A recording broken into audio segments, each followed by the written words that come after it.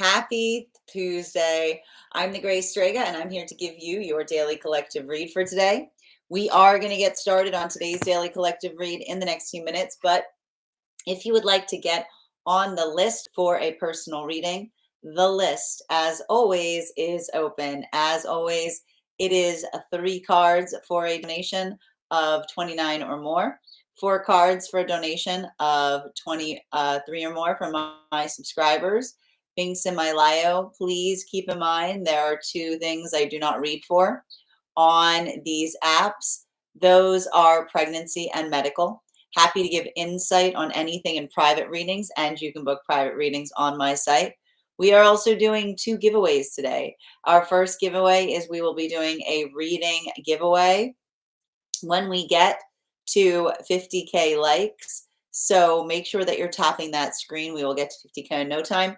The other giveaway we'll be doing today is I'll be doing a reading giveaway and gifting a reading to whoever gives the highest gift between now and the conclusion of the daily collective read. So I wish you a lot of luck if you're participating in that as well.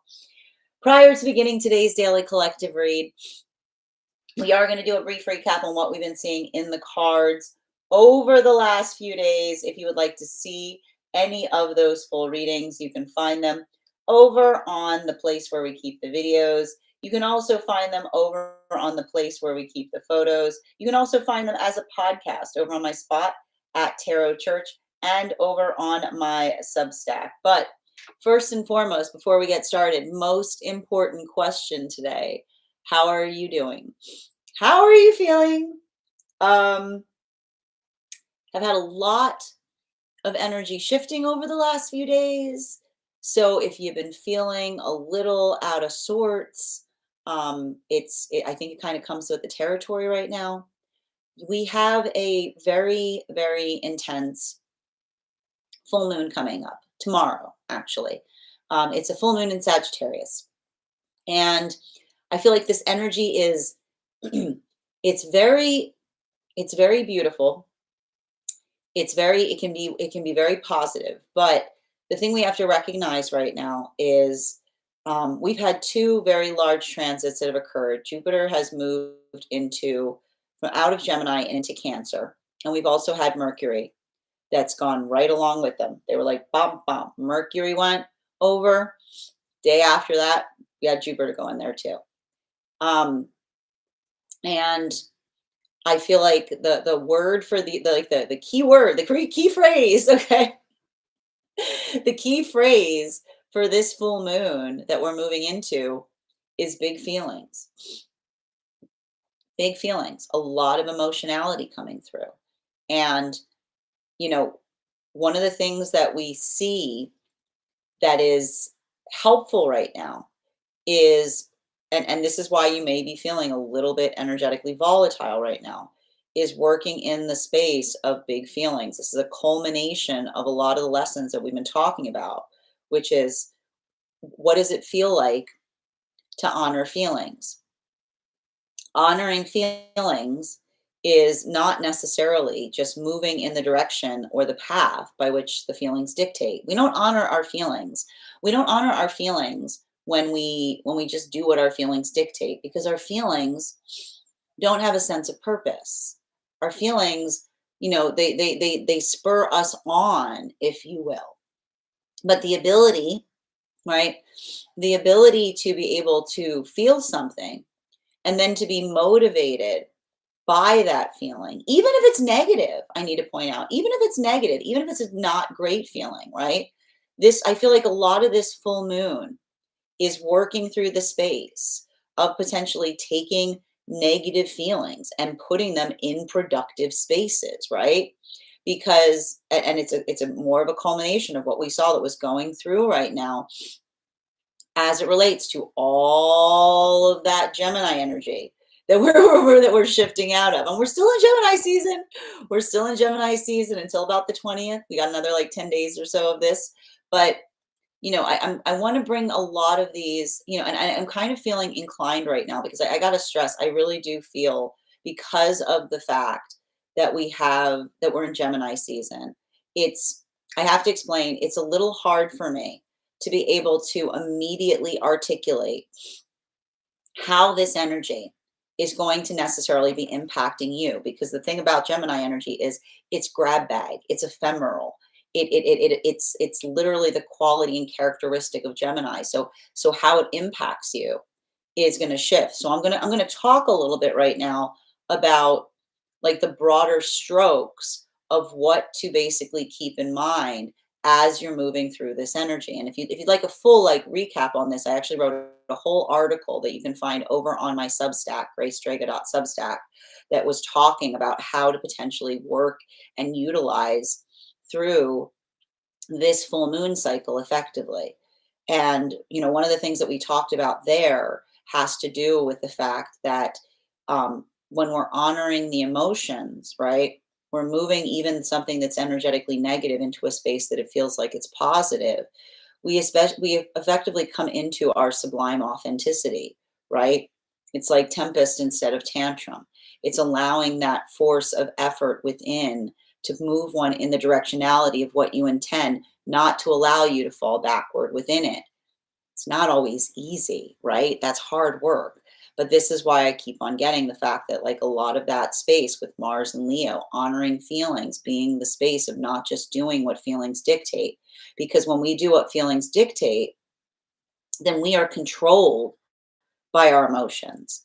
That's not honoring the emotions, that's being controlled by them.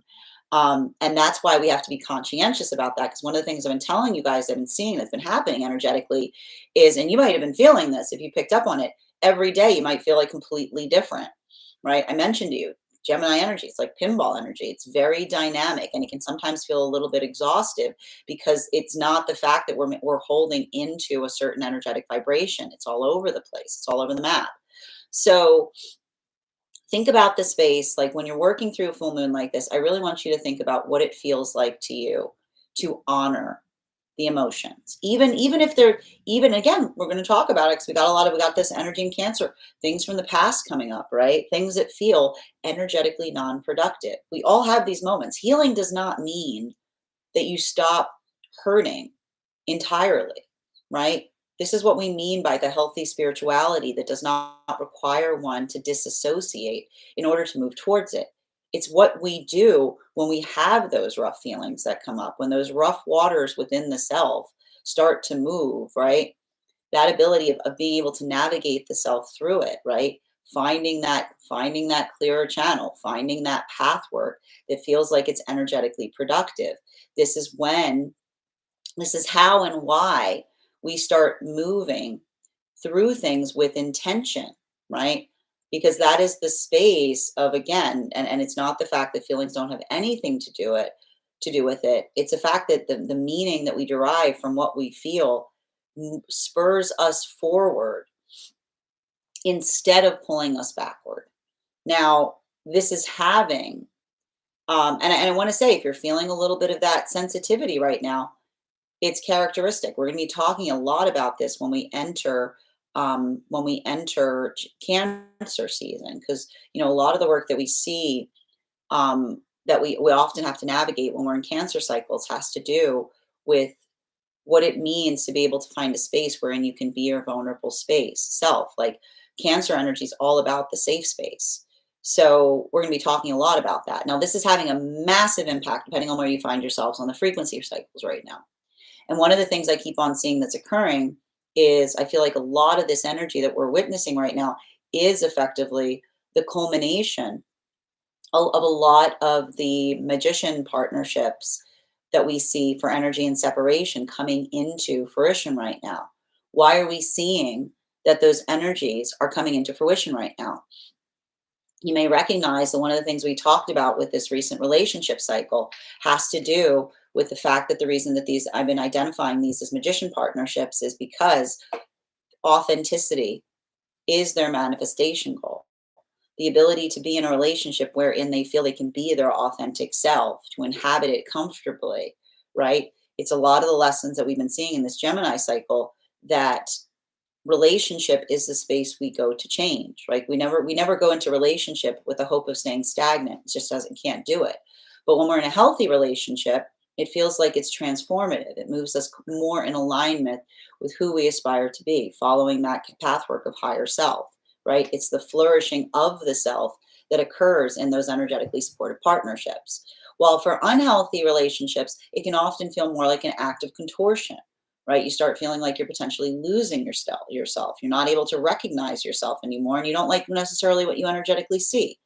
But this is why we see that there, if these were energies that were coming towards each other more slowly, right? Being able to navigate that slowness, right? The trepidation that wasn't speaking about hesitancy, but care, right? Conscientiousness of conservation of energy, the preciousness of the self. What did we see that was happening over the last few days that's leading those energies to come more into connection? The word that kept on coming through was the energetic clearing of the path via the auric contradiction. What is auric contradiction? The moment that you get to know another person and you continue to articulate something about the self, and another person comes to see you long enough and they go, I just got to tell you, something that you're saying just doesn't seem like it rings true for you.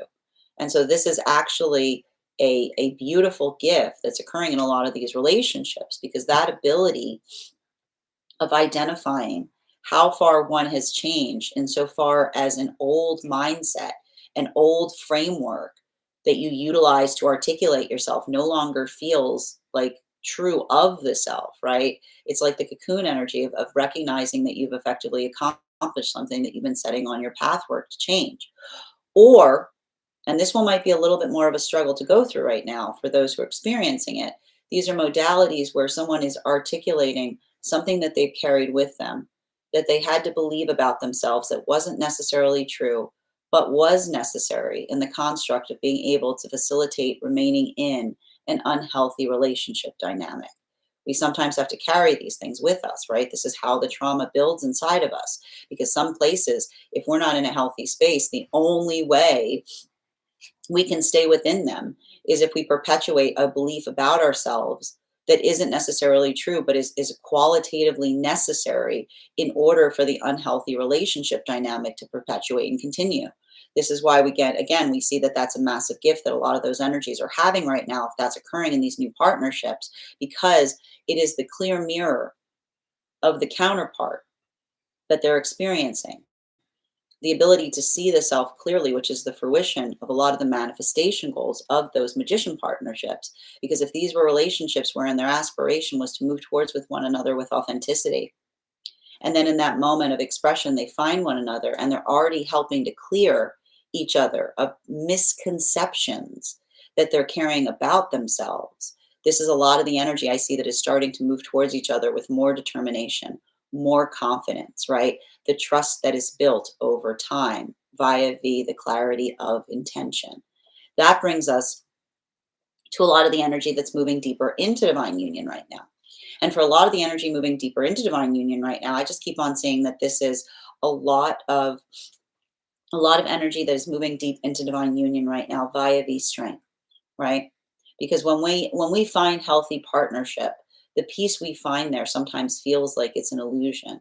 When we're healing from trauma that's so severe, this is why we talk about the fact that the healing path is one that is not linear, because the same things that one has to learn to protect oneself in order to find healthy partnership, you then need to start to work to lower, to be able to build deeper into the space of vulnerability with counterpart, right? The boundaries, right? The boundaries that become standards. How does this process occur? The same pathwork of trust that we see for a lot of the energy in separation. That ability of recognizing that when we find counterpart that holds our standards as well as we hold our own, we feel that ability of being able to be our authentic self. We allow for that ability to move into that. And it's not the fact that we lose our standards in healthy partnership, but we get to be more ourselves than we ever have been because of the energy of the counterpart that is as respective of our standards as we are our own. And so it's that feeling of working towards the assignment of the self, learning how to lower the shields, learning how to be intentionally soft. These are a lot of those energies that are moving deeper into divine union right now, because that is the energy that feels almost like the inner child healing that we find that occurs in healthy partnership, which is the strengthening via the ability to become vulnerable again. This brings us to a lot of the energy that's deep within divine union right now. And for a lot of the energy that's deep within divine union, we just see that this is a lot of energy that I keep on hearing, like it's very transformational right now.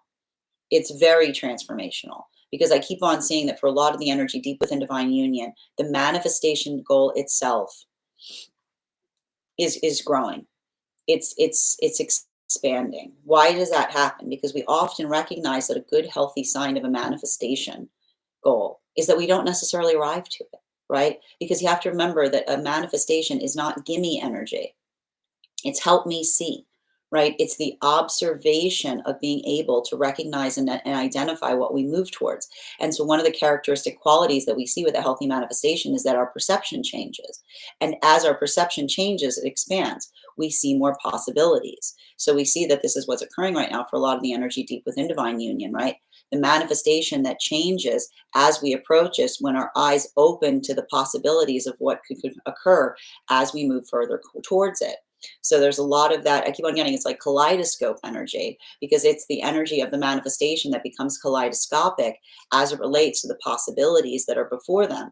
But even in the space of being able to recognize that their own perceptions are changing in that way together, it is even more unifying because this is the energy that identifies that even as they mature in partnership, so too does the manifestation mature, right? It is the expansion point of the relationship that perpetually makes room for the advancement of the energy within it.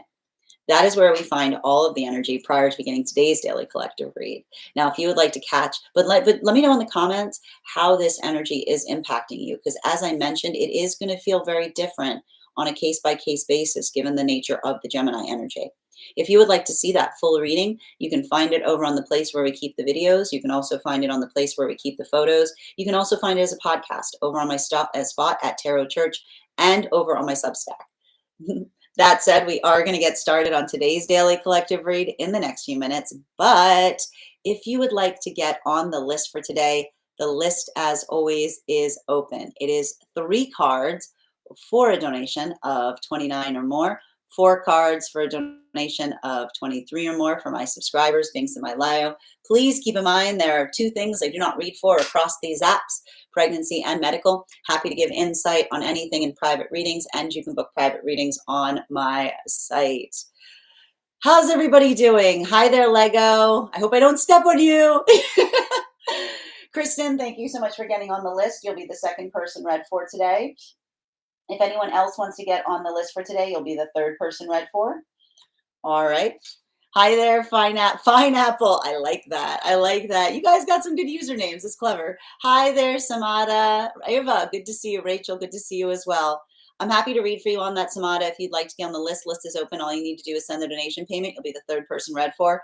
Rachel, full moon has me feeling exhausted. It hasn't even happened yet. Listen, if you're, I feel like it's probably the Gemini energy that's making you feel like that right now. There's just a lot of it still. Make sure that you're prioritizing rest. Make sure you're taking a lot of naps. Small, accomplishable, little tiny goals right now. Okay. And Minnie, good to see you as well, dear Gia. Your subscription's ending soon if you'd like to renew. Creative, so good to see you. Thank you for renewing your heart meets. Just a reminder, guys, make sure you're renewing your heart meets today. If you're a subscriber and would like an animal spirit guide card on top of your 1-card subscriber readings we're doing later today. Grand Rising Creative, so good to see you. Denise, thank you for helping me reach my crown goal. Hope you're having a beautiful day. Little Vamp, how are you doing? Hope you're having a beautiful day as well. Grand Rising V, I am very aware that Yeshua loves me and you and all of us. Thank you for being here, Valerie. Good to see you, Ryan. Hi there, Ben. Benbo, glad to see you doing good. Oh, same, dear. I remember, I don't know what you're talking about, but I send you support on that journey. Kimmy, will I be able to get my, happy to read for you on that if you'd like to get on the list. List is open. And see, Mike, your subscription's ending soon if you'd like to renew. Kim, thank you for the follow.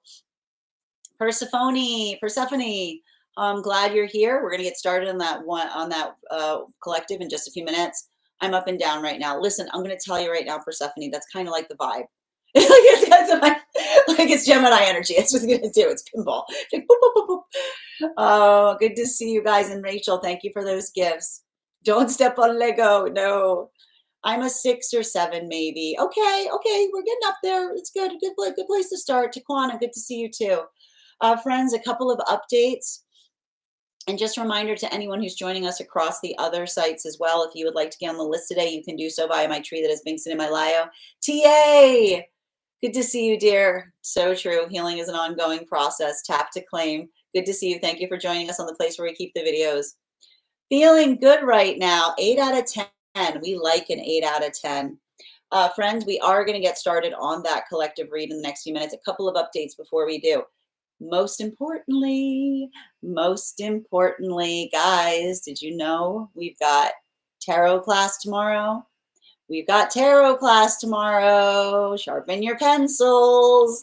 We are going to get started tomorrow at 6 p.m. PST, 9 p.m. Eastern. We're going to be continuing our studies into the tarot with a focus on the Temperance card. I'm very excited. It's a very cool card.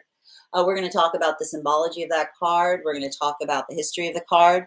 I am going to let you guys know about spread applications, how you can read that card in any direction it may appear in your own spreads.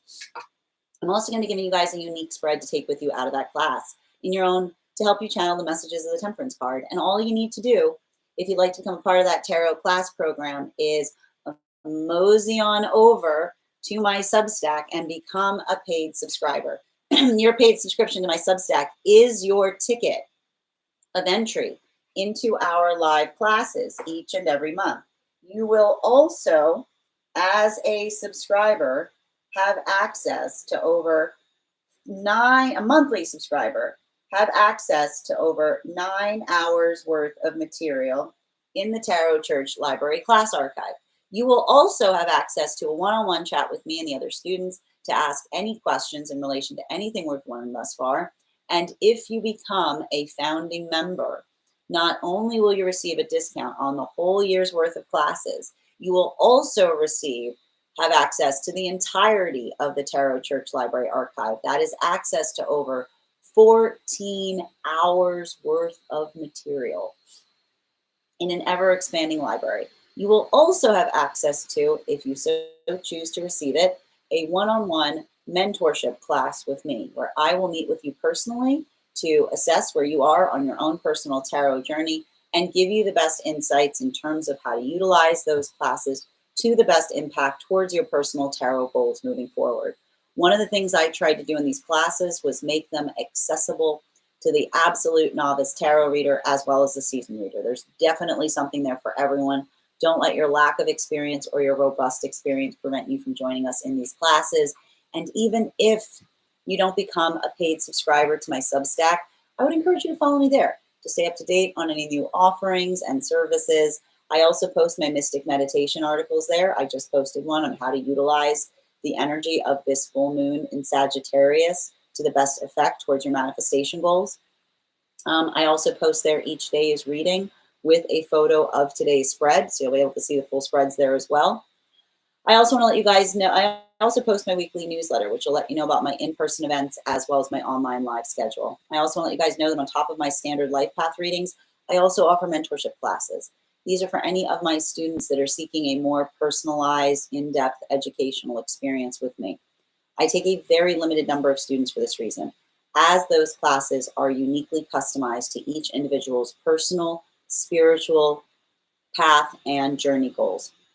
Those classes can be purchased on an individual level or as a monthly class series, weekly or bi-weekly as your schedule permits. Also, for my clients that are seeking more consistent weekly tarot support, I'm very happy to offer weekly tarot insight packages. That is a package of 4 30-minute readings, again, weekly or bi-weekly as your schedule permits, so that you can stay more consistent on your journey.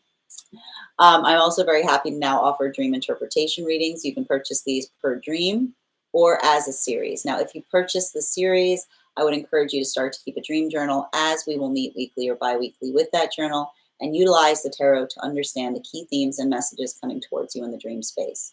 That said, we are going to get started on today's daily collective read. in the next few minutes. But if you would like to get on the list for today, the list is open. You'll also be the third person on the list today. Nice time to get on the list. The list is nice and short. It is 3 cards for a donation of 29 or more, 4 cards for a donation of 23 or more for my subscribers. Links in my bio. Please keep in mind, there are 2 things I do not read across these apps: pregnancy and medical. Happy to give an insight on anything in private readings, and you can book for private readings on my site. I'm going to take a moment to read over some of the comments that came through as I was reading. Thank you, dragons, for renewing your heart needs. Anyone who's a subscriber, make sure you're renewing your heart needs. If you'd like that animal spirit guide card today with your 1 card reading. Thank you for being here, Ryan. I appreciate you. You're feeling moody. That's that Cancer energy, creative. That's that Cancer energy rolling in. Here it comes. There's a storm out there. Grand Rising Fig, good to see you today. Thank you for helping me reach my crown gold dragons. And Kristen, thank you for the roses. Denise, thank you as well. And thank you for the follow, Kristen. Diana, how do you get that color for your hair? You wait. You wait. It's just my natural color, dear, but thank you. Hi there, Kristen. I'm excited for my reading. It's the first one with you. Oh, wonderful, dear. I'm looking forward to it as well. I know it's the Cancer. It's like it's double Cancer energy too, because I got to tell you, it's not the fact we had Cancer, we had Mercury going into Cancer as well as Jupiter, right? They were just like boom, one after another. So yeah, and that's what I'm going to say again. I'm going to keep saying this right now. All right. Big feelings right now. Big feelings. So make sure that you're honoring the emotions by talking about looking at what the emotions are asking for. Okay. The only thing I'm a little bit conscientious about right now is, and again, we've been talking about this yesterday. We're going to talk about it again today. Okay. Thank you, Danae, for getting on the list. I'm sick of this is not a manifestation goal. Okay. That's all I'm going to say. All right. We're not working. I know, listen, working through the expansiveness of feeling emotionality. I'm sure. I checked. I checked. It's not, and here's the thing, I'm going to say it again. It's not that you can't make a change right now. Okay. It's not that you can't make a change. Be intentional in where you're putting that spontaneity. Okay. If it's something you've had your heart set on for a while, I'm not opposed to you making a spontaneity with intention is like a pleasant surprise. But make sure that you're not being changing for the sake of change can often be indicative of fickleness. And so we want to be mindful of that right now, because I'm telling you right now, a lot of this emotionality that's potentially coming through, especially with the Gemini energy, solution focused, not problem oriented, right? Being able to articulate what one desires through navigating change is going to be very important right now. As I mentioned, friends, we are going to get started on today's daily collective read. All right. And if you'd like to be on the list right now, you'll be the 4th person read for. Also, we are doing 2 giveaways right now. Our first giveaway is we will be doing a reading giveaway at 50K. So make sure you're tapping that screen. We will get to 50K in no time. The other giveaway we are doing right now is we will be doing a giveaway for the highest gifter between now and the conclusion of the daily collective read. So make sure that, again, I'm wishing you a lot of luck if you're participating in that one as well. Friends, we're already at 4.9K. We get to 50K before the conclusion of the daily collective. I'll be able to come right out of it and offer that giveaway. So make sure you're tapping that screen. Also, when you tap the screen, it encourages the live to be pushed to those who have not received it before. So thank you so much for doing your part and sharing these messages. That said, no better time than the present. Why don't we get started? All right. Bear with me one moment, please. There we go. Welcome, everyone. Happy Tuesday. I'm the Grace Strega, and I'm here to give you your daily collective read for today, Tuesday, June 10th, 2025. What do we have coming through in the cards for today? May I please have the first two cards in our 5-card spread? First two cards. Yep, we are starting our day off with today. Oh, I'm not surprised to see it. Yep, we got here the Four of Swords in its upright in combination with the Five of Cups in its upright. Okay, let's talk a little bit about Cancer energy. Okay.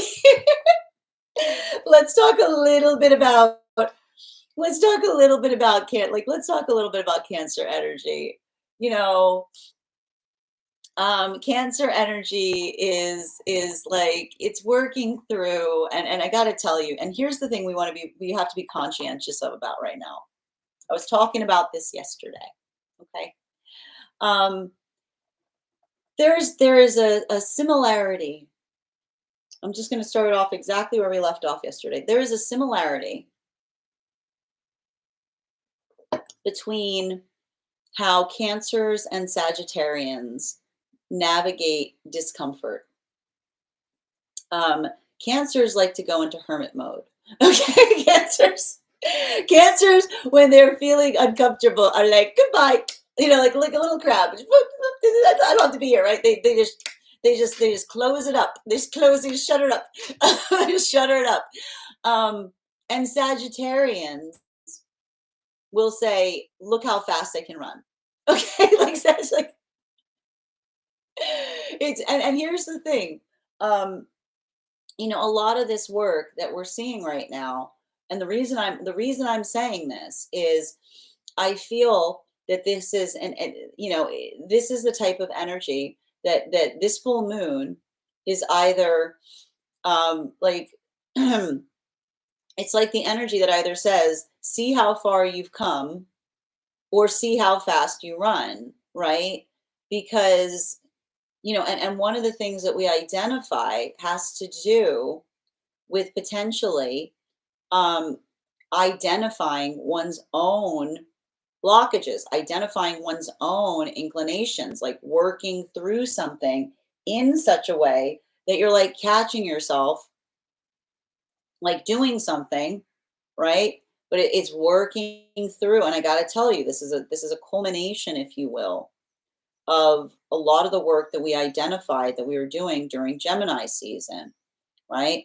And and the reason I'm gonna say it again, I'm gonna talk in broad strokes right now, is because it's gonna impact everybody differently. It's what Gemini energy is. It's like it's dealing with the array. And a lot of it has to do also with the fact that energy like this, it can be beautiful because it can help one identify the array of possibilities in relationality to how one proceeds upon, like in a direction, right? It's that expansive moment. Um, at the same time, there could be a lot of the thing we want to be conscientious about. Like I want to spend a lot of the time today talking about the benefits and the detriments of this type of full moon energy because I keep on seeing amazing in relationality to opening oneself up to possibilities, right? But but there's also something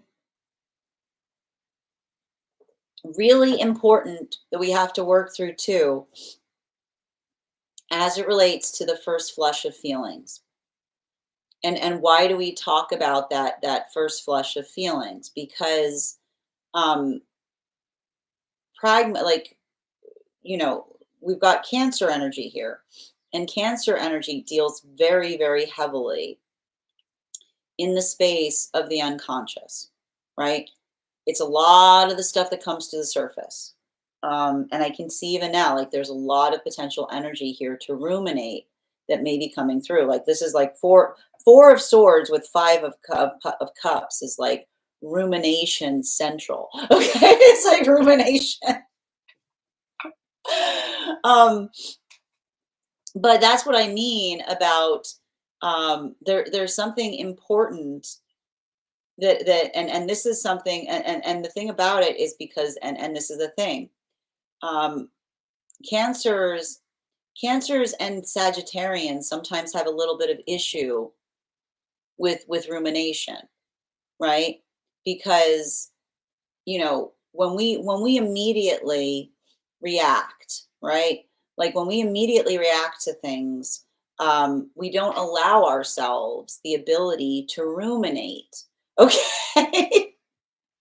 I know I'm bothering every Cancer and every Sag in this who's listening to this right now. I'm calling you out.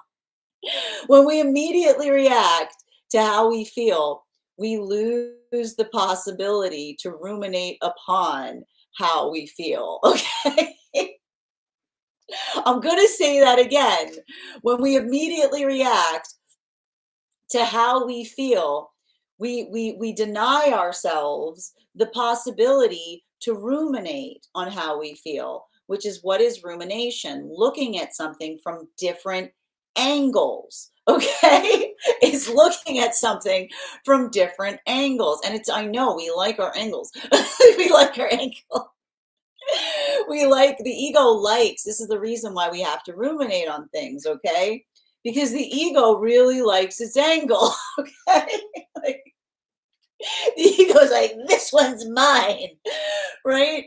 And that's why this can sometimes, and this is why, this is the difficulty point. This is why Cancers and Sages like can get like their feelings can be their worst enemy.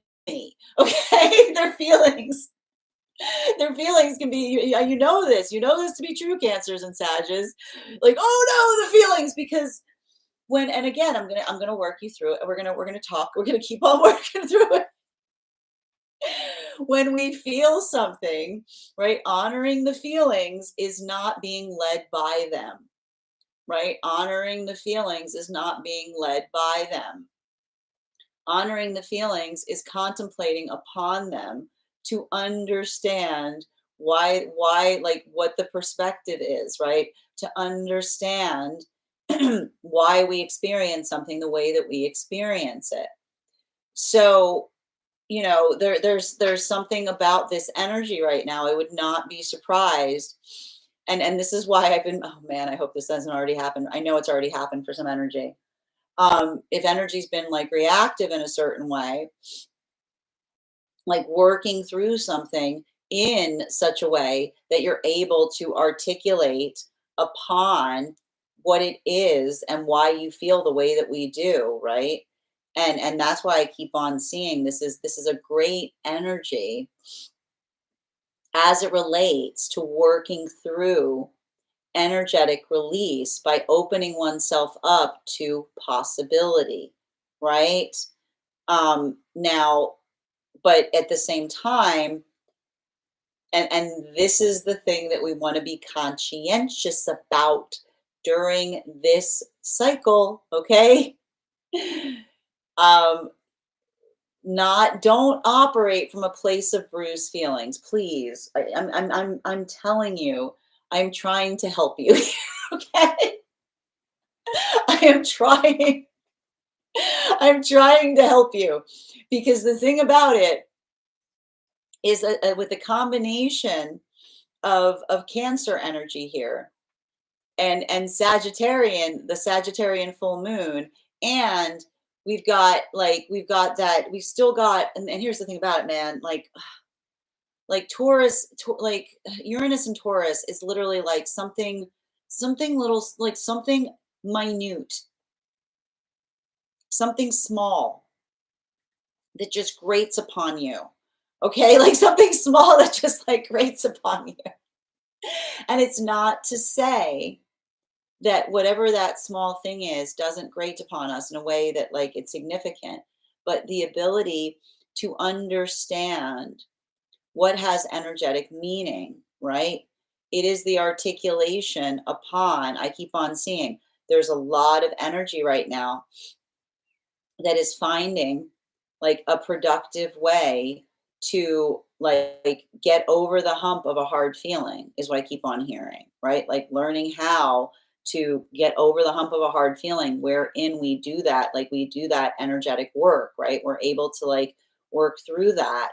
And, but at the same time, I also see that there's the, if you're not approaching this full moon carefully, you can take, like I told you, you can take a molehill and turn it into a mountain, right? Something that's not a big deal that, you know what I mean? Like creates a lot of that feeling in you. So just like I said, I'm going to keep saying this until we like, like we're starting to be eased back out of this.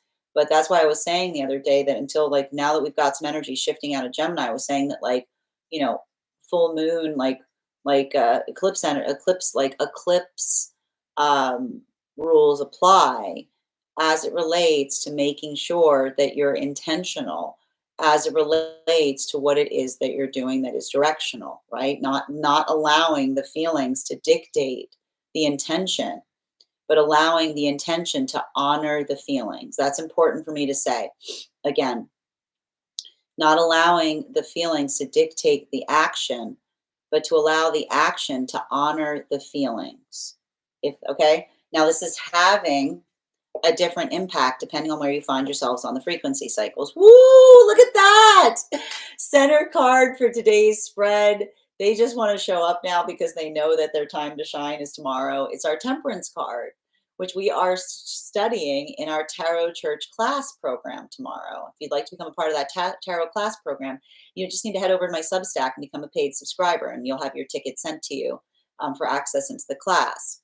But this is why this is what we talk about with the temperance card, right? You have to point out there's a lot of peace that we identify in the temperance card. It is the poultice to reactivity, right? The feelings, you've probably noticed this about your feelings. Your feelings are always about immediate energetic action, right? The feelings are always like, you know what I mean? Like just kicking, feelings want to kick it into overdrive all the time. And what's interesting, and this is why this is difficult for those with cancers and Sag placements, because that kicking it into overdrive for cancers is a withdrawal, right? Like when cancers start to feel a lot of energy, it is like pull the brakes. Right? Like cancers when they have a lot of big feelings, their first instinct is to pull the brake, right? Pull the emergency brake, right? It's working through that. And for Sag, it's starting gate energy, right? For Sag, it's like off to the races. It's like starting bell. It's like go. But you can see that this is why this type of energy can be a little difficult right now because we've got because it has a little bit of a tendency here to create a little bit of that pull the brake or rush away. Like, it's got a lot of that intentionality of wanting to like move very quickly, particularly in the realm of feelings. And what does temperance say? Like, baby, wait a minute. like, cool your jets. Hold on a minute. Like, take a moment, calibrate, right? And we're going to talk a lot about this in the class tomorrow. This is a card about transfiguration. This is a card about alchemy. It's a card about not just doing the thing that you feel like. It's like working through the fight or flight and being like, okay. You know what I mean? Like, it's work. It's like, you know what I mean? It's like, when you see this, it's like that we're definitely we're talking about this heavily. It's going to be about working on what it takes to make sure, like taking the temperature of the self to make sure that something that one is doing is coming from the right place. Okay. It's like, you see, it's studying the energetic frequency. So we're working through this right now. And so that's why I keep on telling you guys that if you're feeling like doing something right now, it's not that you can't be spontaneous in this energy. Totally. I'm not saying that you can't be spontaneous in this energy. It's being spontaneous with intention, right? It's the ability to be spontaneous with intention that allows for the opening of possibilities to occur. Now, this is having a different impact depending on where we find ourselves on the frequency cycles. For masculine and feminine energy, deep within divine, in separation, I told you, These are the bonds of trust that are occurring right now. These are a lot of those. I keep on seeing a lot of those breakthroughs, right? This is a lot of that energy that is working through the ability to energetically trust the process. And I saw even now that for a lot of the energies that are moving deeper into divine union right now, the energy is coming out of separation, because I've been seeing this over the last few days.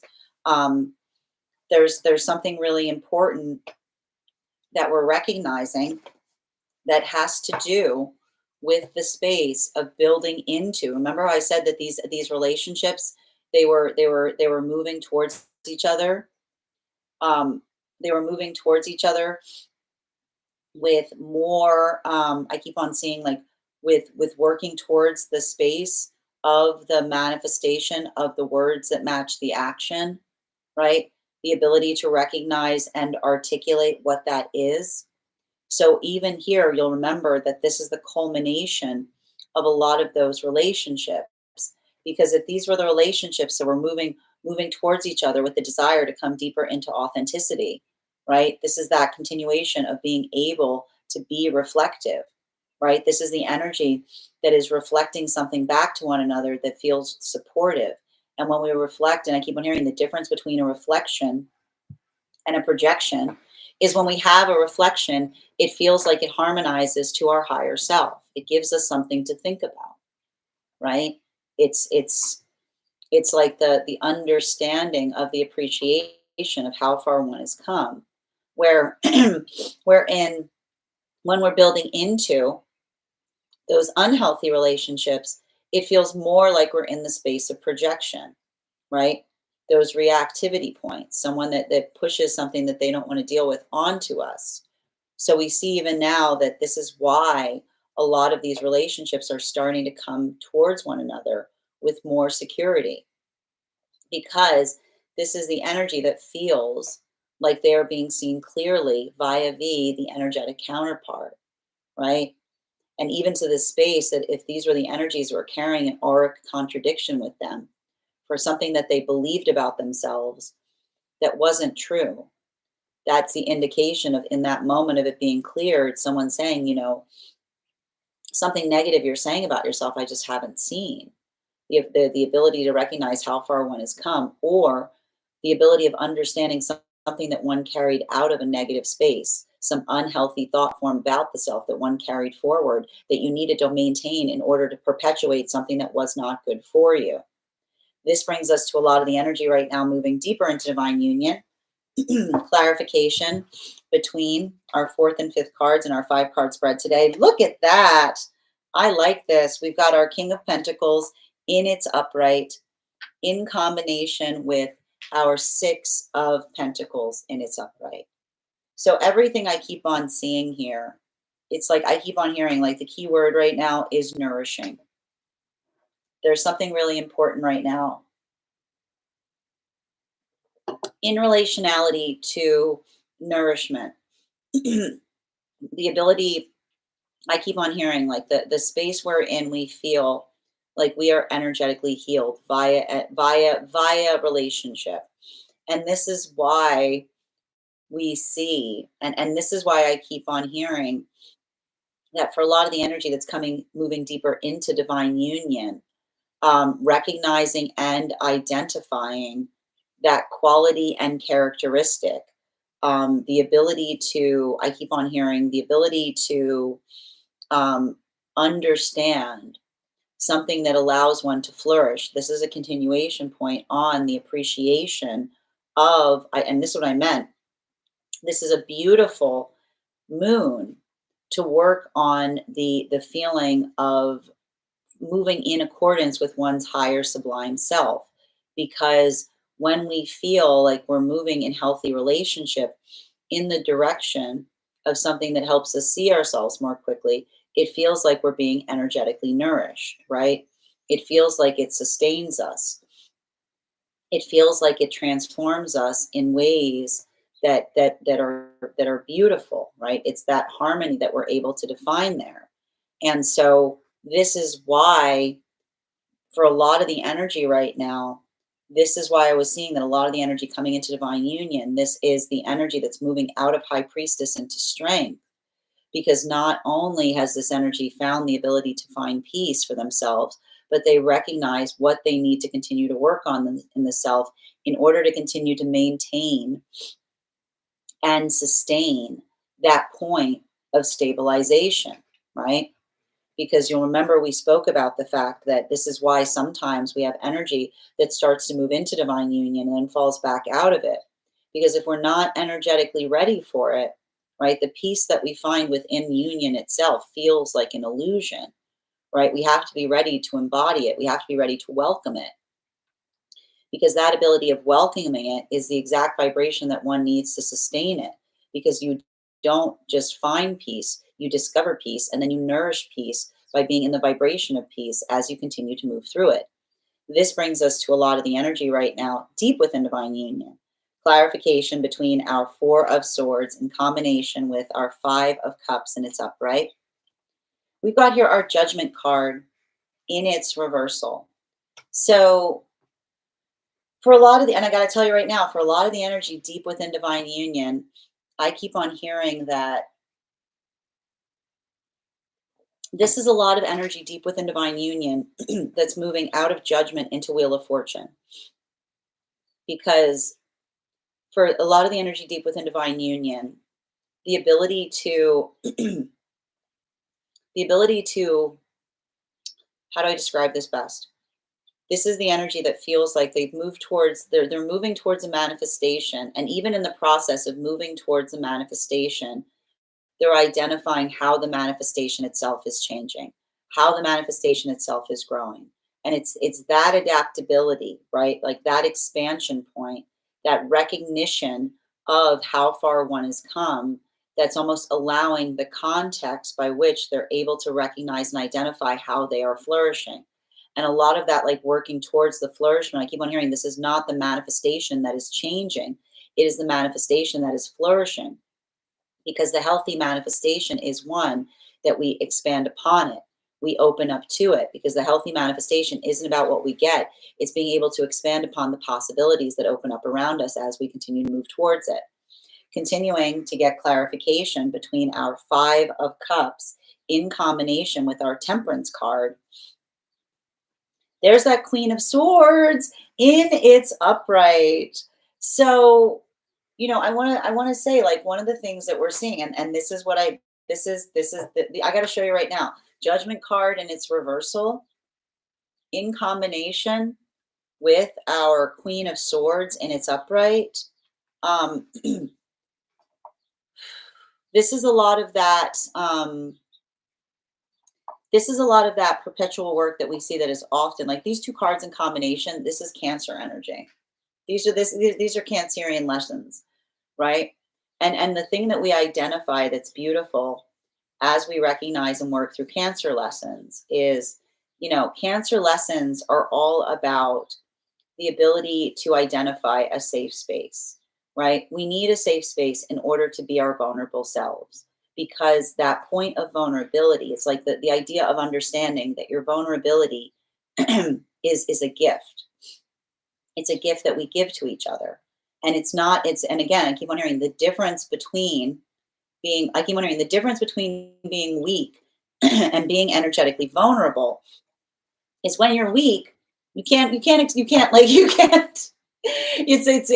no condition by which you're just energetically weak. It's just like, again, it's like, it doesn't allow the context of being able to do so. But when we are weak with intention, right, that is vulnerability.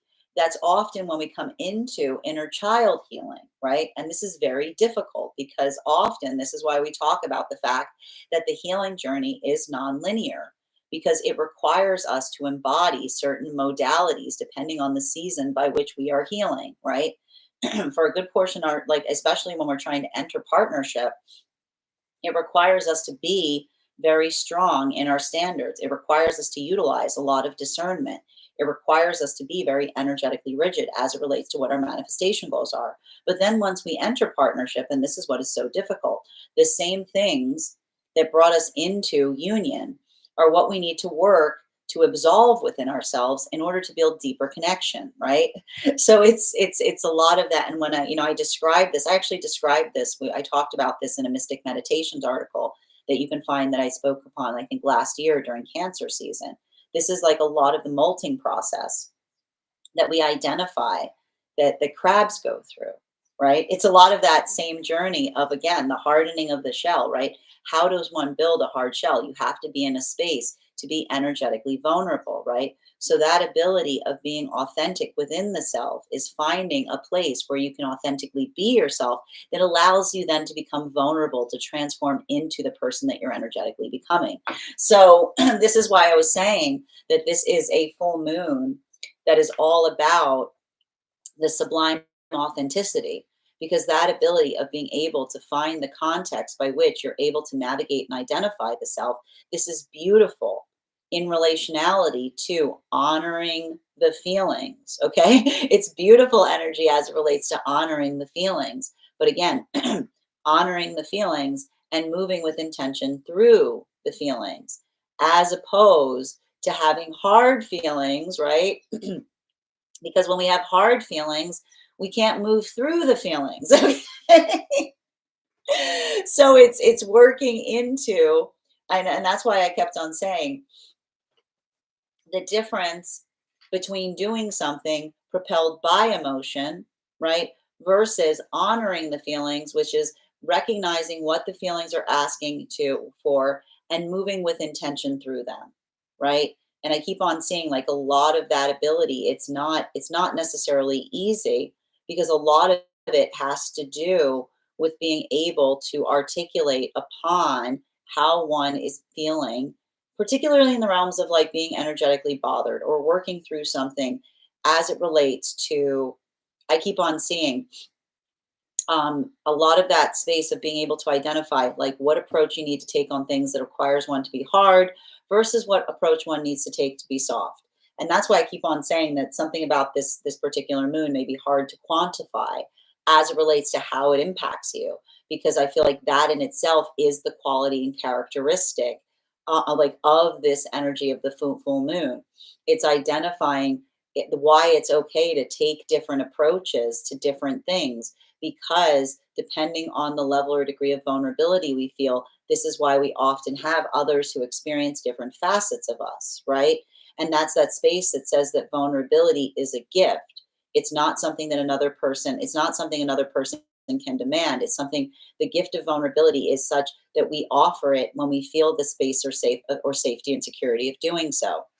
Continuing to get clarification on these cards right now between our Temperance card in combination with our King of Pentacles in its upright. Yeah, it's beautiful. It's what's interesting about it is like the message is not everyone gets the same version of you. But this is why. This is kind of a really beautiful message from spirit that we're seeing, because that's that space of understanding that it's not fickle, that others have different experiences as it relates to the experience of navigating the self, because as we feel more energetically safe or comfortable within the connections that we build, we have different expressions of the self that come into, like, it's the flourishing process that one achieves when one builds trust with another. This is often why we talk about the fact that when we know someone closely, we often feel that the expression that we find of them is very different from those that may be around them. What do we do when we fall in love or when we feel love for another? We get the gift of being able to see sides of another that no one else can see, right? That is the gift, right? The journey inwards that often occurs when we feel that sense of trust and security outwards. But this is also why when we come towards each other with too many expectations, we never get to know one another, right? This is why it's so important that we navigate authenticity and partnership. Because if we're not ready to get to understand that as we get to know someone, we're going to get to know a deeper part of them, we sometimes start feeling like the energy that says, oh my God, you've changed in relationship, and being like, yeah, that's the point. That's the point. Like change is what we need. Like the changing in the journey of the relationship is such. And this is what we mean when we feel like when we are embodying our authenticity, right? From outside to inside, right? The outside reflects the inside, right? Like the outside reflects the inside. So when we see someone in their sublime authenticity, right?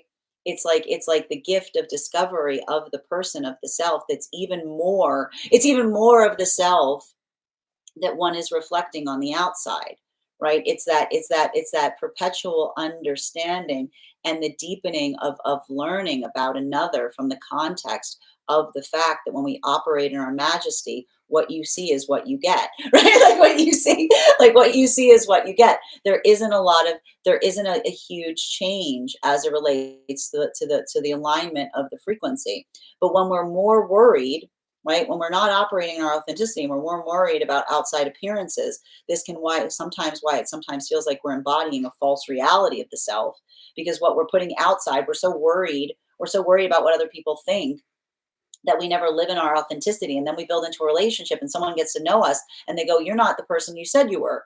And that's the energy that goes, yeah, because when we're not in our authenticity, like we're not in our authenticity, when we feel like we have to be protective of the world around us to such an extent that it feels like we're hiding from it, right? It creates that it can create that difficult vibration within, wherein someone feels like the relationship they're building with another is saying you're not who you reflected yourself to be. But that's why we see that there's a lot of that beautiful harmonic, and this is why it's so important to try to move into the space of one's authenticity, because it's fundamental in building the healthy relationship, because that expanse of discovery, the more authentic that we are to the self, the more authentic we are in terms of the relationship that we build around us. And that's when the relationship allows us to become energetically expansive, because it's the energy that says it is a genuine delight to get to know you, because it's more of you, right? You just get more of you. Like it's just that you just get more of the, like, it's not that you don't find different layers there or things that are energetically surprising, but they all maintain the same harmonic vibration, right? And this is why I keep on seeing that. This is why some of this full moon energy right now may be a little difficult, right? And I feel like the difficulty that I'm seeing, I want to see this right now? Like, especially with the Queen of Swords in combination with the Star card in its reversal, it's working through vulnerability, but finding the strength to be energetically vulnerable, right? Like what it takes to do so. So when we're in a healthy space, finding the strength to be energetically vulnerable, it feels expansive, right? It feels like, again, it feels like an energetic heart opening, because that ability of being able to articulate upon something that has meaning, like it allows for that breath of being able to, like, be held in that vibration. But that's why I'm saying, if there's more situations here where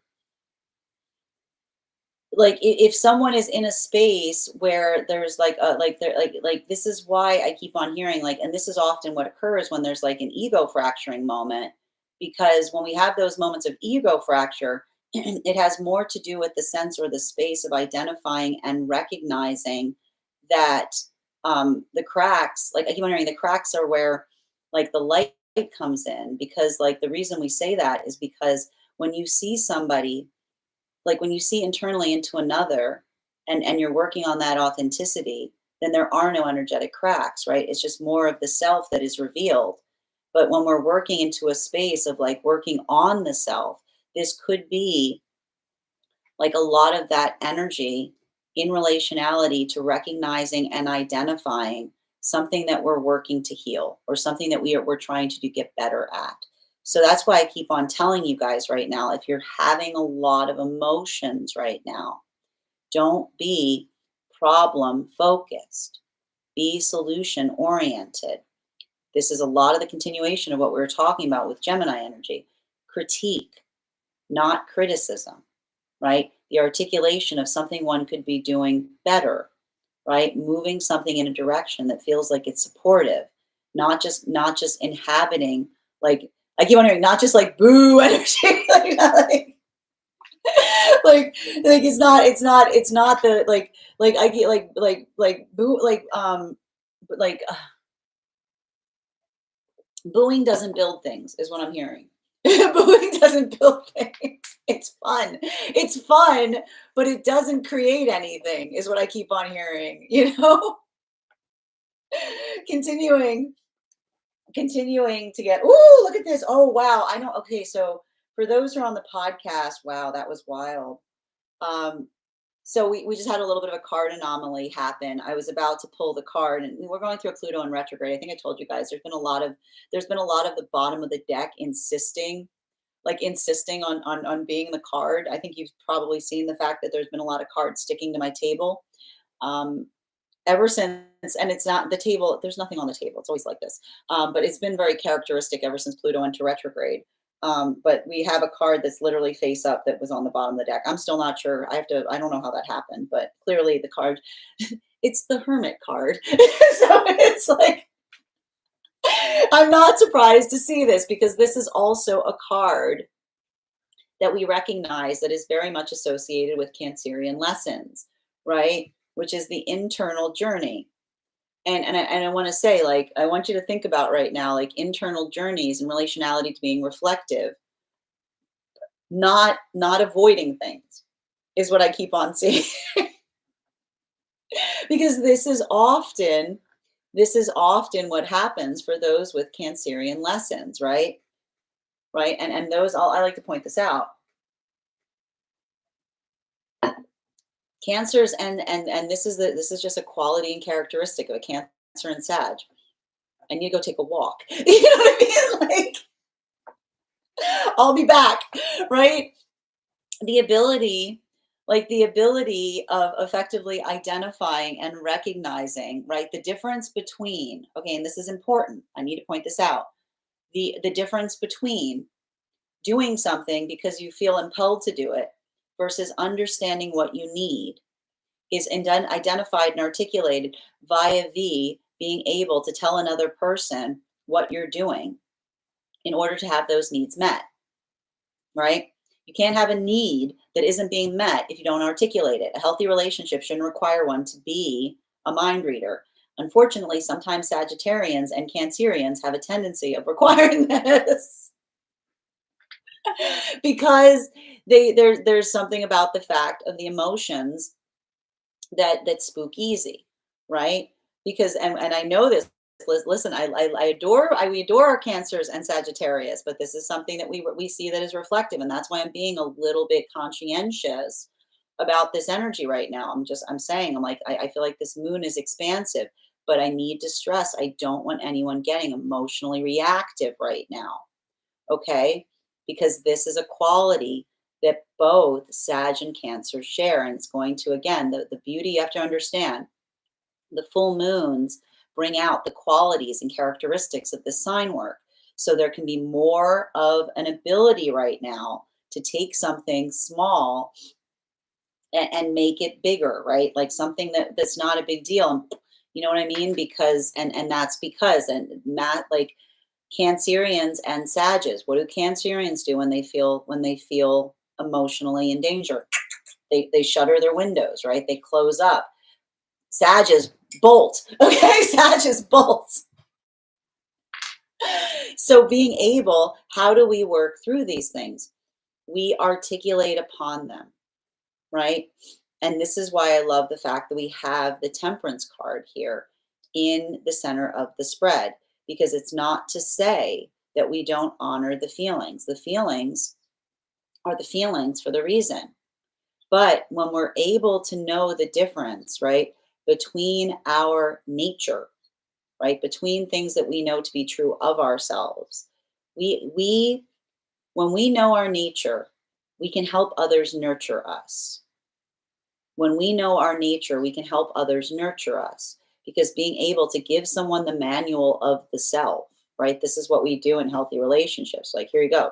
Like this is what I'm like, right? Like, and even in those moments, and this is actually how I've seen a lot of Cancerians and Sagittarians navigate this, because sometimes if something feels like something that you can't control, right? It's like saying, listen, I got to tell you, every time the full moon happens, I'm going to become like this.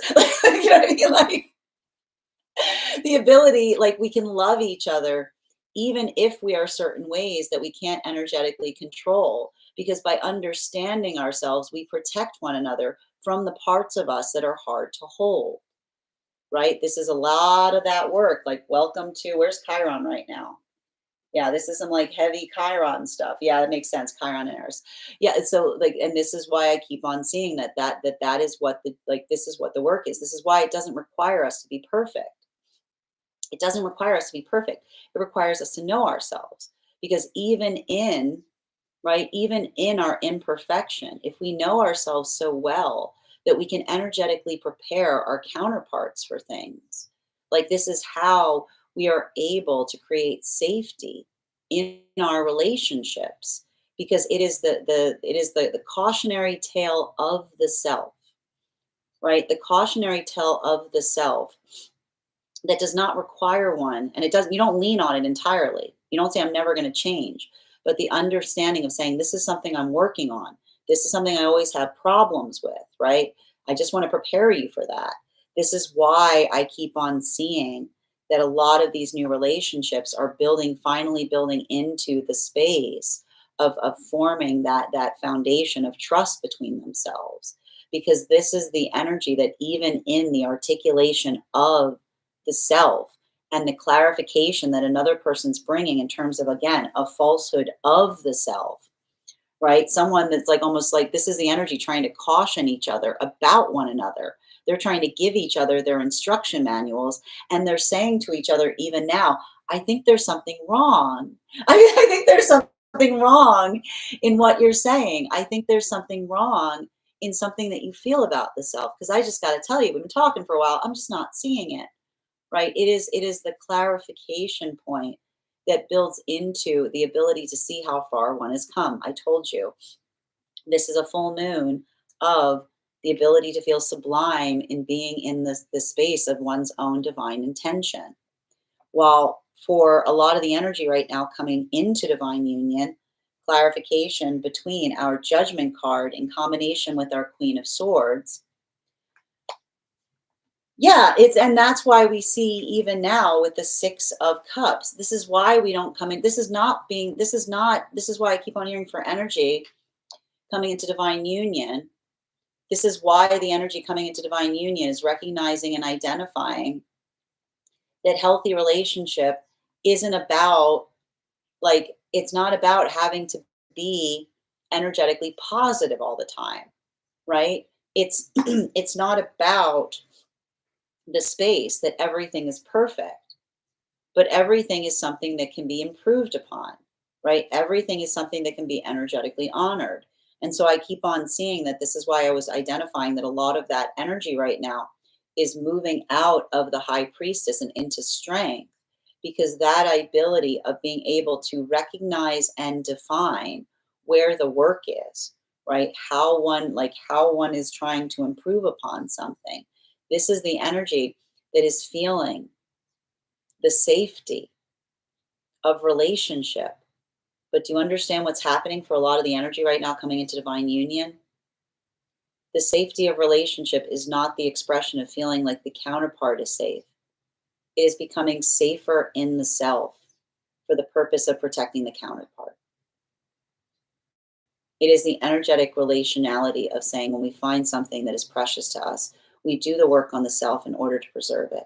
And in this way, we continue to amplify on our journeys, because it is the expansive point in finding the strength to heal something that you didn't know you had the possibility of healing, because you're not just doing it for yourself, you're doing it for all of those around you. Continuing to get clarification between our Queen of Swords in its upright in combination with our Star card in its reversal. Can I please have one card to clarify? Clarification coming through right now with our Lovers card in its reversal. Now, this should look a little familiar to you. If this card looks a little familiar to you, it is because we ended our reading yesterday on this card. Now, this card in its reversal, I'd like to point out, reversals don't mean the opposite of the card itself. I talk a lot about this in our tarot church classes. It's a different perspective in relationality to how you see something. It's a different way of putting consideration towards something. So, one of the things that we're identifying here is, I told you, a lot of the energy right now, deep within divine union, is working towards new manifestations. But is that because is that moving counter oppositional to partnership? No, it's kaleidoscopic, because a healthy relationship is not one that you reach for things. A healthy manifestation is also not one that you reach for things. It's one where you get to see more, right? It's the journey of discovery of the self. And this is why we see that for a lot of that energy, the ability to move towards a manifestation goal. And as you move towards it, the possibilities open up. This is often why we don't predicate the arrival to the manifestation goal as the arrival to the space, because often we can identify the fact that we've reached the manifestation goal in the expansion point of the manifestation, because it's kaleidoscopic and our manifestations maturate at the same pace that we ourselves do. So that ability of seeing the energetic possibilities that we arrive to opens the possibility for more manifestation goals. So this is the energy that is appreciating the wonder of not only the maturation of the partnership, but also the maturations of the dreams within it. Continuing to get clarification between, again, and it's the same. It's the same journey that we talked about as it relates to this full moon in Sagittarius, because it is the sublime self-acceptance, the sublime nature of a manifestation in the space that, as you approach it, it is characteristic for it to begin to change. Okay. Continuing to get clarification between our star card in its reversal in combination with our hermit card. Woo! I like these cards today. We've got our Three of Pentacles in its upright. And I got to tell you, I want you to, and this is why, remember how I was telling you guys just to be conscientious about overthinking? We had way too many planets in Gemini before. No offense to Gemini. Gemini energy is amazing. Okay. We love Gemini energy.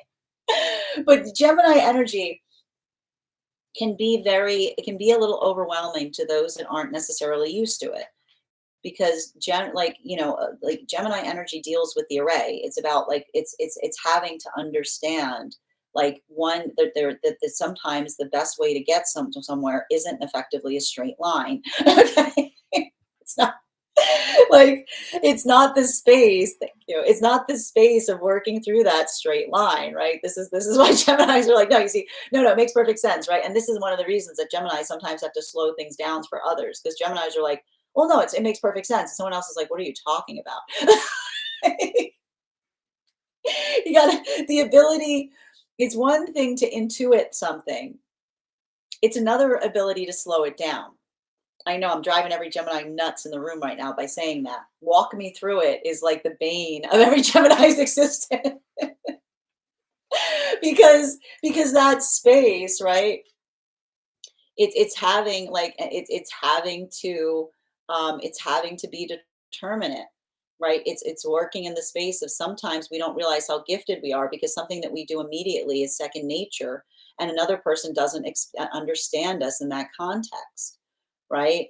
So that's why I feel like, even now, I remember how I was saying to make sure that one was not having any of those experiences while Mercury was over in Gemini and Jupiter was over in Gemini, not to get your wires crossed, right? Because that ability of being able to, and I keep on seeing, there's something very healing that I keep on seeing that's occurring right now as it relates to progress or process, of authenticity, right? The ability to be, I keep on seeing, like, the ability to articulate upon something in such a way that we're able to talk about what it means to us. And I keep on hearing, like, this is a big energy for heavy conversations. right? Heavy conversations as it relates to working in the space and like working in the space of the self. And for a lot of the energy doing that work,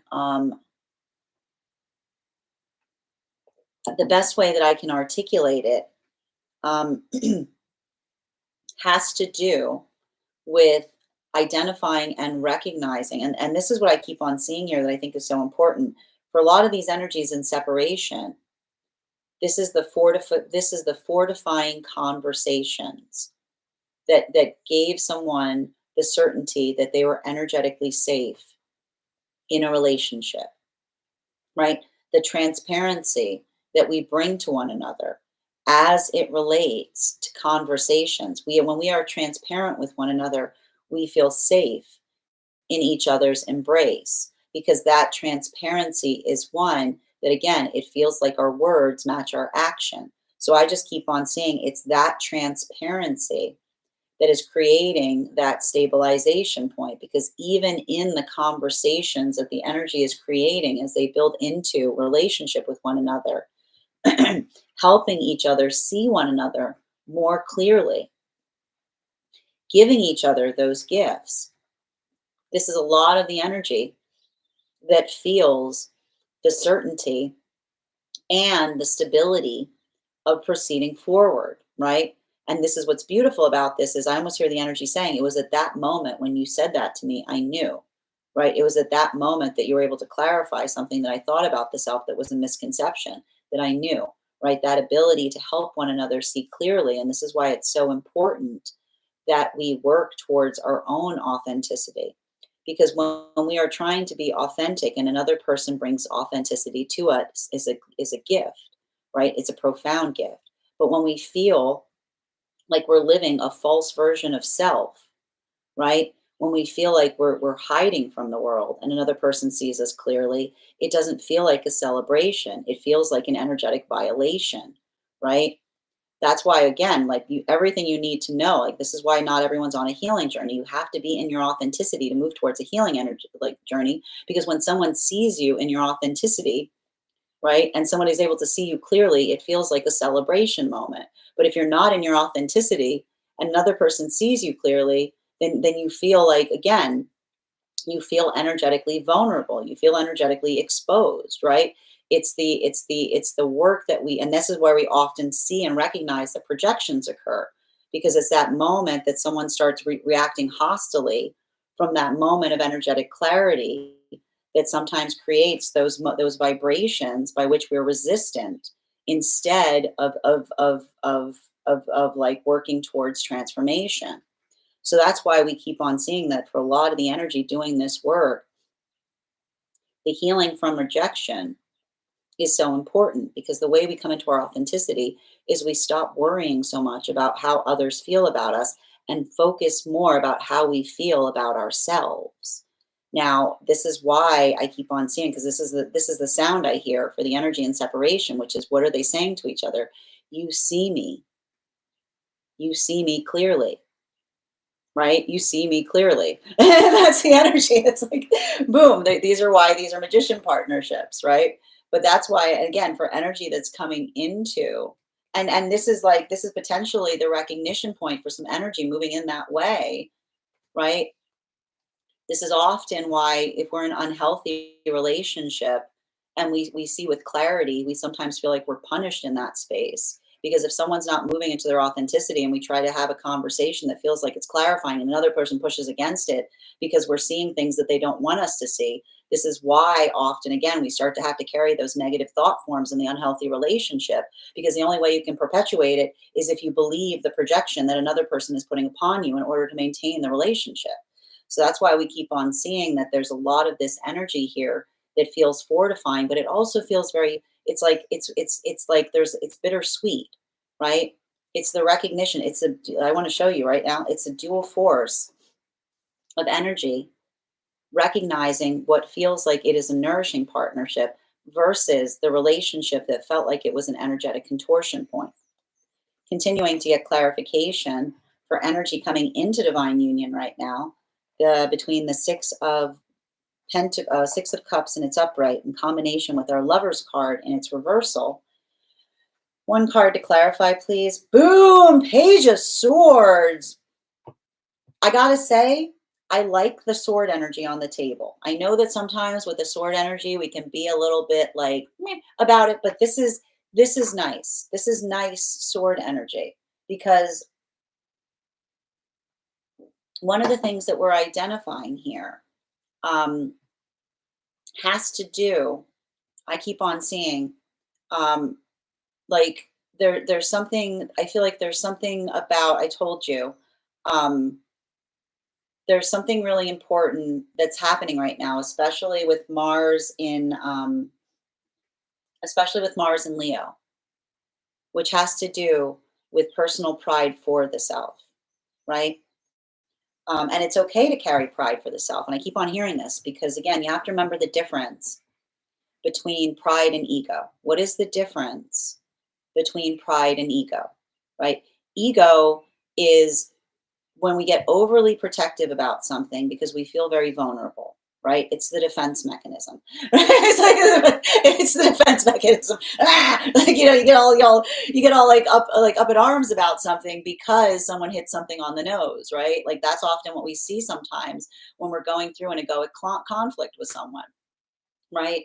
It's like often like, it's like the roar that goes, oh, like I hit a soft spot. But it's like but often this is why it can be impossible when you're in a relationship with someone that's too much in their ego, because you say something that's just true. But if another person isn't inhabiting their truth, they get up in arms about it, right? It's like it makes you like feel like, like again, you can't be an empath with someone who's got like a big ego, because you're constantly, you got to like dance on eggshells around something that you see with clarity. It's like, it's like you literally have to be like, I don't see anything. You have to like come into those spaces. But that's why when we're in a healthy space and someone shows us something that we couldn't see, what do we say? We say, thank you. I hadn't thought about it that way, right? I appreciate, like it's the perception, it's the clarity that we get that feels like it's energetically expansive. This is why I kept on hearing the difference between critique and criticism, right? And so I keep on hearing that there's a lot of energy right now that is learning to like find their voice again, because it's almost like the energy that's working on not feeling like they have to apologize for things, because from relationships or situations where another person's ego was forcing them to apologize for things that were true. Is what I keep on hearing. It's like, stop apologizing for things that are true, because that can often be indicative of being in relationships where you're being punished for being honest. But it's the honesty that feels like it's energetically refreshing and reflective in the healthy relationship, because when we have honesty in healthy relationships, it's reflective, right? It's a critique. It's something that feels like it's given to us to help us become stronger. So I keep on hearing, like, even now, if you're having those conversations, this is why I keep on saying constructive communication. Constructive communication, not working into the expanse of criticism. Now, for masculine and feminine energy that is moving, and this is why, like, you see this, like, this ability, like, this is why for these relationships, do you see these two coming together right now? Right? Like that modality of the appreciation of being seen, right? This is why we work on being authentic, because the gift we have when we're working in our authenticity is we get to find the counterpart that sees us with more clarity, and that doesn't feel like something that we're afraid of. It feels like something that we energetically welcome, right? It's like the celebration point. While for energy that's moving deeper into divine union right now, clarification between our Lover's card in its reversal and our Three of Pentacles in its upright, we have here our Page of Cups in its upright. So for a lot of the energy right now, this is those energies that are coming into divine union. These were, as I mentioned, these were the relationships, the chariot partnerships that were forming from about the time that Mars stationed direct to up until Mars, Mercury, and Venus woke up behind Neptune a few weeks ago, about a month or so ago. This is the energy that is effectively moving into strength. They're going into inner child healing because they're understanding that the same thing that they had to build within themselves to fortify themselves to find partnership, they're now working to absolve within themselves. And not in all cases, right? Because this is talking about the levels that we reach as it relates to the fact that healthy relationship, we often build into the context of the work that we're doing with counterpart is the exception to the rule, right? Because that ability of feeling the space of not necessarily needing to have a boundary because you know someone who you trust so much that they're able to hold your standards as they would your own. This creates the ability to be able to move into inner child healing because you have to feel, and this is all Cancerian lessons, you have to feel energetically safe, right? You have to feel energetically safe in order to navigate and perpetuate into the identification point of being able to move back into the vibration of the childlike nature or the childlike self. It's not a gift that everyone receives. And it's not necessary. It's not supposed to be a gift that everyone receives. We can't all go around being in our childlike natures all the time. We can't go around being in our childlike natures all the time. That is naivete. But the choice to inhabit the space of the childlike nature, this is the gift that love provides because it allows us to be in a space where we know it is safe to be our most vulnerable self. While for masculine and feminine energy, deep within divine union, this is a lot of the energy that I keep on seeing, like new manifestation time. And is this the energy that is moving, getting rid of the manifestation? No, it's a kaleidoscopic effect that we often experience that is a sign of the fact that we've entered a manifestation point. Because when we enter a manifestation point and it opens up, right, it's the kaleidoscopic nature of a manifestation that when we're not reaching for things from gimme, but in order to see, we awaken and we arrive to the possibilities that are before us. So we see even now that there's a lot of that energy of the manifestation that is transfiguring because it is the transfiguration that occurs of a manifestation that is healthy in the fact that it maturates at the same pace as those within the partnership. Final card for today's spread between our Page of Swords in combination with our Page of Cups in its upright. Six of Wands in its upright. I like that. I like that energy here. As I mentioned, there's a lot, I just keep on seeing there's a lot of shifts that are occurring right now. And I feel like they're positive shifts. And it's not, I need to stress this. It's not to say that things are perfect right now. Far from it. We're talking in the space of relationality right now. We're talking in the space of partnership. We're talking in the space of identifying and recognizing what it is that we see within each other that allows for that calibration of finding, I keep wondering, finding each other's excellence. And when we build interrelationships and we're not seeing one another as means to an end, it's the journey of being able to find each other's excellence, right? It's the ability of understanding and being able to be seen that allows us to, and I got to say X because of exasperation, it's the ability to articulate upon the delight that we have in recognizing one another. This is why we say excellence, because it is when we see one another and we see the divinity in each other, we see each other's excellence, which says, again, we understand what each other's assignments are. And this is why, for a lot of those partnerships, these are those magician cycles of energy coming together right now.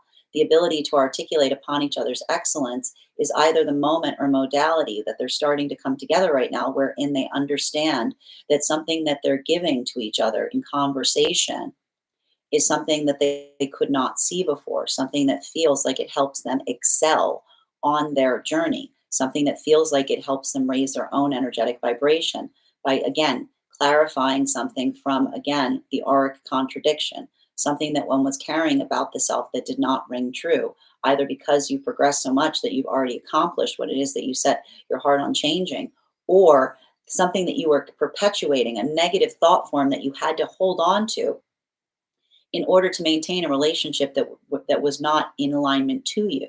So we see even now that a lot of that work, this is the vibration of a lot of that energy moving deeper into divine union out of separation.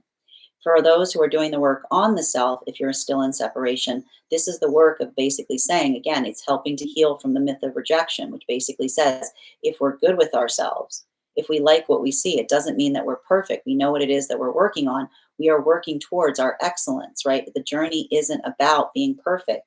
It's about excelling on the pathwork of trying to find perfection. While for masculine and feminine energy that is coming into divine union, I just keep on seeing that for a lot of the energy coming into divine union right now, this ability of being able to recognize, to not only find energetic peace, but to be able to recognize the changing assignment and what it needs to bring forth within the self in order to maintain it, right? The work of understanding that the reason that healing is not linear is at times we have to learn to become strong, but then we have to learn to become vulnerable. And becoming vulnerable isn't becoming weak, because when you are conditionally weak, when you allow yourself to be weak, you are never stronger, right? Strength is not just getting stronger, it's being able to be intentional with where you apply strength. That is the articulation of strength, because strength is force of intention over the conditions by which you find something.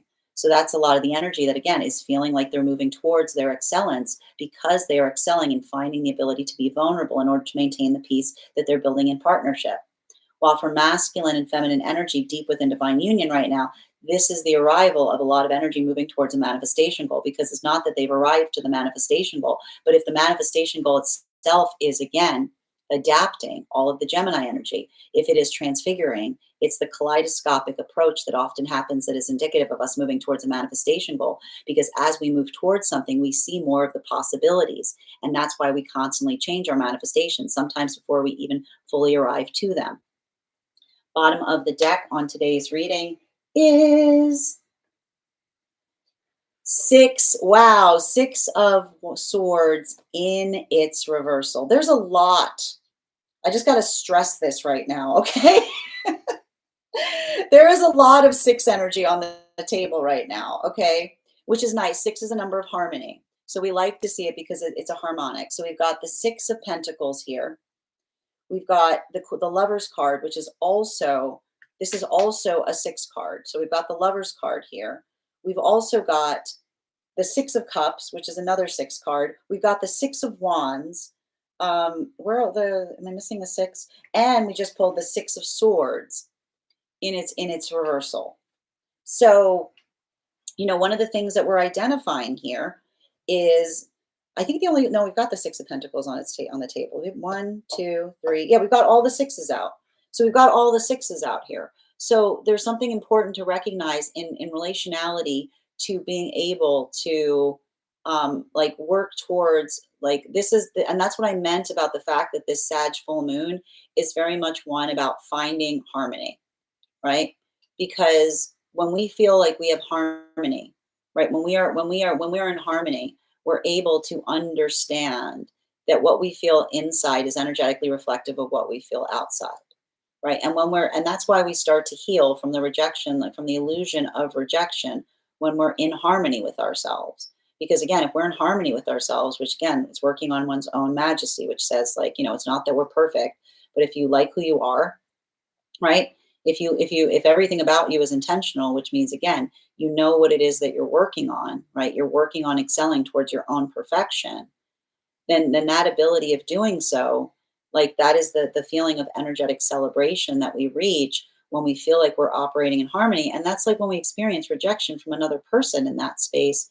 It's not something that I mean, it's like it hurts, it stings, but it doesn't devastate, because it's not the space. Again, it's the concept of remembering that if I can't go within you and change how you feel about me, and you can't do the same, the only feeling that we hold rigid upon, that we take personally, is confusion. Because confusion can always be resolved with clarity, right? It is the responsibility that we hold to one another to clear confusion in any way we can, because by clearing confusion, we're able to come into better harmonic alignment with the self. So I just keep on seeing that a lot of that ability of doing so, like, this is the energy that's also working to heal from a lot of trauma. And the problem with trauma is a confusing space, right? This is often why, like, you can spend your whole life trying to figure out why something was traumatizing. But the point is, you don't need to understand, like, the condition by which, if something is confusing, it doesn't make sense. You cannot dig into confusion to find reason, because the very nature of confusion is the fact that it doesn't make sense. The only thing sillier than experiencing something that's confusing is perpetuating and continuing to stay within it, hoping to find a grain of logic. Because by its very nature, confusion is the space where there is no logic behind it. There is no reason. And a lack of reason is where trauma occurs. So I keep on seeing that even that ability of working through something right now, this is why I was saying, make sure, and the thing you have to also understand, and this is very important, emotions can be confusing. Emotions can be confusing because emotions sometimes lack logic. We have feelings, the emotions don't have a force of mind behind it. You are the force of mind behind your emotions. So that's why I keep on saying, make sure that you're utilizing this energy of the full moon effectively, which is again, honoring your feelings isn't doing whatever you feel, right? We often hurt each other by just doing whatever we feel all the time. That's not that's not energetically healthy, right? It's understanding what feels good and what is good. It's operating in the context of understanding and recognizing what one feels emotionally, right? And you have to look at the emotions like children. The emotions, sometimes the emotions come up and they seek nourishment, right? Sometimes the emotions come up and say, I would like a sandwich. And you say, great. Sometimes the emotions come up and say, I would like a thing of gasoline, some dynamite, and like and so and blah, blah, and you go, wait, come back here, right? Because that inclination, like following the space of being able to logically put force of action behind what one feels energetically or emotionally inclined to do, this is the state of, again, navigating a place of not creating further trauma. So that ability of doing so, like, make sure, that's why I kept on saying, it's not that you cannot, you should not on like you should, it's, you should on remember that with energy like this, honoring the emotions means that you sit with the emotions, you ruminate upon the emotions, right?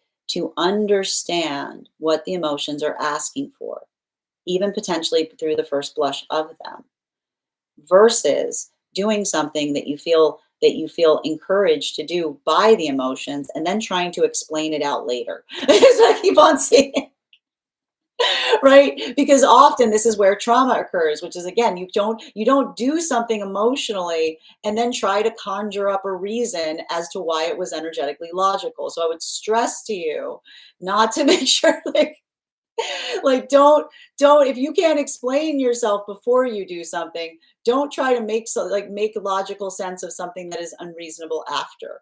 Let the motivation of the logic guide you forward, not propel you backward. That is our daily collective read for today. I want to thank you guys so much for being here and receiving it. Just a reminder, if you would like to book a private reading with me, you can book one on my site. Please keep in mind, if you book a private reading with me, it is a two-step process. You have to book the reading, you have to pay for the reading. Please make sure you do both if you'd like to have that reading. Most importantly, please remember that I will never, ever, ever, ever, ever, ever, ever, ever, ever, ever, ever, ever, ever reach out to you for a private reading. I will never DM you.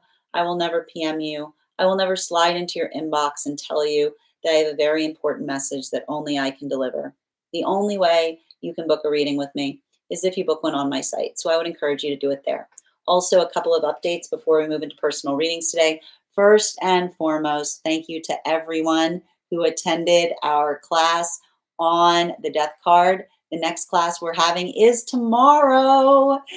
We will be having that class on Wednesday, June 11th, and we will be focusing our studies on the Temperance card. If you would like to become a part of that tarot class program, all you need to do is head on over to my Substack and become a paid subscriber. Your paid subscription to my Substack is your ticket of entry into our live classes each and every month. You'll also, as a paid subscriber, have access to over 9 hour monthly subscriber, have access to over 9 hours worth of material in the Tarot Church Library class archive. It's not necessary to catch up. I'll be doing my best to give you a recap on everything we've studied thus far, but the material is there for you to receive as you're ready to receive it. You will also have access to a one-on-one chat with me and the other students to ask any questions you may have in relation to anything we've learned or studied thus far.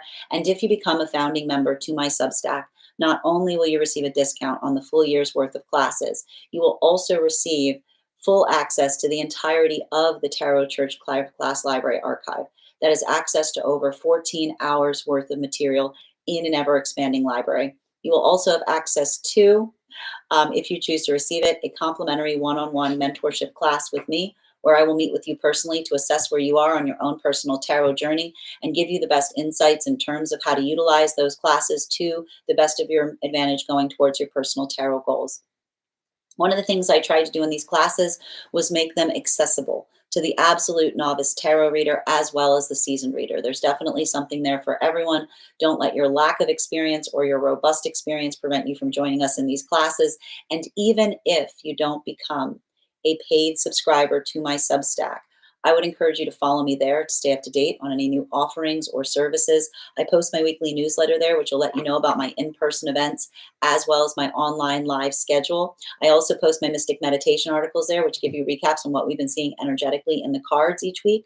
I just posted one recently about how to navigate this Sagittarius and full moon that we're experiencing tomorrow. You'll also find there a full photo of each day's spread with the podcast if you're interested in seeing each day's cards. I also want to let you guys know that on top of my standard life path readings, I also offer mentorship classes. These are for any of my clients seeking a more personalized educational experience with me. I take a very limited number of students for this reason, as those classes are focused on each individual's personal spiritual goals and journey work. Those classes can be purchased on an individual level or as a monthly class series, weekly or bi-weekly as your schedule permits. Also, for my clients that are seeking more consistent weekly tarot support, I'm very happy to offer weekly tarot insight packages. That is a package of 4 30-minute readings, again, weekly or bi-weekly as your schedule permits, so that you can stay more consistent on your personal journey. I'm also very happy to offer now dream interpretation readings. You can purchase these per dream or as a series. If you purchase this dream series package, I would encourage you to start to keep a dream journal, as we will meet weekly or bi-weekly with that journal and utilize the tarot to understand the key themes and messages coming towards you in the dream space. I want to thank you guys so much for being here today and sharing in these messages. And we will do this again tomorrow. That is our daily collective read. Thank you guys so much for being here and receiving it. Congratulations, Kat. You got our highest gifter for today. And Dragon, you came in second. So you will also have an additional card pulled. If anyone else would care to get on the list for today, you will be the 6th person read for. 3 cards for a donation of $29 or more. 4 cards for a donation of $23 or more for my subscribers, Binks and Mylayo. Please keep in mind there are 2 things I do not read for across these apps: pregnancy and medical. Happy to give insight on anything in private readings, and you can book private readings on my site. I'm going to take a minute to read over some of the comments that came through as it was reading. But again, thank you guys so much. Also, we are still doing a giveaway right now. When we get to 50K likes, I'll be gifting a reading back to the collective. We are already at 32.6K. Keep on tapping that screen. We'll get to 50K in no time. All right. One moment, please. All right, perfect. And dragons, thank you so much for those crowns. How are you doing today, Heather? Welcome, Kay Megan. How are you doing, Diosa? Tori. Oh, I really appreciate that, Tori. I saw how many gifts that you gave. I'll be happy to draw an additional card for you as well. Thank you so much. So you'll be getting an extra card too in the 1 card readings. All right. And thank you guys. All right. And Tori, thank you for sharing the live. Hi there, Bridget. Kay, good to see you. And guys, please thank our mod, Kay Megan, for all of their help today. Energy can be like me. Exactly. How are you doing today, May? Thank you for those gifts. Thank you as well, Mother. Exactly where I'm at right now. So spot on. Thank you, Bean. I couldn't deal with someone with big ego. Sending you support, Kat. Lovely. Punishment for honesty. It's a constant for Capricorns, I guess. No, I mean, I got to point this out, and that's the thing. Like Capricorns, I like to describe Capricorns as sophisticated energy. Capricorns are sophisticated energy. You gotta have some thick skin. You know what I mean? You gotta have thick skin. All right. And thank you, Nikki, for the baby dragon. You've been added to the list. Good to see you today. Oh my gosh, I just saw this after I posted a similar comment. Look at you guys. Oh, I know. I got you. Excellent, Kath. Oh, so Kath. Oh, let me confirm. All right, so let me confirm, Kath, you were trying to get on the list with the two galaxies? Is that what was happening? Because if so, then if so, I'll add you to the list. Okay, that means Dragon got the reading. Excellent. Needs to know because they changed. Yes, thank you so much for letting me know. Thank you for the help, Fig. Okay, wait till the end. Yep, we got it. Yep, thank you for confirming, guys. Yes. Did dragons send? I think no. I think dragons. No, I think dragons sent gifts, but dragons has got the higher skifter. Okay. Yep, I got you, Kath. You're in good shape. And Jack, thank you for those gifts as well, dear. Good to see you today. All right. Grand Rising, Lolo. Good to see you. Yep, I got you. We got it. I think we got it. We've got it figured out. Kay, thank you for the help. Cappy, we make ourselves better through counterparts, even those we don't care for. We should care for our counterparts. Can we just I just want to assume that we're all operating in the space that we care for our counterparts, okay? All right. And thank you as well. Tay, your subscription's ending soon if you'd like to renew. Giving grace to ourselves and others. Tap to claim lovely. And Bridget, thank you for those garlands. Good to see you, 810. Thank you as well. Is death and judgment on the table? No, there's no death card energy on the table, red rainbow. No judgment card either.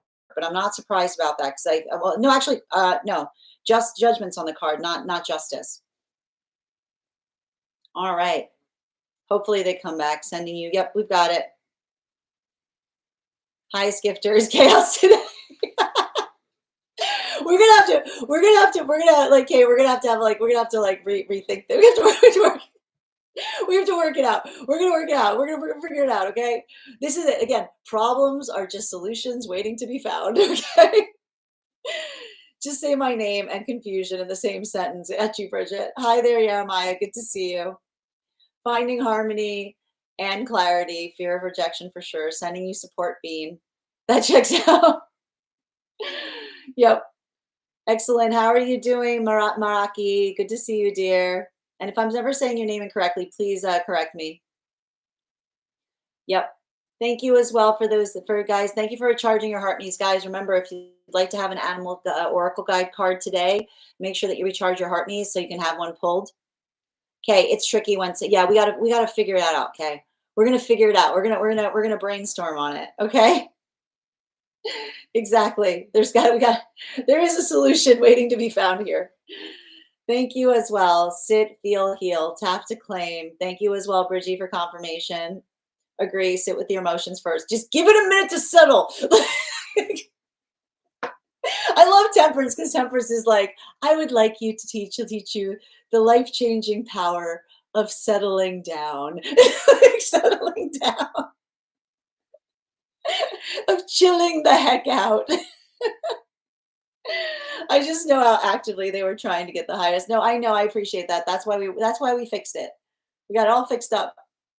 No problem, Maraki. Well, if you missed it, it'll be up later today on the place where we keep the videos and the place where we keep the photos. So you didn't miss anything, but so good to see you. Thank you for stopping by. I appreciate you. All right. Bridget, it's definitely been a weird day. Not as bad as I told you. Yesterday was like yesterday was like, woo. All right. And that's why I said just give it a minute. Remember I said this yesterday. Yesterday's reading, I was just like, give it a minute. Okay. Oh, that's fair though. Like that's totally fair. Like that's again moving in a way that makes it spontaneous and intentional. That makes perfect sense. Lolo, I plan to upgrade No membership. Oh, of course, Lolo. Anytime. No stress, babes. All right. Just glad to have you here. All right. Yep. And thank you guys so much. Yep. I think we've got it fixed. Thank you guys for bringing it to my attention. Thank you guys for supporting each other in the comments too. I appreciate that. Yep. I know. I got you, Kath. You're all good. I got you on the list, dear. Yep. I wasn't able. Kay, you did a phenomenal job. Thank you for your help. Hi there, Grace. Good to see you, dear. Hope you're doing well today. To renew your subscription, Tay, if you're trying to renew subscription, you just hit the subscribe button. It should be at the bottom of the screen. The heart me's are in the gifts. All right. And thank you for the help, guys. Thank you, Erica, for sharing the live. Good to see you today. And thank you for those gifts. Flo, it's all right, dear. You didn't miss anything. It's up on the place where we keep the videos and the place where we keep the photos. Hi, Hardy. Happy to read for you on that if you'd like to get on the list, dear. We are doing readings today, Andrea. If you'd like to get on the list, you'll be the seventh person read, eighth person read for today. Mostly fine. Mostly fine's good. We like mostly fine. Yep. I miss what messages did I miss? What have I missed? What am I missing? All right, friends. So Bridget is the highest gifter. After Rainbow second. That's not what I'm seeing on mine. I had dragons. Okay. Hold on a minute. Okay. Oh, okay. Oh, dragons was getting on the list. Okay. Got you. Noted. Thank you for confirming. But where does that put Tori? Because I've got Tori. I had Tori at like a few thousand. I had Tori at 1.5. Yep, I was trying to get to the top gifter, but just gifted for the equivalent dragon to get on. I got you, dear. Excellent. Okay, thank you for confirming. All right. Okay, that said, okay, tell Tori to come back in. I don't think we have that feature. I don't know how to do that. Is what I keep. Yeah, it's Tori because I clocked Tori. She was at 1.5. Because I've started taking notation on it. Okay, Mark.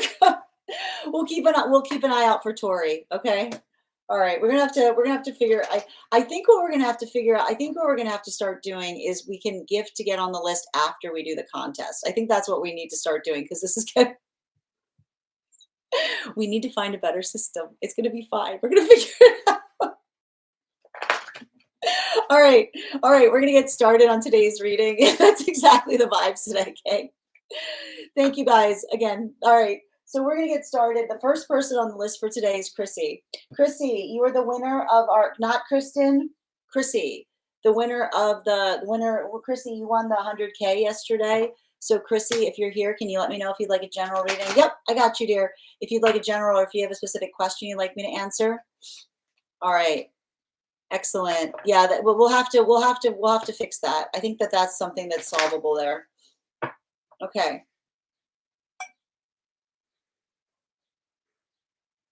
All right. Chrissy, can you let me know if you'd like a general or if you have a specific question? Anyone else who wants to get on the list right now?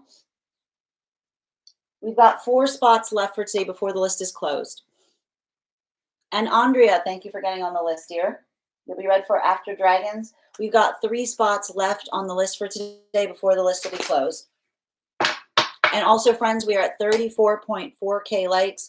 When we get to 50K, we'll be doing a giveaway and gifting a reading back to the collective. So make sure you're tapping that screen.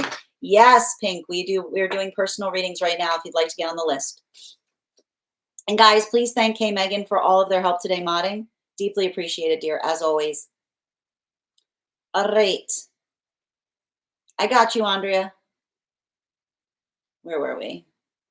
Would it be okay if I grab 1 card after Chrissy? Absolutely, dear. Absolutely. All right. Just remind me. Highest priority regarding connection, please. Can I get 4 cards, please? Actually, yep. You have 4 cards, 5 cards for Chrissy. Highest priority, please. Thank you. Whoa. Whoa.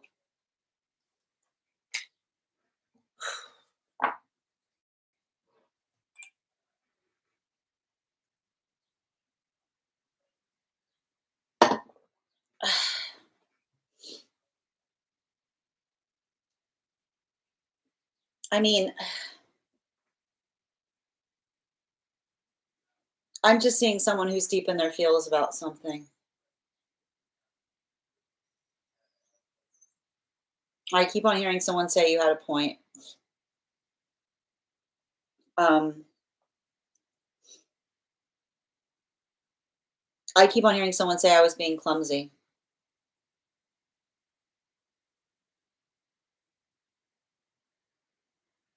There's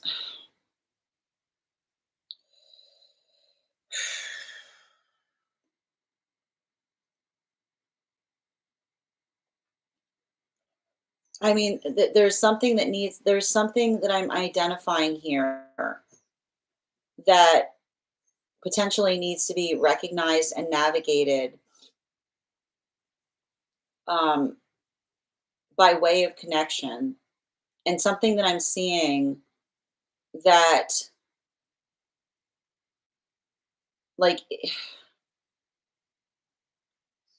I keep on seeing somebody who's like working through the space of being somewhat energetically intimidated by you, you know? And this is the only thing, like, like, I see some kind of energy that misses you, and they want some kind of opportunity to build back with you. But, the one thing I keep on seeing has to do, and I keep on seeing this is really important. Make sure that they want the same manifestation goals as you, because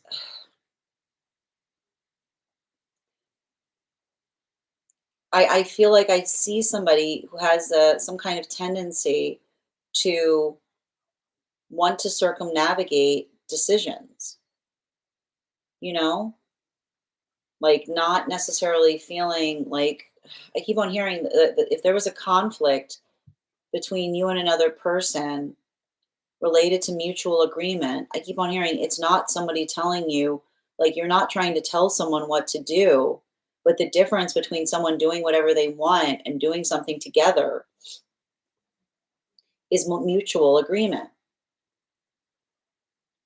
And there's something to be said about the fact that when we're mutually agreeing upon things, we like, I feel like you have to say to someone that, you make decisions together or not at all. Um, because I'm not sure if this is what created some kind of conflict space between you and another person. I can the thing I keep on identifying in some kind of relationship or something that someone's thinking about you is starting to have a perspective on what it must have felt like in some way, um, like, not to know what is energetically going on. Like, I keep on hearing this, like, it's like the healthy relationship is such that everything is on the table. And, when everything is on the table in a healthy relationship, that's not asking for permission. That's doing things with a sense of clarity. So I feel like there's something really important about that work that's coming through, because, you know, and I want to identify this. If this is someone who's reaching out to you, like, articulating about how much they feel or how much they miss you, remember that a healthy, an apology, like a true apology, is not an outpouring of affection. A true apology is a plan. It's not just saying like, like it's not, and I keep on hearing whatever it takes is not a plan. Whatever it takes is not a plan. A plan is articulating like what it is to like what it is that you want together. Um so and it almost feels like someone coming into the space of overly apologizing. So again, make sure that someone isn't like overly apologizing, because sometimes overly apologizing, I need to point this out, like someone overly apologizing can be someone like talking negatively to themselves, right? Like I keep on hearing like someone who's um like berating themselves about something. But I keep on hearing, remember, like berating a past version of self is also not a plan. Like talking about, like I keep on hearing, like talking about, you know, doing something in a way, like talking, like I keep on hearing, I'm sorry, I'm like this, is not a discussion on how something can be better, right? And that's what I meant about an apology being a plan, because I'm sorry, I'm like this can often be an indicative of someone saying, I'm sorry that this is what you have to put up with, or somebody saying, I don't have any intention of changing. This is like, this is like that's the space. Like, that's why when someone says, I'm sorry, I'm like this, it's not helpful, because it's the woe is me that doesn't necessarily lead to the activation on what can improve. So that's what I keep on hearing. Like the watchword in relationality to connection like this is a productive conversation. And what is a productive conversation? It's not dwelling on the past. It's not overly apologizing for the past. It's not I see it's also not like begging to come back. It's the ability of talking functionally about whether you have the same manifestation goals, whether you want the same things, and what the shape of something will look like going forward that makes it different from the past. Because sometimes I keep on seeing, like, I miss you can often be indicative of saying that they aspire, like they want something, they're reminiscent or desiring something that they used to have with you. So be very conscientious that they're not saying, I want to go back to something if it didn't feel like it was ideal for you at the time that you were experiencing it. Bottom of the deck on this reading, yeah, especially with Knight of Wands, right? Healthy relationships are not built or based upon passion. Passion is wonderful, right? But passion should not be the sole, like the sole driver of a connection. There needs to be stability, because something that is passionate but not consistent is worse than something that's just not there at all, because you're waiting for the passion to reach a consistency point. So make sure that someone is being consistent in what they're communicating. Like make sure that they're articulating upon what that force of consistency is. Because something that I keep on seeing around a situation or circumstance right now, like I see someone like talking a lot um, from a place of their passion, but make sure that it's made more, like make sure that it's stabilized by them, not just, like I keep on hearing, passion doesn't fix things, fixing things fixes things. And if there was something that you were talking about when another person went away, that's not a chalkboard erase moment. Make sure it's a big, like make sure it's a bookmark. You pick back up where you left off, or you don't pick back up at all. Thank you so much for having that reading with me. And if this message connected to you as well, it's very common for those who need these messages to be here to experience them. We are doing personal readings right now. If you would like to get on the list, we've got 2 more spots today before the list will be closed. 3 cards for a donation of 29 or more. 4 cards for a donation of 23 or more for my subscribers. Links in my bio. Please keep in mind there are 2 things I do not read for across these apps: pregnancy and medical. Happy to give insight on anything in private readings, and you can get private readings on my site. Next person on the list for today is Kristen. Kristen, if you're here, can you respond in all caps? Let me know if you'd like a general reading or if you have a specific question you'd like me to answer. Hi there, Jamie. Good to see you today. on the place where we keep the videos.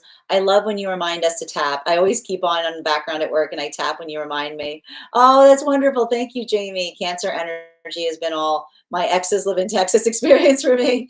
I'm a Sag rising. Excellent, dear. I hope you're having a beautiful day. And thank you for also sharing these messages. All right. Oh, yeah. Thank you, Kay, for reminding me of your one card, dear. All right. Can I get the, do you have a, oh, okay. I got you. One card in that energetic connection, please, for Kay.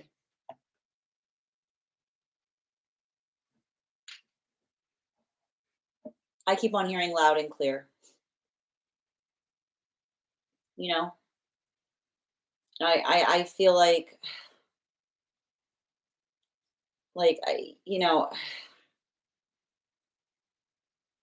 it's interesting because I almost see somebody looking at you and saying you're thinking with reason now,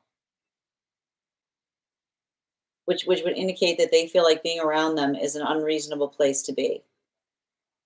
Um, bottom of the deck. Yeah, like that's the difficulty point, you know? Like I see someone who's like shaking their head because they feel like you're finally getting your priorities straight. But like it's almost like I almost see them like in a space of understanding that their priorities are like it's almost like it's like punctuating like how dysregulated they are is what I keep on seeing. Like somebody shouldn't see you walking away from them and saying they finally have their head on straight, right? Like that should not be that should not be like I keep on hearing the guy next to them being like that should not be the note that they're taking in recognition to what it feels like to be in proximity to them, you know? Thank you so much for having that reading with me, Kay, and thank you for being a subscriber. All right. And also, friends, we're at 36.6K likes. When we get to 50K, I will be gifting a reading back to the collective. So make sure you're tapping that screen. We'll get to 50K in no time. And just bear with me a moment as I read over some of the comments that came through as it was reading.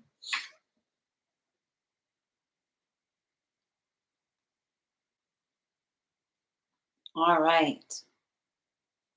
And just bear with me a moment as I read over the comments that came through as it was reading. I got you, Andrea. Pink, it is 3 cards for 29 for non-subscribers. Hoping I can make it back in time. Well, you know how it works, Andrea. If you're not back in time, you'll be added to the hold list. So anytime you come back, just let me know and we'll add you back to the list. All right, Fig. I'm sorry for being all up in. What are you apologizing for?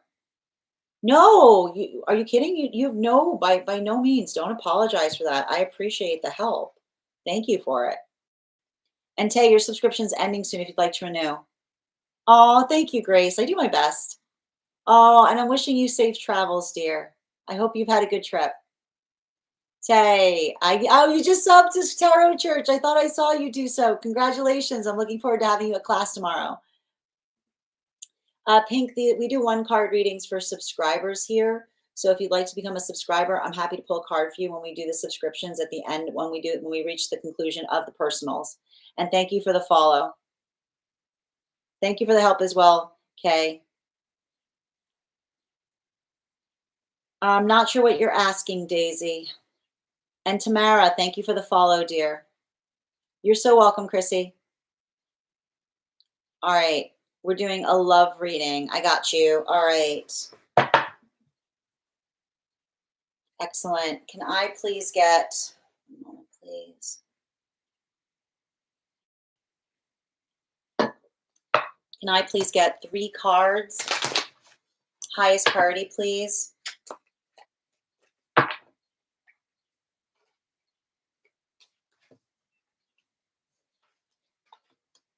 Oh. I'm seeing here, I think the most important thing that you need to do right now in relationality to love, Kristen, is making sure that you're being really, really, really clear right now on what your manifestation goals are. Like I keep on saying, make sure like no browsing energy is what I'm getting. right? None of this, like, I want to see what's out there kind of thing. Because, and I keep on hearing too, make sure others that come to you, like, I keep on hearing a healthy manifestation goal isn't a nice to have, it's a need to have. Like somebody saying, like, I just want to see where something goes is the sound of someone that wants something casual, is all I keep on hearing.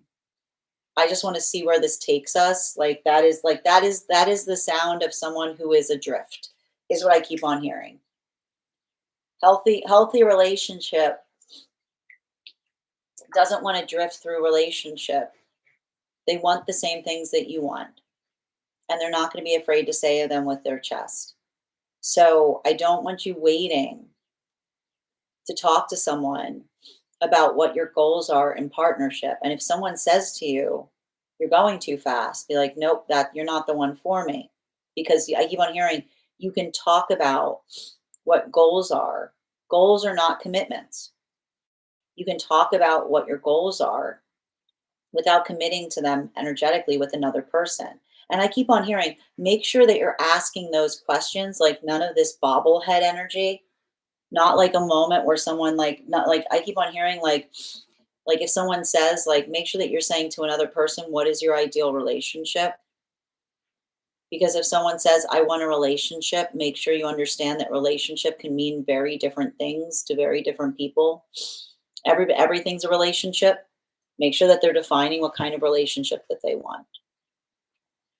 And I think that this is really important too, because I don't know, I see some kind of situation, like I see something from the past trying to come back to you right now. But that's why I think it's really, really important that you do that work right now to make sure that you're um, identifying like someone that wants the same things as you, as opposed to someone that um, I feel like you have to get away from some of this casual energy, because I just keep on hearing the word casual, which is, again, like, casual can sometimes block what's for us because it's good enough. Like, make sure you're not settling right now into relationship. When I say settling, it's a space where you've got something with another person, but you're not really sure where it's going. But it's like it's comfortable, it's easy, right? Like, don't let easy stand in the way of a manifestation goal, because I keep on seeing, like, if there's something around you, like a relationship, um I keep on hearing, like, a relationship should not be a space that you go to scratch an itch, or it shouldn't be a place that you go, um like, it shouldn't be a place that you go to, like, without intention. Because, like, I just keep on seeing, often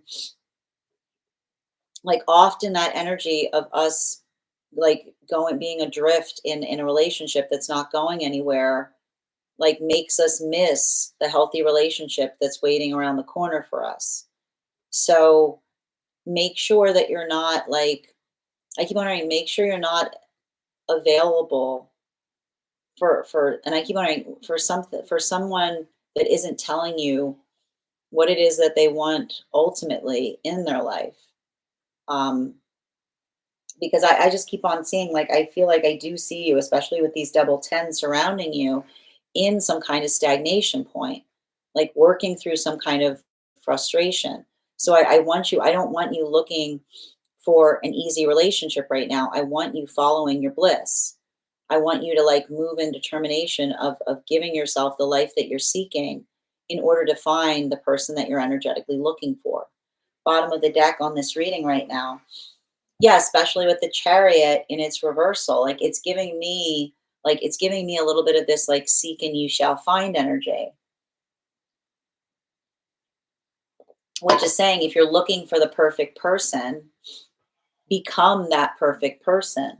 Like, become, don't look, don't look towards others. Like, don't look towards a relationship around you right now and say, well, I know this isn't going somewhere, but maybe if I bring consistency to it, someone will figure out what they want. You can't bring consistency to something inconsistent in order to get it to shape up. There's no shaping up of an inconsistent energetic frequency, because often when you feed consistency to an inconsistent energy, you just stabilize it in its point of inconsistency.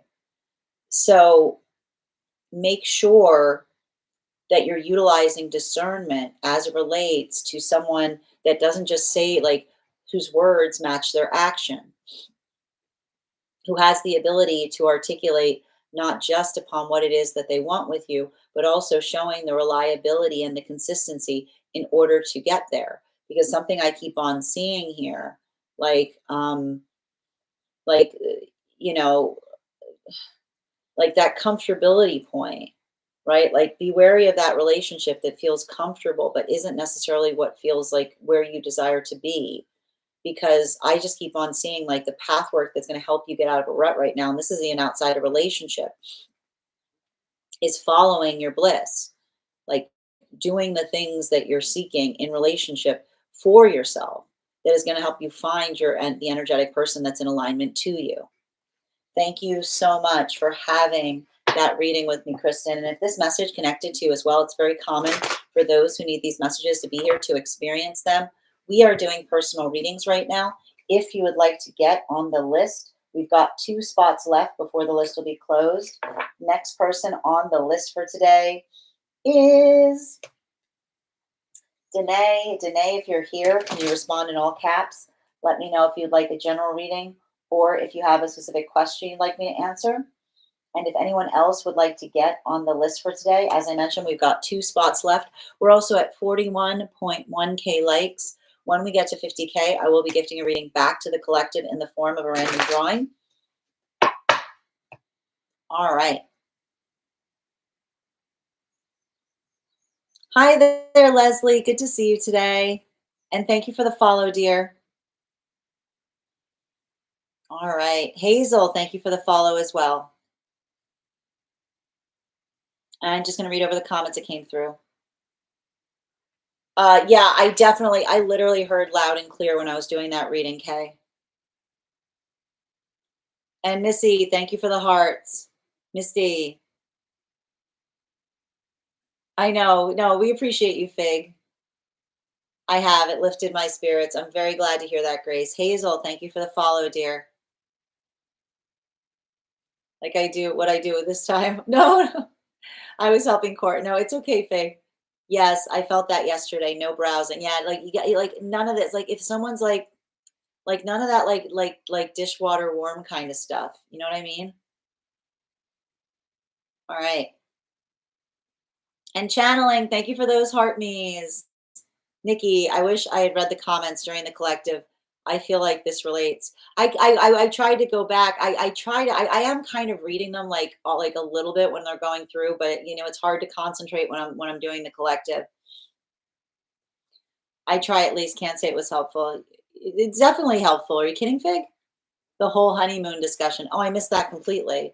Leslie, thank you for the follow. I have no idea what you're talking about, the honeymoon thing.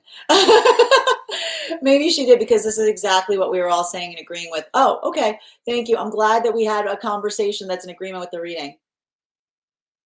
The honeymoon phase discussion. That was a good discussion. Appreciate everyone in the chat. I missed it. Somebody go recap it in the Discord for me. Okay. Kristen, yes, for real. Thank you. Hi there, Leslie. Yes, we make her proud of us. You guys always make me proud of you. And thank you guys. I didn't see any of that in the comments. Maybe the clock app ate them. I was reading, so I missed it. Leslie, I'm happy to read for you on that if you'd like to get on the list. The list is open. We've got 2 spots left for today. How the honeymoon phase is just masking. Not necessarily. And that's what I mean about this, right? Like the honeymoon phase isn't necessarily masking if we're in our authenticity, right? Like that's what we were talking a lot about with like a healthy relationship, which is the ability of identifying that the protective, the protective self that we bring to another is very similar to what they find internally, right? Like that's what we were talking about. But yeah, I know what you mean there. It's interesting you guys were talking about that as I was reading for it. Thank you, Leslie, for that gift, dear. Yes, and the safety to let the mask down. Hold on, is found in the mutual ultimate goal. Tap to claim. Absolutely, Nikki. We were just saying honeymoon phase is a false persona. I mean, it's not, and here's what, but I got to point this out. I actually feel, it's interesting that you guys are saying that because I feel like the reading that was coming through was saying not always, right? Like when we're in our authenticity, it's not that, it's not like, again, it's like, it's the same.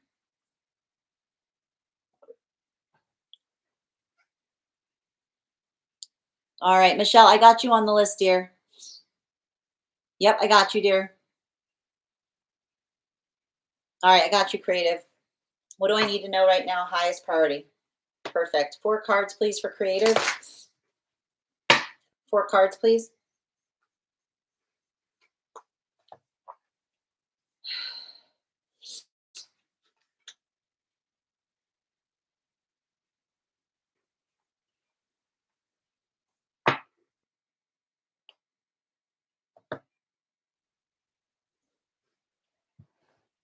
I got a message like, don't let someone in a bad mood spoil your business. Which is like, it's basically saying like, um, I feel like a lot of it has to do with not matching another person's frequency. You know, I keep on hearing,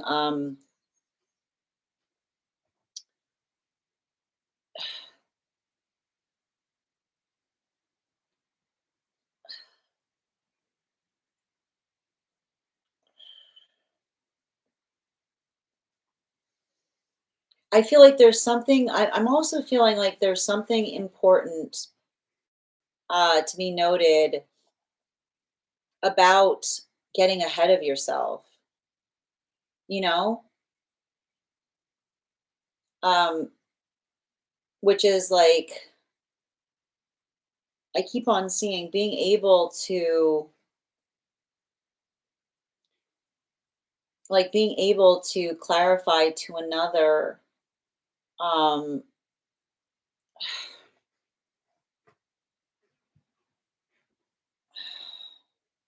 like, it almost feels like energy that is trying to ask you to do things at the last minute. You know what I mean? Um, I keep on hearing, it's funny, I keep on hearing like 7 to 10 business days is what I keep on getting. Right? Which is like everything which says like when someone comes towards you in that way, I keep on hearing you can be considerate to a limit, which is saying like, hey, everybody, I keep on hearing almost so you having to say like, hey, everybody makes mistakes, but going forward, right? Which is like saying like you give someone the benefit of the doubt, but also you put another rule in place, right?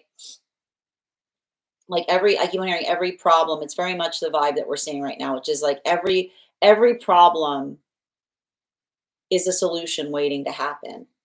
So if someone is coming to you um in a space where um like they're perpetually articulating like and this is what I mean, like it almost feels like you have to help someone help themselves, which is like they're saying like you have to take a bit of a silk to steel approach with something, which says like when you're taking a silk to steel approach, like you can be empathetic like one time, right? You give someone the benefit of the doubt and you say, listen, mistakes happen, but this is what we need to do going forward to make sure that it doesn't happen again. um I also, I got to tell you right now, there's something very much, everybody is cranky right now. Everybody's cranky. It's like And the thing about it, and I think you remember what I told you. Um, this type of energy can bring the fickleness out in others, right? Like that space of wanting to like to kind of gripe, which is articulating upon what's wrong instead of, remember, griping is art is focusing on what's wrong instead of what's right. Okay. So make sure that you're not matching another person's gripe, which says like make sure that you're not like, like sometimes we help someone when they're feeling gripey, like, and that's what I keep on seeing, which is like, you know, if you're feeling like that, assume another person's feeling like that. And so think about more what you would need right now to help you through any of that feeling, because it does feel like there's something about you, like I want to avoid a situation where you're feeling particularly cranky, and another person comes towards you and you say something in that moment that you wouldn't typically say, but they just caught you. I keep on hearing, you caught me at a bad moment is a good way. I keep on hearing, you caught me at a bad moment is a good way to help through something, which is to say, I'm not necessarily energetically feeling my best, but like that ability of being able to articulate upon that is how you're going to effectively be able to get your needs met. So focus right now on what would make you feel better. Focus right now on um, any kind of, I keep on saying, focus right now on any kind of positive change that you can do, because I feel like there's something about you trying to heal something to avoid something happening at the last minute, which is saying like someone who feels the ability to try to make plans with you, like to like with not enough lead time. And I feel like this is happening both in a personal and professional space. So one of the things I keep on hearing is, remember, when we value each other's energy, we prioritize, um, the time that we spend together. So that's what I meant about kind of like giving someone help in how they can better utilize the time that you're giving them from a professional space. Like it's almost saying like, this is how you can prepare for my arrival, is what I keep on hearing. um, but at the same time, um, you know, there's also something about somebody on the personal space, like none of this like you up kind of energy, right? Like nobody being like, what are you doing right now? Be like, if someone asks you what you're doing right now, you don't nothing with you, is what I keep on hearing. If someone says, or like, what are you doing right now? You're like, nothing with you. Because like that space is to say that like the ability of another to prioritize the time they spend with you isn't someone who's trying to like catch you like when they have free time. It's someone who prioritizes the time that they spend with you. So I keep on hearing, don't be reactive in these moments. Don't tell someone off. Let your standards do the talking, is all I keep on hearing. Let your standards do the talking. Bottom of the deck.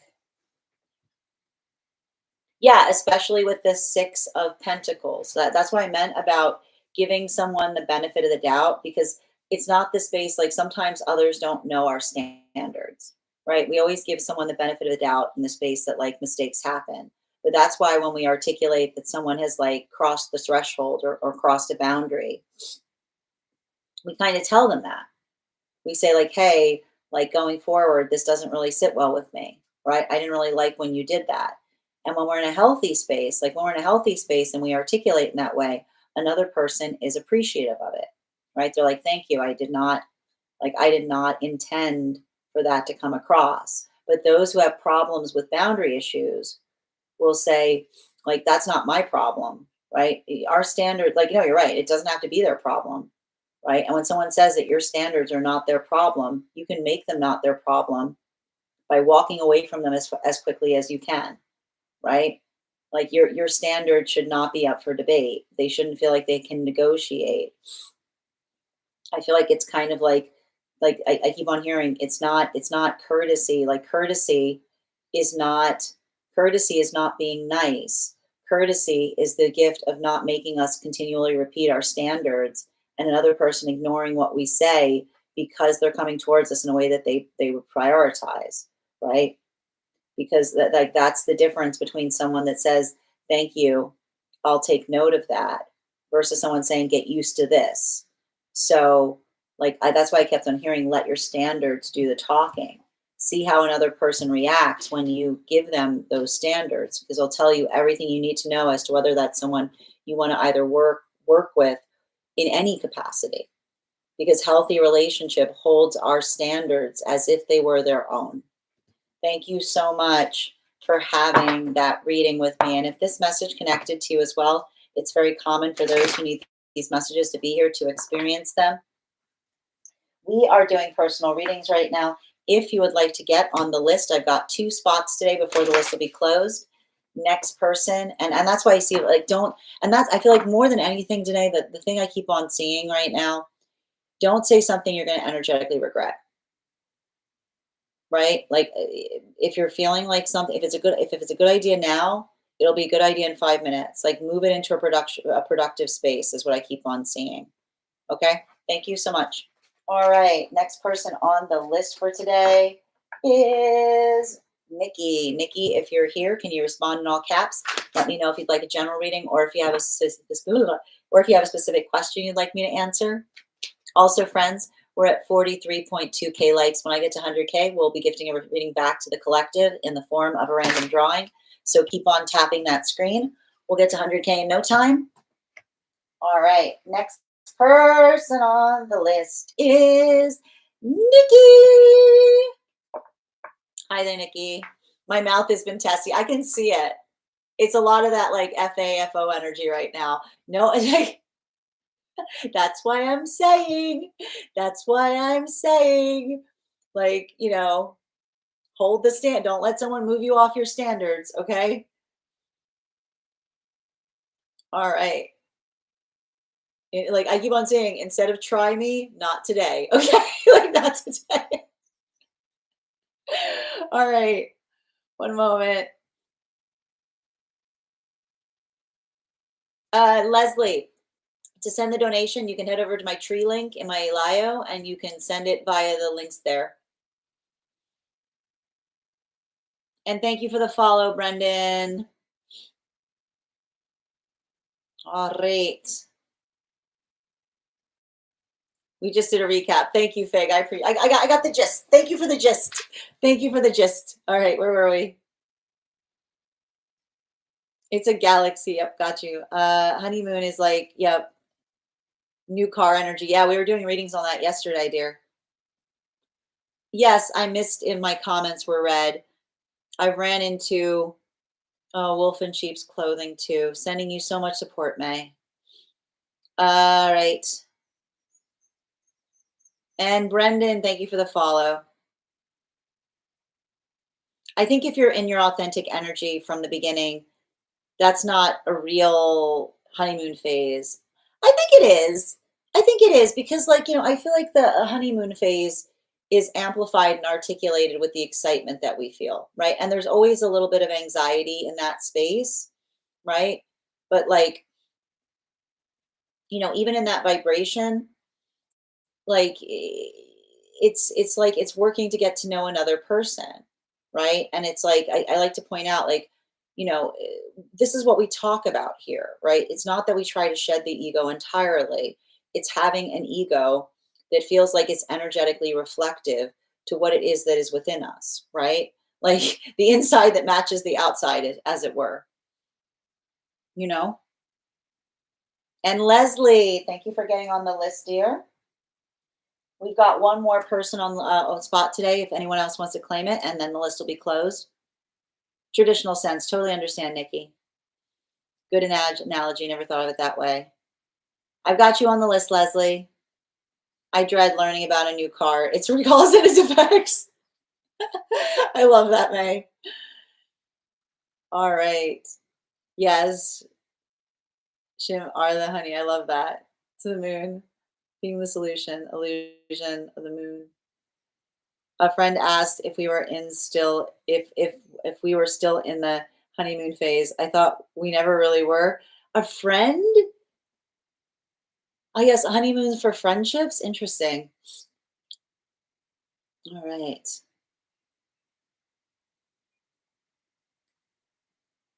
All right. But brand new cars are red flags to me, not down the road long enough to see any issues or build experience. I like this analogy. I'm feeling I can see the crank. Yeah, it's not, it's all of this Cancerian energy we're coming into right now, creative. It's like got everybody moving into hermit mode. Ah, yes. Welcome, Carbon. Yes, Yeshua is great. Should we really start calling it the honeymoon? Tell them celebrating love for each other daily shouldn't be, hold on a minute, shouldn't be emotion that takes course. I'm not sure what you mean by that, May. And Leslie, thank you for the gifts. Shouldn't have to take course. Both couples can be feeling, keep feeling as they want. Yeah, I mean, like, I think that again, I don't think, I feel like, I like to point this out. I think we're in a healthy space. Like that's a nice part about it. It's like the healthy relationship is one that like the honeymoon phase is like it gets better, right? It's like because like as you start to build into the space of wanting to invest in like a relationship, you start giving more to it, right? Like I think that that's a lot of the difficulty point that we have in relationality. Like often the identification point of the honeymoon phase, the reason we say honeymoon phase is because if things feel like they don't stay stable in what is we can expect, it can start being indicative of something that doesn't feel like it's energetically in alignment to us, right? Could you go over the last card again about someone not listening to your boundaries? Which card are you talking about? The one, which reading are you talking about, May? Also, you can find all of these readings over on the place where we keep the videos. If there's something that you missed in one of the readings. Brew, the last party coming onto my feed this morning after I had standards conversation with my husband. Oh wow, that's wild, Brew. Thank you for confirmation. I can see like yeah, like that's what I kept on coming through with that reading creative, which is just like don't match energy with someone. Like don't make lessons be the energetic force of change right now. Dreamy outside tea. I love it. Just bear with me a minute so I can pull up that tea. And just a reminder to anybody who's having a reading today, if you have information that is relevant to our reading, if you have a dream that you would like interpreted or a past life you would like more information on, you can include that information in the notes when you send the donation, or you can post it in our Discord channel in the appropriate channels if you are a subscriber. I am pulling Nikki's dream up right now. Bear with me one moment.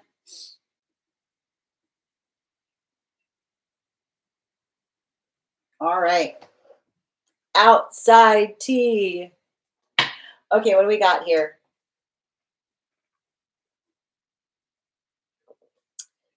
Two weird synchronous dreams between me and my partner.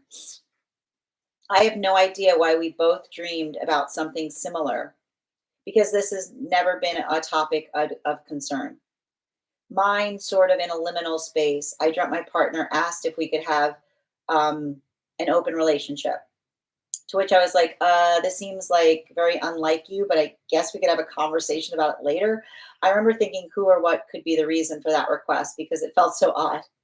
He had a dream where me, him, my best friend, and a childhood friend of his were hanging out.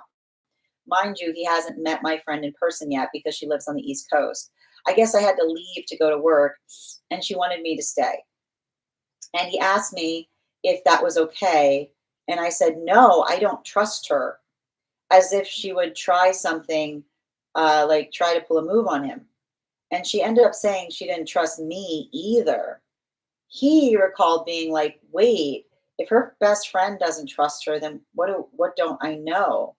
What have you guys done to each other? What dirt is there? No, my best friend and I trust each other a lot. That would never happen. And he said he would never, ever want to be in an open relationship. So no clue where these came from or why there's a similar theme. We both had these last night. Interesting. Very interesting. Excellent. Okay. Can I please have 4 cards for Nikki? 2 for each. 2 for her dream, 2 for his dream. Yeah.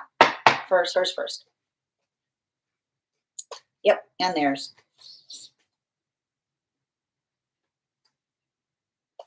And one. Yep. We need one more. Thank you.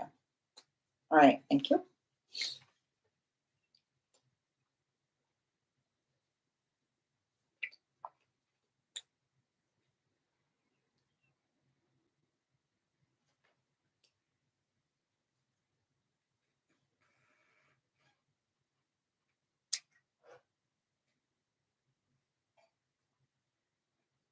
All right. So this is really interesting because I feel like there's like these are very Cancerian dreams. I'm not surprised that you're having dreams like this, given the fact that we've got both Mercury and Jupiter that moved into Cancer.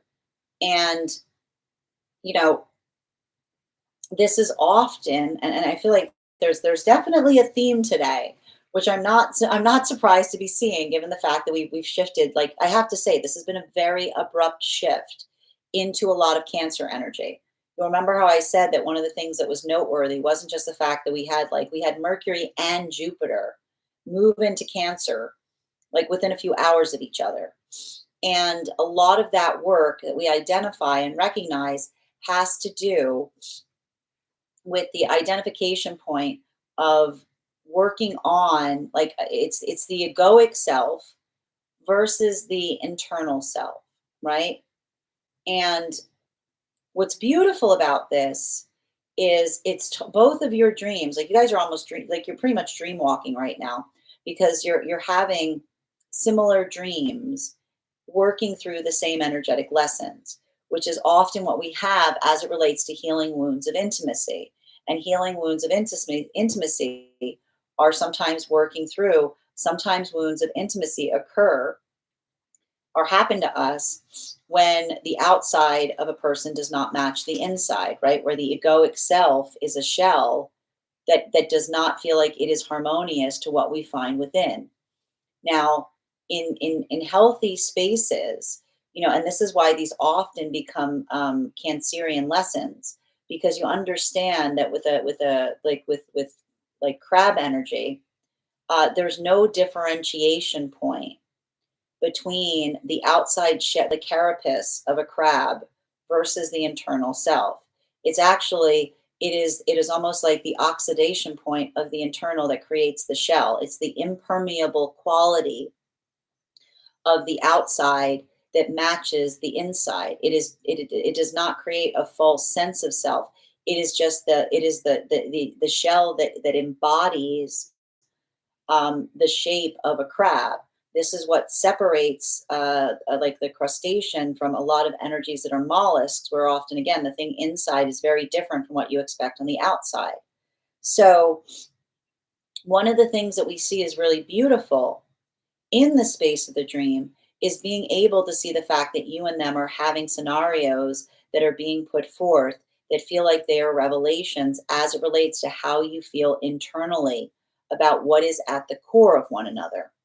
I would not be surprised if you've had situations where someone tried to throw you for a loop as it relates to a relationship where they never articulated the need or the desire of being in an open relationship, and then suddenly they just drop it on you like surprise surprise. You know what I mean? Like, and that can sometimes create a shock to the system because that would be someone who is not necessarily operating in their full authenticity, right? It's like the bait and switch of being like, I'm going to offer you this, ha ha, right? Like, and that's why that can sometimes feel like an energetic violation point, right? Because it's the intention, the adjustment of the intention that feels like another person was trying to build an energetic connection to us more for the space of being able to have a means that like the ends to the means of another person's manifestation goal. Now, I need to point this out because this is really important. The fact that when you had that moment in the dream space and they offered it to you, you were like, I guess, right? Like you were like you thought it was weird but you didn't feel energetically violated by it. And that has to do with the fact that even like there a lot of the dreams that you've been having that have been coming to you in the space of this is the ability of understanding that the trust that you feel for this person is implicit. This is someone like you keep on identifying and this is why I like to do work in the dream space with my clients. You keep on having these dreams that say you see how this is different because this is an energy that you recognize and identify that you can trust implicitly, right? The inside matches the outside. They're not trying to play like some kind of shell game with what they're offering you and then trying to do like a little switcheroo and being like, this is who I really am, right? The authenticity of the energetic connection is such that even if they said that, you're like, you're like it's not something that you don't feel like it was something that they were intending to do the whole time or something of that nature.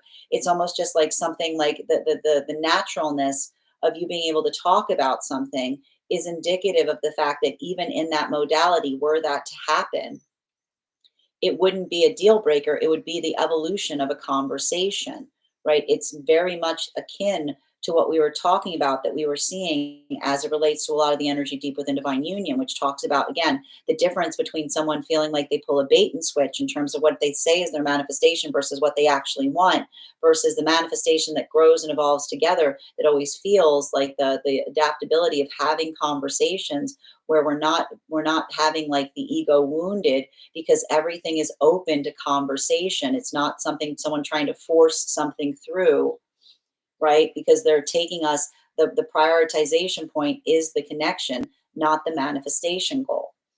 This brings us to their dream, which has to do with the space of understanding the energetic protectiveness that this person may feel that they have with you, right? I would be if this is an energetic situation or circumstance where another person, I would not be surprised if this is someone who had relationships in the past where someone allowed them to be in the presence of someone we might identify or articulate as a bad character, right? Because in that space, right, like often there are these modalities or those moments, like I feel like this is your counterpart going through some inner child healing, right? Because when we're not in a healthy space, that can sometimes be articulated by someone who puts us in proximity to someone that we should not trust, right? These are wounds of negligence that often occur in this fashion, because a wound of negligence is sometimes putting someone next to someone who is not trustworthy, and then knowing that they're in that way, by extension, something happens that you think is energetically reasonable because another person told you that you were safe in that person's energetic embrace, but really, like you get energetically punished for later.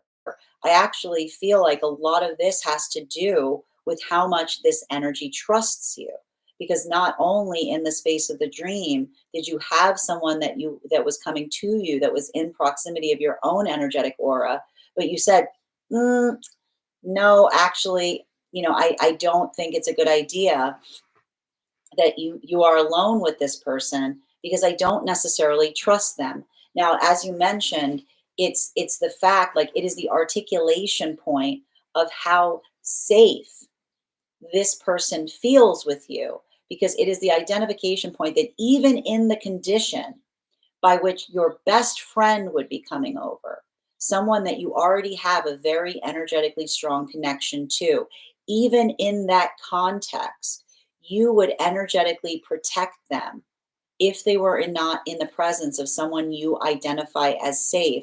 This is an identification point of the healing of the intimacy wound that they're feeling with you, because it's helping them work through if these are situations or circumstances where they've always had their guard up, right? If they're always in that space of like, if they're healing from wounds of negligence, which is someone allowing them to be in proximity to someone that was not good for them, this is their guides showing them and saying, look, you know this energy so well, you know that you can implicitly trust this energy so much that even in the worst condition, that someone that they know who is very close to them, almost like family, isn't safe, even in that context, you know in your heart that they would protect you. You'd think it was weird, right? You'd think it was weird that they kept someone near them like that in the first place. So it's beautiful. And again, the thing that's coming through is you guys are dream walking. You're dream walking. So you're dream walking because what we're basically seeing here is you're having the same dream, right? You're working through the same lessons, you're on the same coursework, but but you're having it, you're having it from the perspective of the self, right?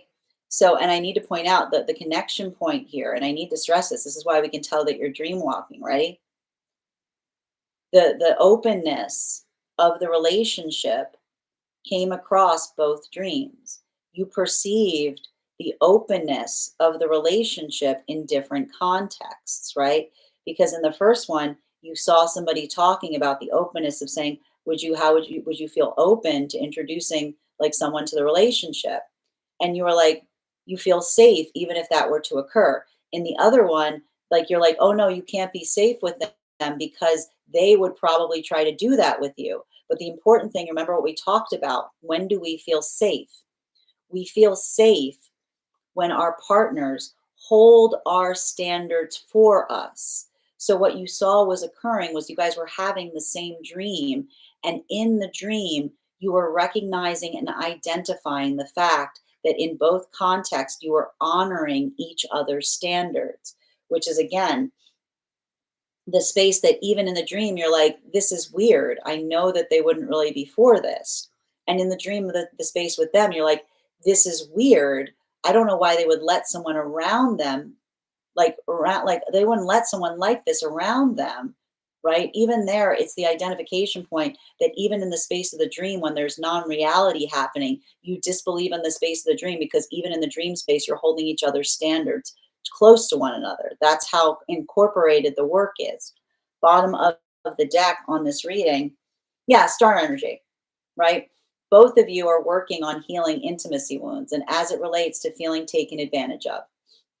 As I mentioned, I would not be surprised if you were in some kind of situation where it felt like someone was not necessarily coming towards you because they wanted to be in a relationship with you, but because they knew that you were potentially open to that. So, right, again, someone who sees you as like a portal instead of the manifestation goal, a means to an end, versus them potentially going through an experience where, again, someone tried to get them in trouble by putting them in connection with someone that they never should have been next to in the first place, right? Someone blaming them for something that wasn't their fault because the person that they were put, like the person that they were introduced to was not someone to be energetically trusted. So this is kind of an articulation of the fact that you're both healing from wounds in this nature in different ways, and it's requiring you to learn to be able to trust each other. But the problem with healing intimacy wounds is sometimes you kind of got to go back to the scene where something came about, right? So that's why I feel like the guides are bringing you this forth in the dream space because they're kind of like they're like returning you back to the scene of the karmic crime in order for you to be able to heal from it. Thank you so much for having that reading with me, Nikki. And if this message connected to you as well, it's very common for those who need these messages to be here to experience them. We are doing personal readings right now. If you would like to get on the list is open. It is 3 cards. We've got 1 spot left for today before the list will be closed. 3 cards for a donation of 29 or more, 4 cards for a donation of 23 or more for my subscribers. Things in my bio. Please keep in mind there are 2 things I do not read for across these apps: pregnancy and medical. Happy to give insight on anything in private readings, and you can book private readings on my site.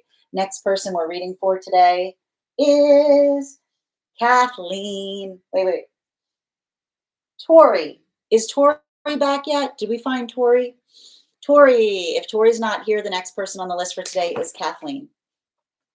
And I'm going to take a minute to read over some of the comments that came through as I was reading. All right.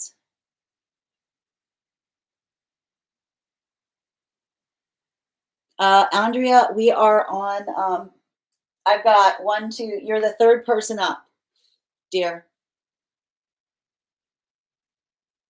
And just bear with me, Owen, as I read over. Thank you for the compliment, Intelligent. And Galindox, thank you for the follow. Okay. Honeymoon sounds more along the lines of constant in love than phase. I like to point out, like, if we're in healthy space, I feel like the honeymoon phase just moves into like the normal everyday phase. Yep. I meant 50. Oh, we got 50K. We got to our 50K. Wonderful. Oh, exciting. We can do our 50K giveaway. It's the first 2 or 4 months of dating someone. You're so welcome, Leslie. NV, thank you for reaching member level number 10. Bridget, no, a friend asked her if her and Coop were still in the honeymoon phase. I see. Platonic connections truly important, its own kind of love. So yes, friends can have honeymoon phases. Agape. Yeah, that's why I didn't call it a phase. The sun meaning fully transparency. Yes, not bad, crazy. Yes.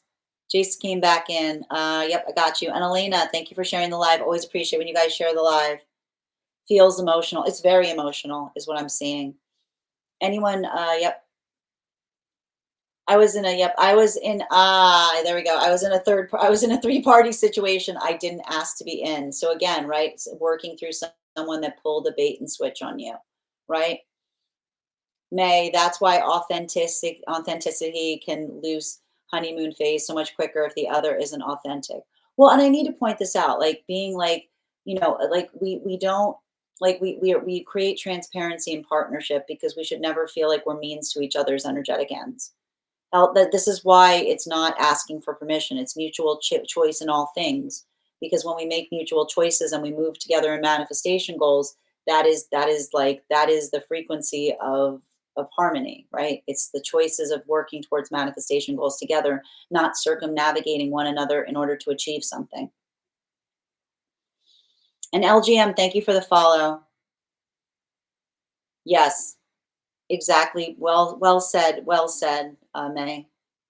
Nikki, that's so true. Because of the trust, it didn't freak me out, but just like, this seems off for you. And then, like, even there, the identification of the fact that you're like, you were holding their standards because, like, you weren't saying, like, I can't, you weren't shocked. You were like, this just doesn't seem like you, right? Like, Grand Rising Phoenix, thank you for those gifts. Nikki, definitely his past relationship, sending you support on that journey. Definitely had to have his guard up in proximity to unsafe energies, sending them support on that as well. This is wild. We are weirdly meeting each other in the middle of each scenario, both scenarios. Yeah, you're having the same dream, just perceiving it in different ways. Hi there, Not Joy. Yes, the scene of the karmic crime. Yes, that was wild dream walking. It makes so much sense. You're so welcome, Nikki. Hi, Kath. Welcome back, Heather. The list is open. We've got one more spot if you want to claim it. All right. Yeah, I hope they come back. I'm going to try to find them after this to tell them that they won the reading. All right, we got highest priority for Kath right now. Oh, before, you know what? Okay, we're gonna do Kath. We're gonna do that, but we're gonna do the 50K giveaway before we start your reading. My mom failed to protect me. I'm sending you so much support on that journey, Rainbow. So much support. Idea of someone putting me in danger, someone not safe, numbing. Sending you so much support, Rainbow. Oh, thank you, Fig. I appreciate you. All right. So we're going to do the 50K giveaway. Thank you guys for helping us reach that 50K milestone. I am thinking of a number right now between, I'm thinking of a number right now between 1 and 57. First person I see that posts a number gets a reading. First person I see, not the first person that posts it. Sometimes I see things in an order different than you guys see them. Whoa, that's really fast. Whoa, whoa, whoa, whoa. Okay, wait, everything very fast today.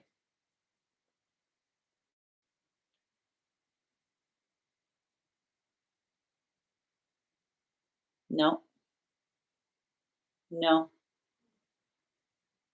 no, no,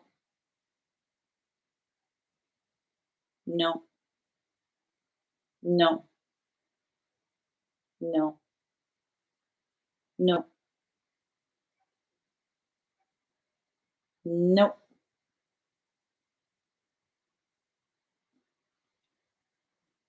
no, no, no.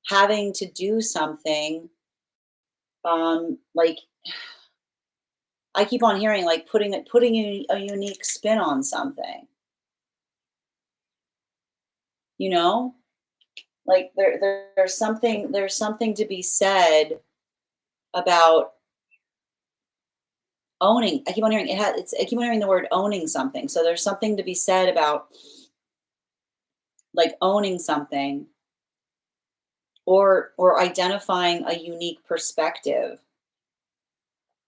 that separates you, um, from those around you.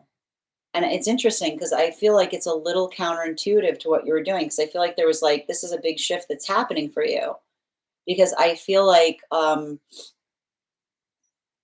lot of the work that like I keep on hearing you had to fit in before you could stand out, is what I keep on hearing. There's something that you do that you had to fit in before you can stand out. And I keep on and like there's something about and I keep on hearing like remember as you do so, um, it might ruffle feathers, you know? Like that's the thing I think is interesting about it. Like if there's something that you needed to do to fit in order to stand out, you have to understand that you're going to ruffle a few feathers in the process, right? And you know, I keep on hearing like a difference of opinion is a positive thing, but I feel like it has to do like I just keep on hearing like you the only way to stand out if you had to fit in when if there's something you're doing that requires you to fit in, you're going to stand out in the process of doing it, and it's probably going to ruffle some feathers as you do. But that's the exact like, but like that's what I keep on hearing is like, you know, I keep on. It almost feels like I almost feel like you're trying to put together like a hypothesis, is what I keep on getting. And remember, I keep on hearing. Remember, like a hypothesis is something that can be energetically proven. Is what I keep on hearing. Like a hypothesis, like the only difference, the difference between like the difference between an opinion. I keep on hearing. Remember that the difference between an opinion and a hypothesis is having evidence to back the opinion. Is what I keep on hearing. So if you feel like there's something you're doing um, that is going to like ruffle feathers in some way, just make sure you have the facts to back it up. Like I keep on hearing, like be solid in your facts. It's like because I feel like there's something about that where you have to say to someone like, look, it's not an opinion, it's a fact, and here the facts don't lie. Like it's present. It's not. It's like I feel like it's a little bit about you like doing something of um like it almost does feel like you're doing something where you're like pointing to like it's interesting. It's almost like a gap in a resume, is what I'm saying. Like you're pointing to something that feels like it's an elephant in the room, like something that others don't want to touch. And you're like, I don't care. You're like, I'm gonna touch it. I feel like when you go, I'm gonna touch it, everyone's gonna be like, no. And then you're gonna be like, look, it's perfectly fine. See, look, it's perfectly fine. Um, so I feel like that's kind of you have to understand. And I keep on hearing like like and that's what I keep on seeing like think about it, like I keep on seeing like this is the time that you're putting your money where your mouth is, which is like being able to like don't just state opinions right now, but show the fact that you're doing like this is like I keep on hearing like this is a like a body of research, is what I'm getting. um Financially, I feel like there's something about this right now that feels like it's one and the same, because I do feel like you have to kind of like, there's something about putting that together that's going to allow for some kind of like extra stream, you know?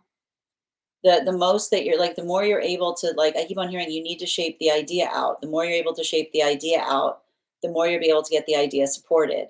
So make sure like you don't, I keep on seeing something like, I keep on hearing give shape to the dream and then get others on board with it. Because it does feel like something where you're like you're taking some kind of idea and you're bringing it forward to see if other people will back you up on it.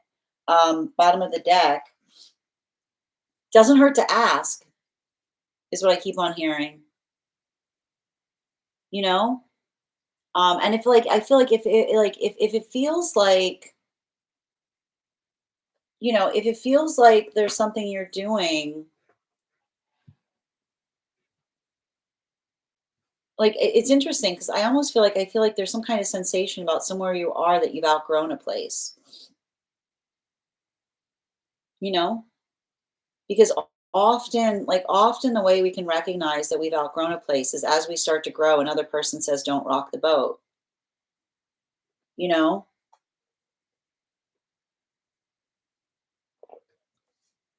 if you're growing in ways that are making the place that you're uncomfortable feel uncomfortable because it feels like you've got a vibe around you that says like, "Don't rock the boat," or don't bring that weird idea in here.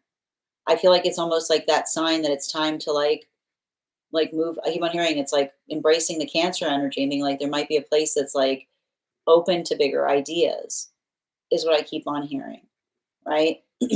Because like a healthy idea should rock the boat in the best way possible because it allows for a conversation is what I keep on seeing. So make sure that you're inhabiting environments that support your growth. They don't feel like they're trying to energetically hinder it for fear of upsetting some kind of status quo.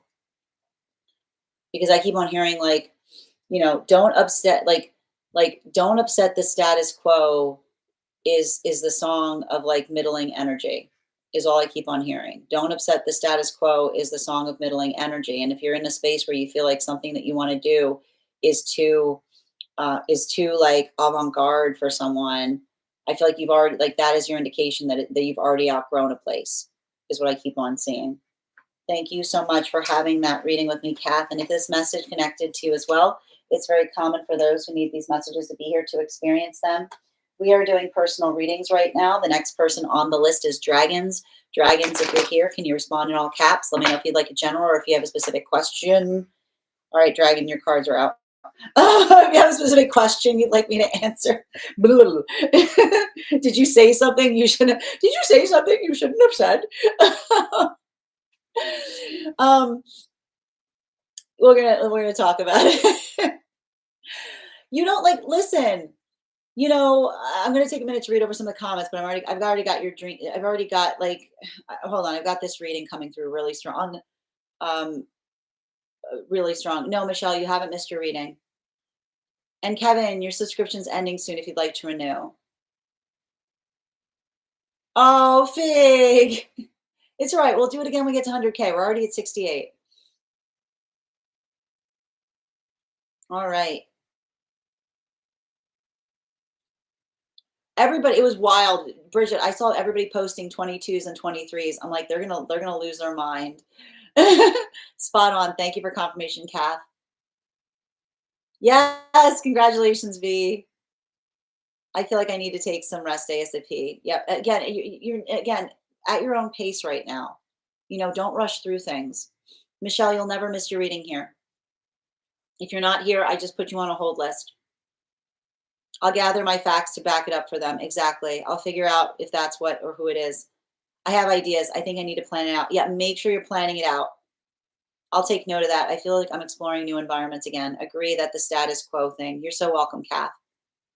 Um, Dungeons, you got the gift of gab. It's a blessing. And if you've you shouldn't be in relationships that make you feel like you say like you shouldn't have said that. Someone that doesn't appreciate someone that doesn't appreciate the gift of gab will constantly punish you for having it because like it's um I keep on and I feel like it's interesting too because I keep on hearing I hear a lot of messages that are coming through about you know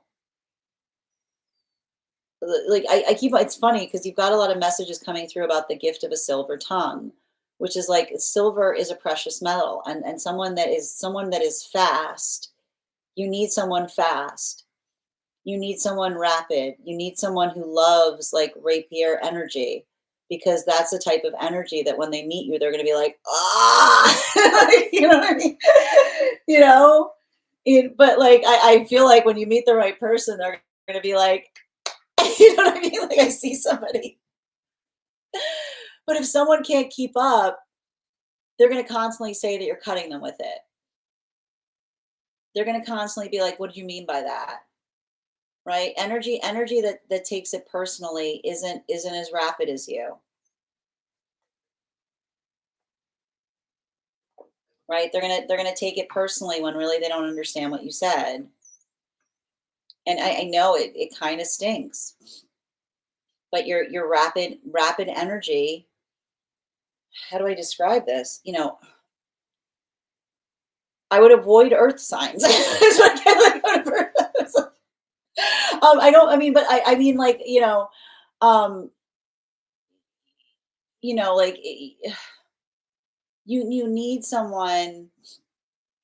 you need someone like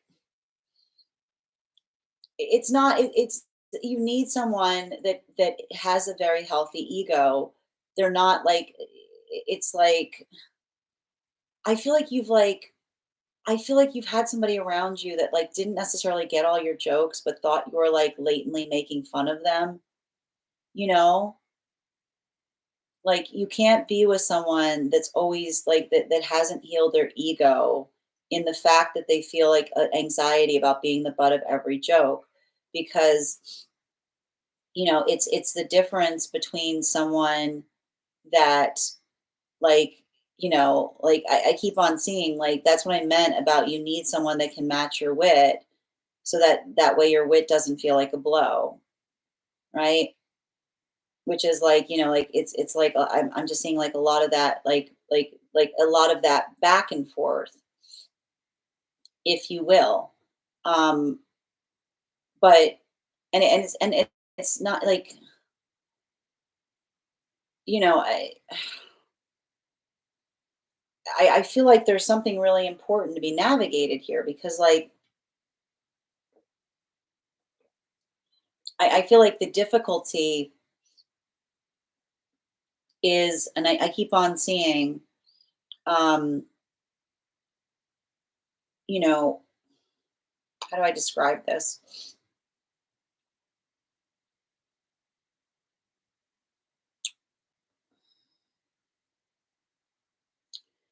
This is very much in alignment with what I was saying. Um, what I was saying about very much conditional to what I was saying in relationality to the reading today, which is when we are in a space that we understand our energetic assignment and we say something we say something to another person that hits the mark, right? When we're in a healthy space we laugh about that. You know what I mean? It's that moment of being yeah, you got me. You know what I mean? It's that moment of identifying and recognizing the fact that we feel seen. It's a vibration of someone I keep on seeing playfully playfully um like I keep on getting playfully mess like playing it's the delight in poking at someone in like the best way possible. You know what I mean? So you need someone with a very healed ego, because that's something that those with healed egos do. And often I see this a lot with those with Sag placements. Sag placements do this a lot, exactly. Like I wouldn't be surprised if you got a lot of like sign work in Sag, because that ability of like, just like I keep on seeing like coming into that space of or articulating something to another, that is true. Like it'll be refreshing to someone that is doing the same work with you. But for someone that is too much in their ego, for someone that is very like, is still holding, like hasn't done their shadow work properly, they're going to take it as a blow, right? They're going to take it like it's going to be like, it's going to become the like, how dare you, right? Because it's like I feel like it's like I keep on hearing like you're in a space where you're just like anything I say I would say to myself, but you're very honest with yourself, right? Like you're very honest with yourself, and some energy isn't as honest with themselves in that way. So I keep on seeing make sure that you recognize and identify. um I feel like I see you healing from a relationship wherein someone like profoundly did not understand you, you know? Like that's the thing that I keep on um seeing here. And, you know, and I feel like it's hard because I see a situation where, you like you cared about someone deeply, but anytime you tried to speak to them, you were like bringing them a truth that they weren't ready to see within themselves. So I keep on hearing like your ability to to pick up on things, like your ability to like to see like that playful energy that I'm seeing, that where you're so quick to be able to see like an endearing quality and characteristic. The problem is when this is what I meant about those who are like empathetic, like empaths, having to be with energy that's healed. Because when we see something that is endearing, right? Like this is the energy. Like when we see something that we think is endearing in another, right? They have to see it too in order for it to be something that we can articulate on, right? It's like it's not having to like have blinders or feeling like you have to like avoid something, because it's like I see you almost saying like your expression of love is one that you like to like articulate upon the full shape of the facet of someone that you're observing. But if someone's not in authenticity of their facets, if someone's still operating in the blind spot of refusing to see things about themselves, they're going to take them as wounds. They're going to take them personally. They're going to say like you're being energetically mean. So make sure, I keep on hearing, make sure that you have someone like that matches. We're going to be talking about this in the temperance class. Make sure that you need to find someone that matches your own energetic temper, which is saying energy that likes, like I keep on hearing, likes like a little bit of that energetic provocation point.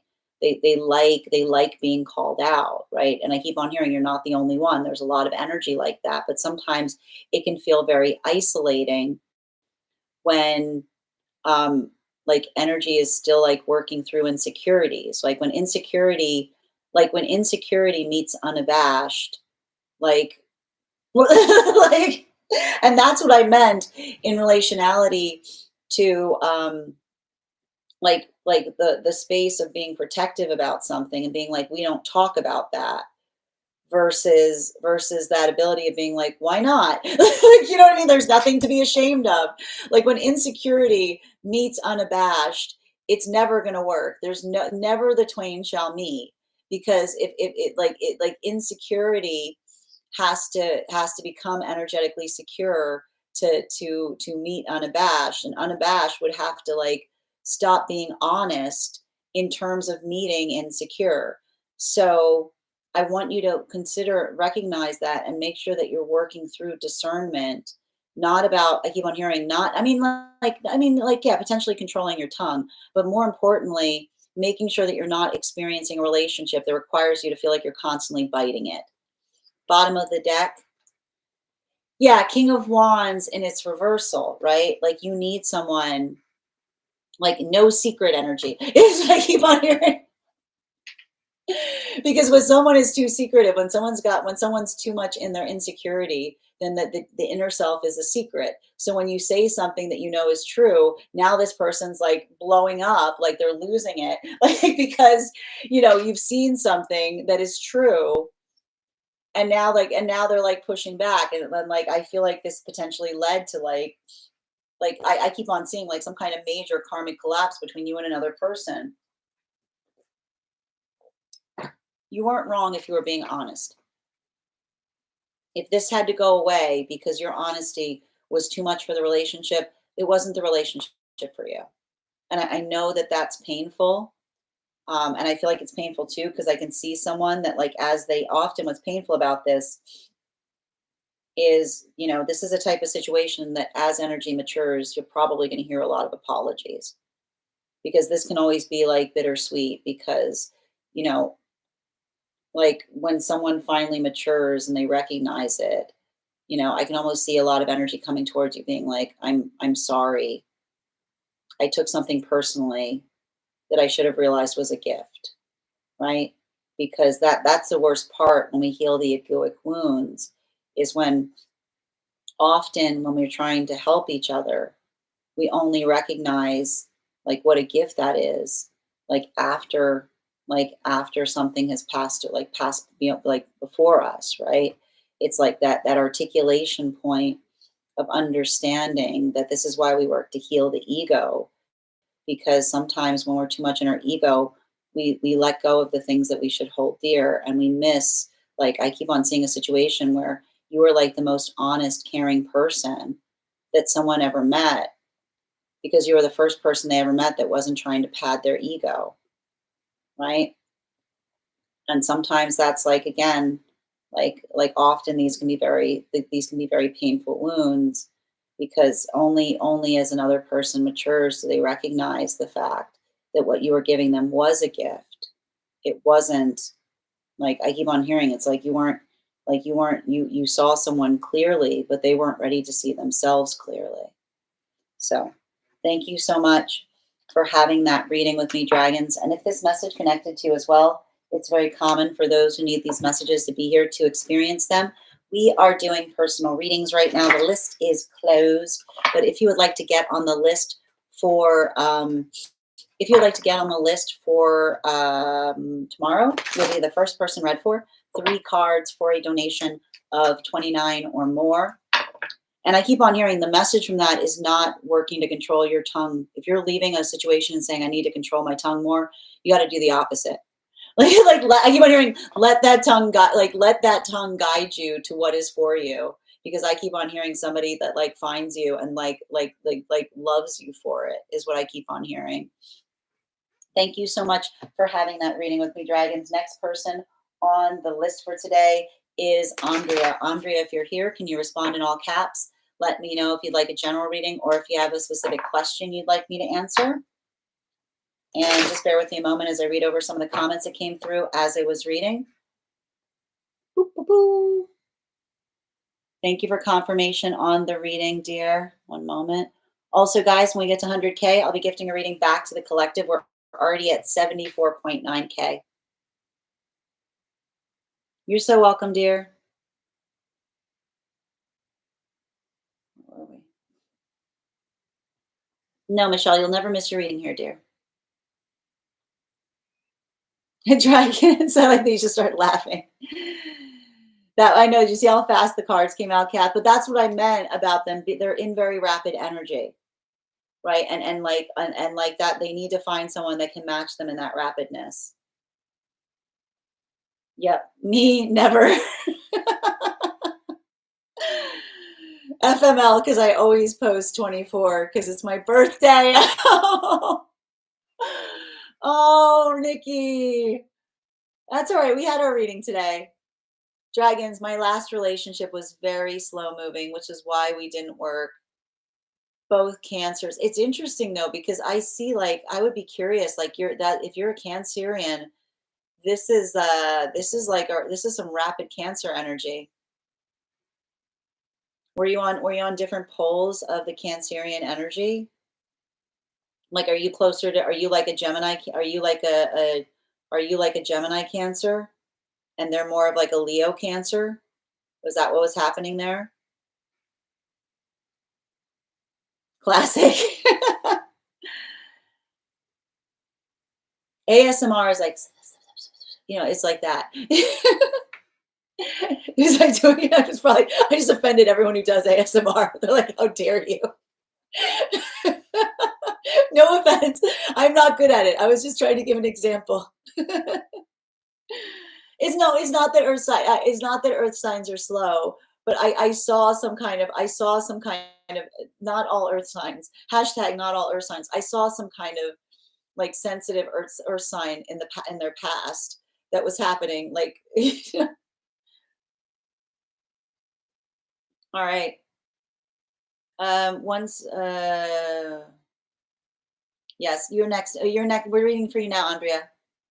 They take things too seriously. It's not. It's just when we're not in the space of when we're still working through a lot of egoic wounds, it's harder for us to like. You can't get. It's like it can create a lot more of that sensitivity. You know, Cancer stellium, lots of Cap and Leo rising, but that's what I meant. Like the can't like that. The Cap and Leo is like that's what I'm like that makes a lot of sense because it's like who you are, right? And so you need someone who also like you're like yourself, like you're the first person to laugh at yourself. So that's why I see you need someone that knows themselves and feels as secure in the self as you do. You need someone who's very well seated in the self is what I keep on hearing. Leslie, you are after Michelle, so we've got you third on the list today, dear. And Jimothy, thank you for sharing the live. Always appreciate when you guys share the live. Hi, Jeremiah. Good to see you today. You're speaking to my life, Sin. Leos can do this too, because Leos are also like, I am hilarious. Like a healed Leo, right? Because a healed Leo is like, you should laugh. It's ridiculous because I'm hilarious. It's like, I have no problem bringing things to light. Exactly. Yeah. Thank you. Definitely. I'm very intuitive. And that's the thing. Like you can't like it would feel. I keep on hearing it would feel disingenuous to feel like to have to be in a space where you didn't articulate what you were seeing. It's a gift. It's a blessing. That's right. Resonating. Thank you, Ava. And Nathre. Thank you for the follow, dear. Thank you as well, CJ. You're so welcome, dragons. All right. Leo rising, so maybe that helps. I know it absolutely does. June 29th. Got it. Excellent. You're forgiven. You're forgiven. Thank you. Was I doing it right? Is this an ASMR channel now? Am I going to be famous? All right. I actually like it. Hold on. What's the difference between the two cancers? I never even thought of the two different cancers. Um, Cancer in Gemini is more about it's more about I like to describe it more about transformation, right? So the ability to change from one person to another, like through shifting experiences. Leo cancers are more about the hardening of the self that becomes more identifiable, if that makes sense. Oh, thank you. I like it. I like it. But that's my neurodivergent self being like, I like it. Yes. Have thoughts for that sort of poking fun and banter energy critical to have emotional safety, of course. I am the ninth. My soon to be ex is the 16th. Okay, so yeah, one on the other side, one on the other. You know. Oh, the sound styrofoam makes. Um, if you know connections is safe and a sense of a person's intention while me. No, I know that's true. And that's what we were talking a lot about that, right? We were talking a lot about that in today's read rainbow, like the levels or degrees of intimacy that we reach as it relates to like feeling vulnerable. You can absolutely hold your reading for another day, V. Thank you, Kaizen, for the compliment. Oh my gosh, not only makes sense, giant aha moment. Oh, I'm so glad that helped, Dada. All right, second call right now. I'm looking for Andrea. Andrea, your time has come. If Andrea isn't here, the next person on the list for today is Michelle. Andrea or Michelle? Andrea or Michelle? Second call right now for Andrea or Michelle. Rainbow, whereas if connection has lots of uncertainty, no, this makes sense. And I need to point out there's a difference, right? Like I keep on hearing there's a difference between someone that articulates something from a point of delight, something that they find within us that is endearing, versus someone that pokes at us to see what they can get away with, in relationality to cruelty. Very different things. And what I was reading for was definitely the former, not the latter. Hi there, oh, Andrea. If that's okay, I want to be able to focus. Yeah, if you need time, Andrea, that's fine. All right, so we're going to read for Michelle. Michelle, can you let me know if you'd like a general or if you have a specific question you'd like me to answer?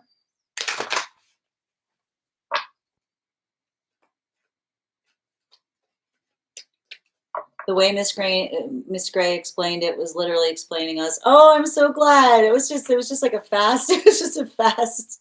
This is why I was like, I know there's a lot of astrologers that are very adamant about the fact that they don't believe in cusp. And I just keep on saying, when I stop seeing it, I'll stop believing it because I see it. Like I see it. I'm like, I can't stop what I can't. I see it,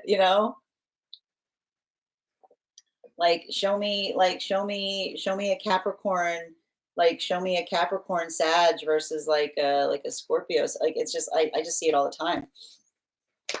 Okay. Well, okay. Can I get 4 cards, please, from Michelle? What's going on with that energetic connection? And also, friends, we are at 75.9K likes right now. When we get to 100K, I will be gifting a reading back to the collective. Hi there, official. I think I think positive and negative energy is the wrong way to look at things. I don't like to look at things from a point of polarization like that because I feel like it's too subjective. I think it's more like you need to ask the question as to what you identify. Like, what do you identify as positive or negative? If that makes sense. Thank you, official. All right. 4 cards, please, for Michelle.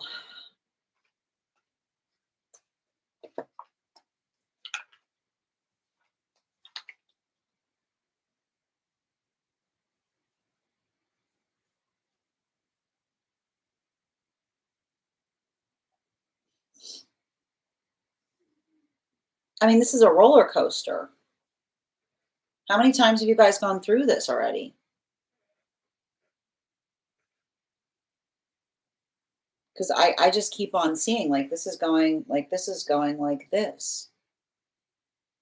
And I feel like, that they're like that's your confirmation. It's like the thing that I keep on seeing is it's not if, it's when. But you have to figure out what you're going to do when that inevitable when comes. Because I keep on hearing a healthy relationship does not fall apart when you ask what's going on or you ask where it's going. A healthy relationship should always give us clarity in terms of what we can expect. And I feel like there's like I keep on hearing this is like someone going into I don't want to talk about it. Right. But like I don't want to talk about it. And this is why I keep on seeing like when they come back, like your manifestation goals are not a negotiation. Right. It feels like it almost feels like someone that keeps on saying, like, this is what you're going to get. Like if you keep asking questions like this, like this is what you're going to get. Like we don't hold ourselves energetically hostage to avoid conversations as it relates to the direction the relationship's going in. And if this is energy that's saying stop making problems where problems don't exist, I want you to understand that's the one saying, I like this just the way it is, right?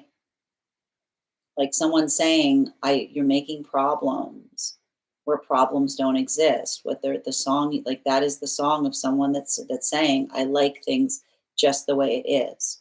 This is my perfect. This is my manifestation goal. Um, and I think that this is really important because I feel like this is a cycle. Like I see someone right now that doesn't necessarily feel like you guys are completely split. Like I see someone who convinces themselves that they're going through these like convenient rough patches and that they can come back anytime they want, you know? But that's why I want you to remember whatever you were talking about when they went away, that should not be a chalkboard erase moment, right? That shouldn't be a place that you're apologizing for asking for some clarity. Because I feel like I see the struggle between you and another person is somebody saying, get used to this. And I see you saying to them, what is this? And they're saying, get used to this. And you're saying, what is this? And they're saying, get used to this. And you're saying, what is this? Like that's the energy of someone that says, I don't want to tell you what this is because if I tell you what it is, it puts expectations on me. And I want all the benefits of a relationship without any of the responsibilities and expectations of sustaining it. Um, and I know that that's very difficult because I just see this here. I see a lot of passion between you and another person. I see someone that's trying to say to you, like, you know, like it's not about denying the passion that you feel for someone, but passion is not a manifestation goal. Don't let someone try to erase your manifestations with passion. A healthy manifestation, a healthy relationship is one that is a relationship. It's a relationship because it's a ship that we're on. We're able to see where it is going. It gives us safety. It gives us stability by articulating and identifying what is ahead of us. An unhealthy relationship is one that only exists in the present moment. You never know when it's going to be there. You just need to be available to it. It comes and goes as it pleases. And if you try to get clarification on what it is, they like someone tries to punish you by distancing themselves. Make sure that this is not becoming unhealthy in that way. Because everything you need to know about whether this is something that's for you is whether someone's willing to have a clarification point in terms of what it is that you mean to them. And if every time you try to have that conversation, they start throwing a fit or they start saying that you're making problems where problems don't exist, I want you to know what they're really saying to you is get used to this. This is what I want it to be. This is exactly what my dream is. This is everything. This is everything I've ever wanted and more. And if you try to say anything different to that, I am going to take myself away to teach you not to say it anymore. So if they come back, like this is like you're asking if they're going to come back, they're definitely coming back. It's not if, it's when. But the question that your guides are asking is, what are you going to do when they come back? Are you going to let them back in? Because make sure that whatever it is that you guys were talking about is exactly where you picked it back up. And if they say you're still going on about that, if that's something, you go on about that forever and ever and ever.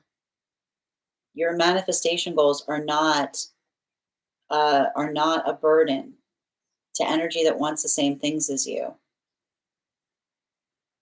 But for someone that wants access to you without any responsibility, without any intentionality, they're going to say to you, stop making problems with you're still on about this. You're ruining this. Ruining what?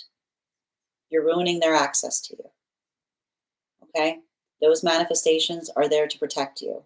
So don't let them erase them by distancing themselves for some kind of energetic restart, because it feels like someone who does not want to move deeper into connection, they just keep on restarting things with you so they can have the sweet spot that they aspire to.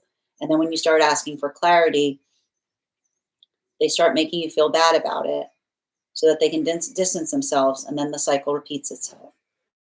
Bottom of the deck, right? If this is energy that's like, oh, good, you've stopped. Healthy relationship isn't about, it is not about a relationship. We don't hold ourselves hostage. We don't hold our energy hostage to avoid conversations. We don't say to each other like unconsciously, if you keep talking, say goodbye to this. If you keep asking questions, say goodbye to this. Because I keep on seeing this is someone that feels like they keep like that avoidance energy. It's not like you can't feed consistency to it, because all you do in feeding consistency to it is getting someone saying like, right, like this is what it is, right? Like they're gonna say what's like, why are you making problems? Because they're saying I like exactly the energetic balance here. So the question you need to ask yourself isn't the connection that you feel for another person, whether it's I want you writing down your manifestation goals right now while they're gone. I don't want you connecting a person to them. I want you writing down exactly what it would be like to be in a healthy relationship. And then I want you to look at that and ask yourself, does this match that template? And if it doesn't, then this is something that you may need to proceed to heal from. And again, if you're articulating what those needs are and someone's saying, like, stop bothering me with this, I'm going to go away again, your needs, like, don't like a relationship shouldn't be a negotiation in terms of seeing how low the bar can be. It should be one that raises your bar. Thank you so much, Michelle, for having that reading with me. And if this message connected to you as well, it's very common for those who need these messages to be here to experience them. We are doing personal readings right now. If you would like to get on the list is closed for today, but you can get on for tomorrow. You'll be the first person read for. 3 cards for a donation of $29 or more. 4 cards for a donation of $23 or more for my subscribers. Links in my bio. Please keep in mind there are 2 things I do not read for across these apps: pregnancy and medical. Happy to give insight on anything in private readings, and you can book private readings on my site. All right, I'm going to take a moment to read over some of the comments that came through as I was reading, but also, friends, we are at 79K likes.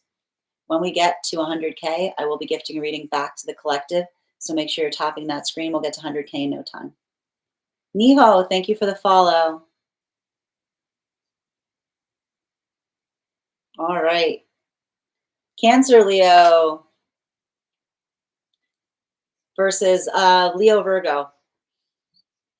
I think Cancer Leos are great because like Cancer Leos, like I always like, and here's the thing, I've got like I'm a Virgo Leo. Like Cancer Leos are like, I'm here. Cancer Leos are like I'll say it again. Are you gonna hear me? I'll say it. I mean, this is my perception of a Cancer Leo. You know, like they're much more like I always like I see a Cancer Leo as like a cool cucumber. You know.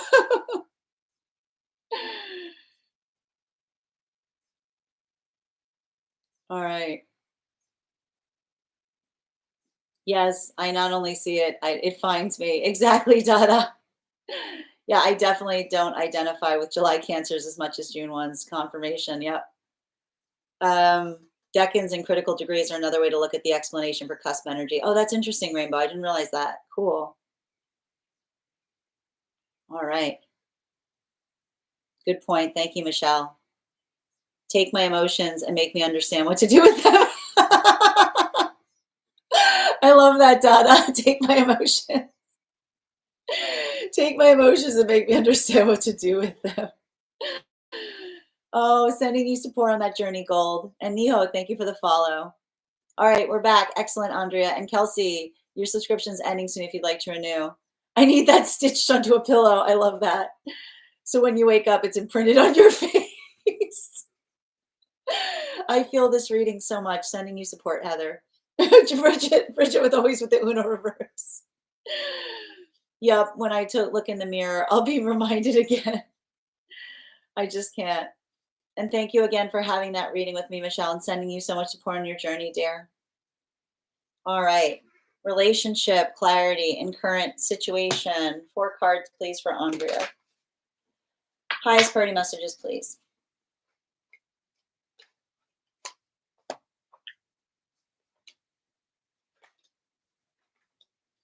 Who are all these people?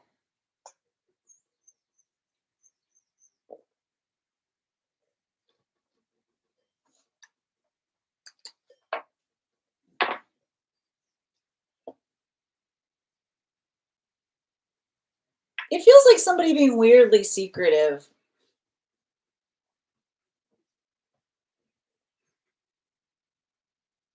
You know, I keep on hearing,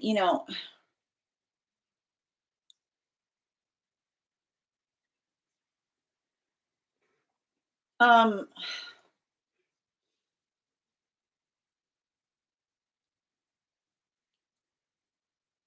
it's giving me like it's giving me a lot of this and like I don't it's like it's giving me weird energy, which is like weird energy is someone being weird about things that there's no reason to be weird about.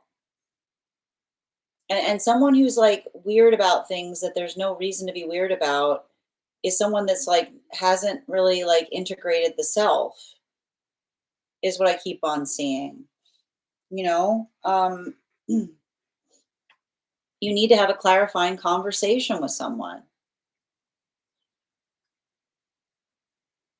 especially like I keep on hearing a relationship is like I keep on hearing like a relationship is not a delivery service. It's not like it shouldn't be like are you around is what I keep on hearing. You know? Like it almost feels like someone who's trying to like operate a relationship like a friendship.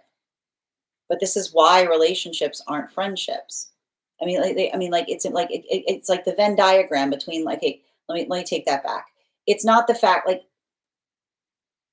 a relationship is like friendship, but like with the commitment of building a life together, which is why you can't like we don't be like with friendships, like we understand like this is why we're like we're chill like with our friends because we recognize that we're living our lives, like we do so in a way that we don't become reliant upon each other, right? We're supportive to each other. But this is giving me like someone who's like leave like leave me alone kind of energy. Like this is feeling like someone who's like really holding on to their autonomy in such a way that, like uh, it feels like incredibly casual. And I gotta stress this: if someone wants something, and I feel like they're trying to like couch it by saying that they want something unconventional. Listen, unconventional has more rules, not less. Something unconventional has more rules than something conventional, not less. Because something that is conventional, the reason that we call it conventional is because there are things that are established that you don't need to talk about, right? It's the convention. It's the convention by which you enter into a relationship that feels like it's second nature. That's why when something is unconventional, it doesn't mean that there aren't any rules. It doesn't mean like all like no holds bar.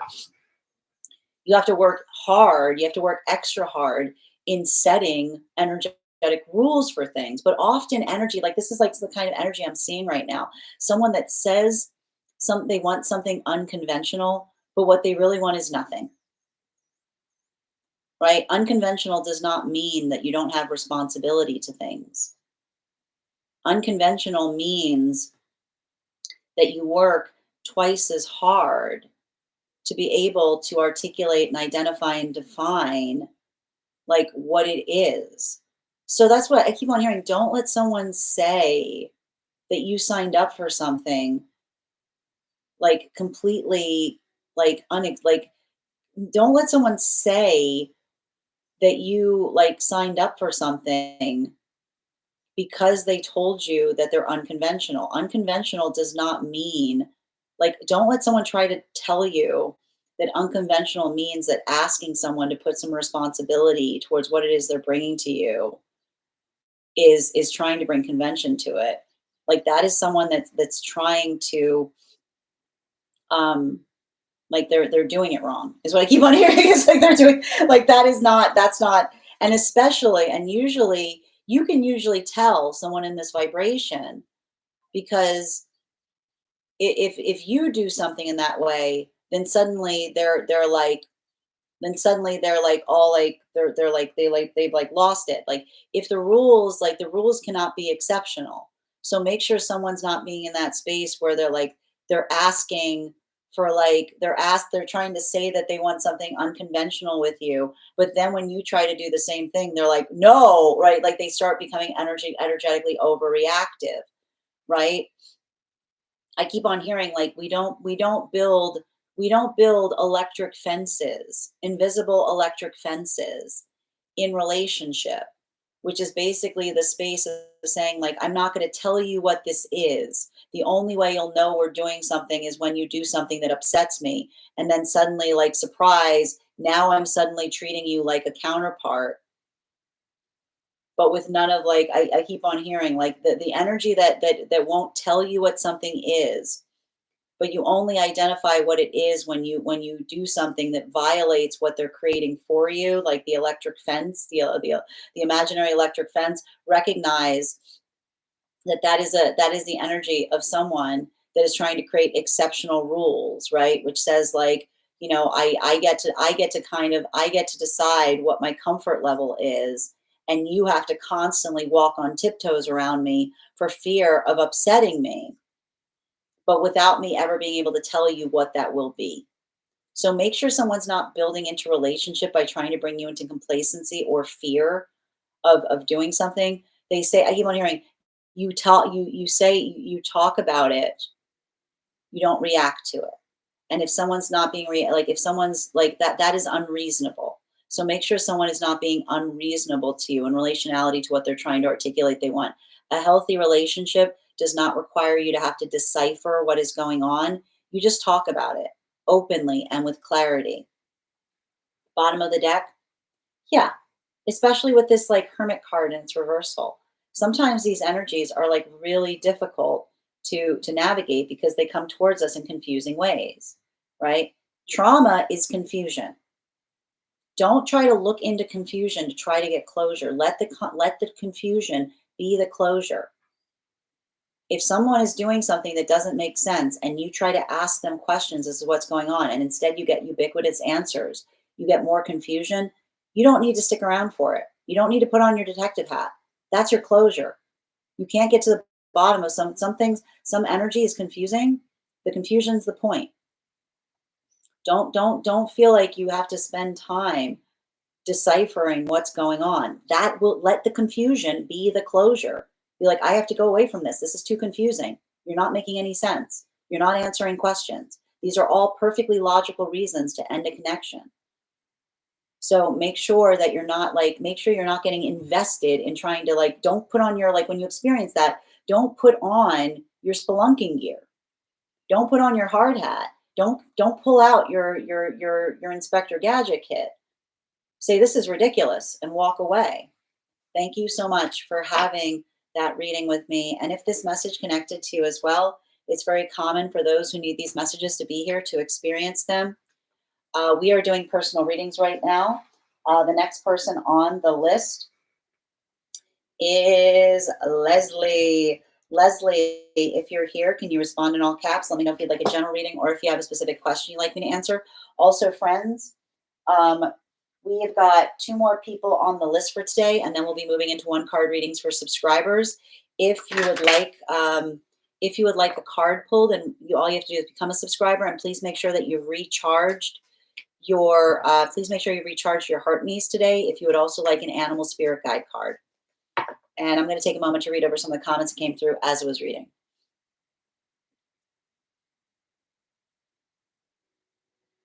right.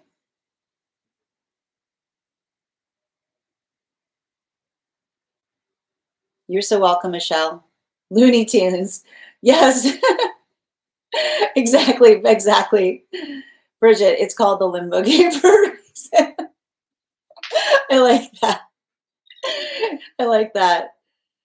I am a Virgo Leo OG. This is you want to see my impression of a Virgo Leo? You want to see my impression of Virgo Leo? It's my favorite. Ready?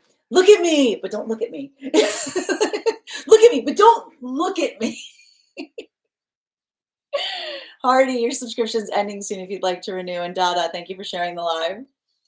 Marianne, Miriam is someone from my past. I'm happy to read for you on that, dear. If you'd like to get on the list for tomorrow. The list today is closed. Yeah, don't stick around. Like, don't stick around for someone's gaslighting. Been there, had a season pass for a while. Yes. I did not say they were buttheads. Oh my God, are you kidding? I said they were cool as cucumbers. They're always like the cool kid, you know?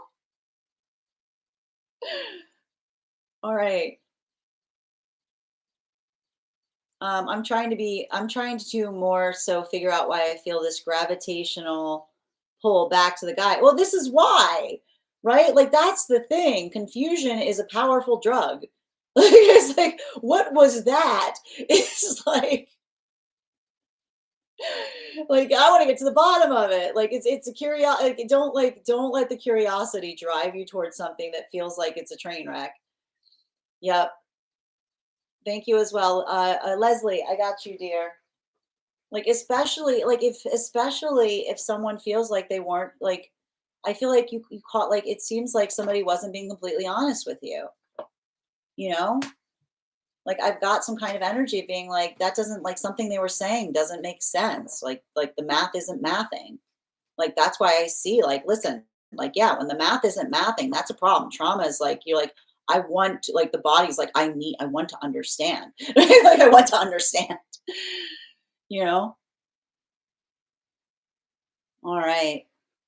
We're doing relationship advice for Leslie, please. Um, 3 cards, highest party messages from Spirit.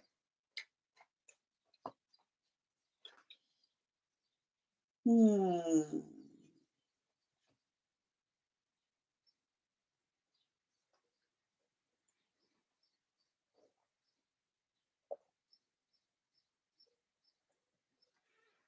I keep on getting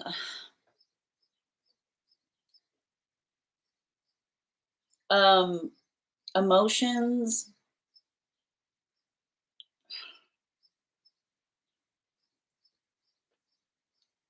Make sure you're having productive conversations, not just about what you feel, but what would make the feeling better is what I keep on seeing.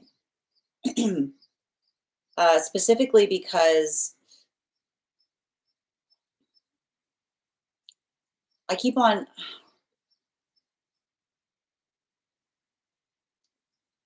I feel like and I keep on hearing it has to do with the space of honoring the feelings. And this is why we honor feelings, not just articulating upon how we feel, but understanding what the feelings are asking for. Um,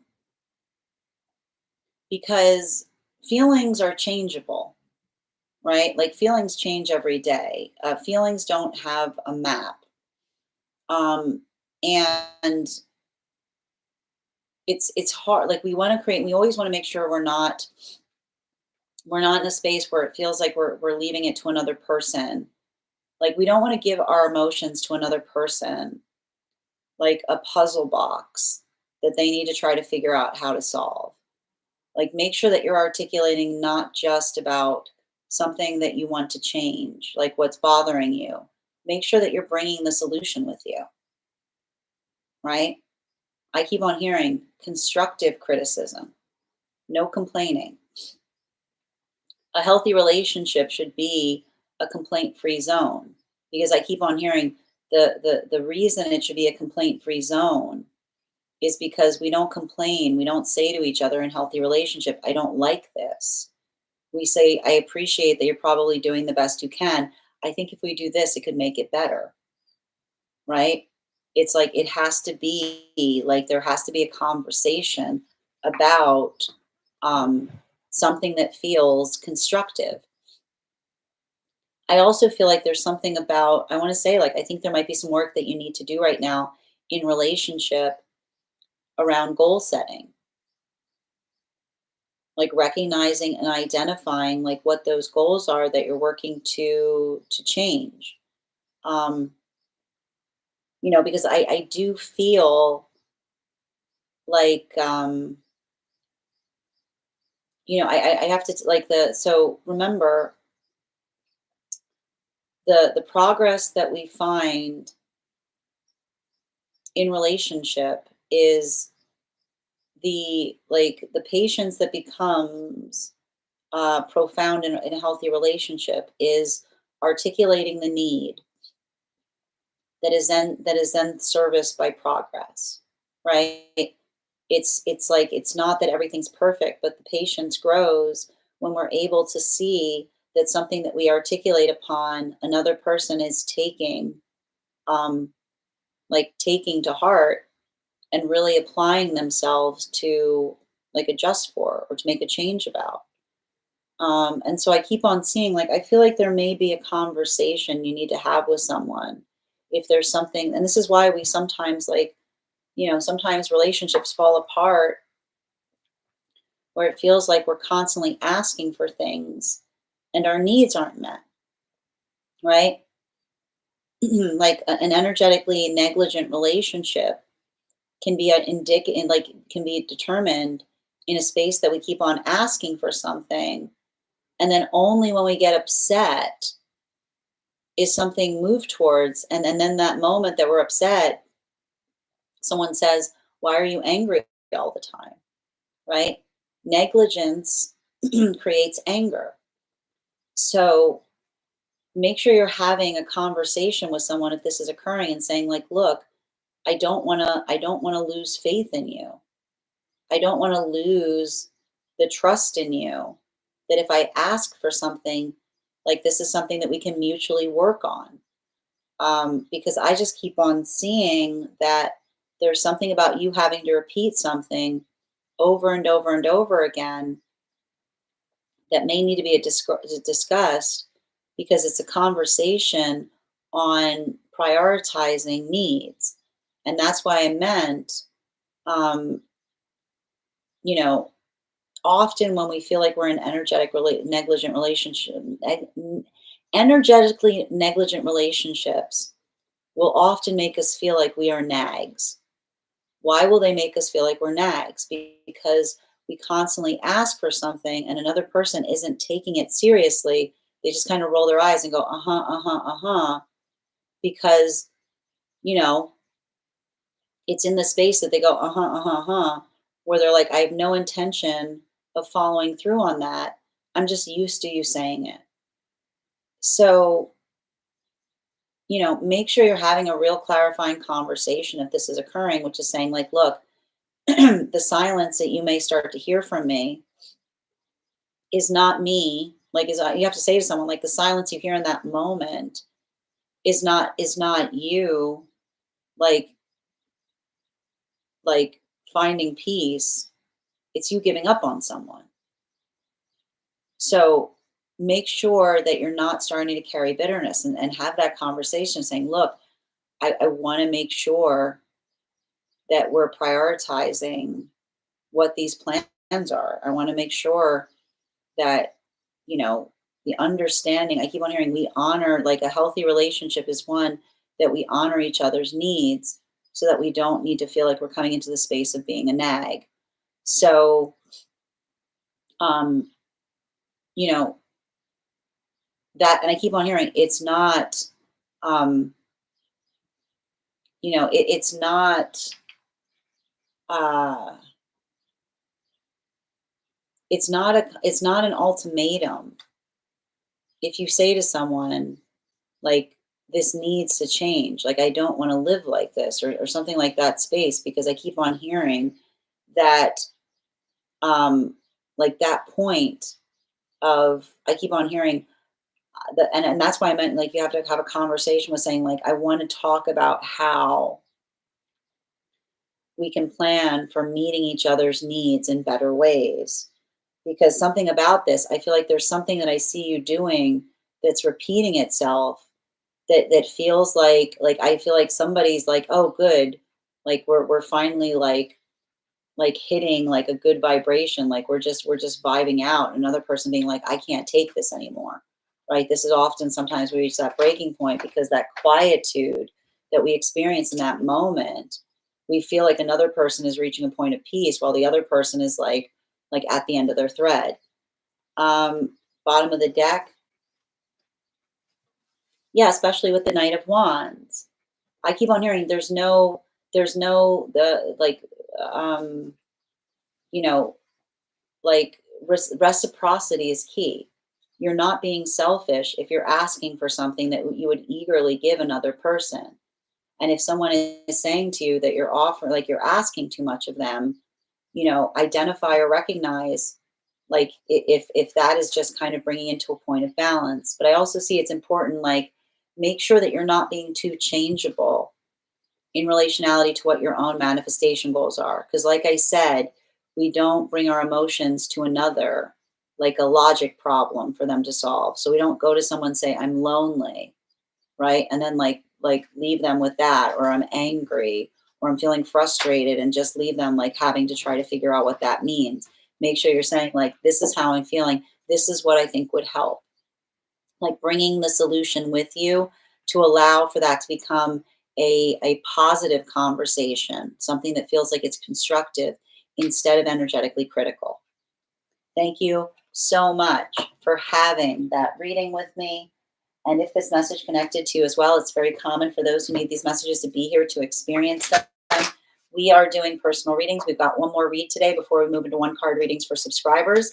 If you are a subscriber, if you'd like to have a one card pulled, you can become a subscriber by hitting that subscribe button at the bottom of the screen.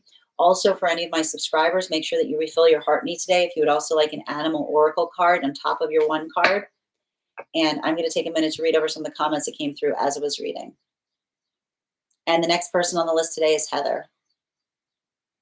Also, friends, we are at 86K likes. When we get to 100K, I will be gifting a reading back to the collective in the form of a giveaway. So keep on tapping that screen. We'll get to 100K in no time.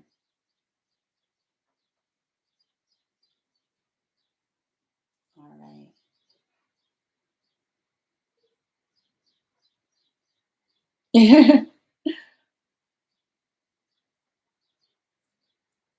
Absolutely. How you doing, Leslie? Thank you again for having that reading with me.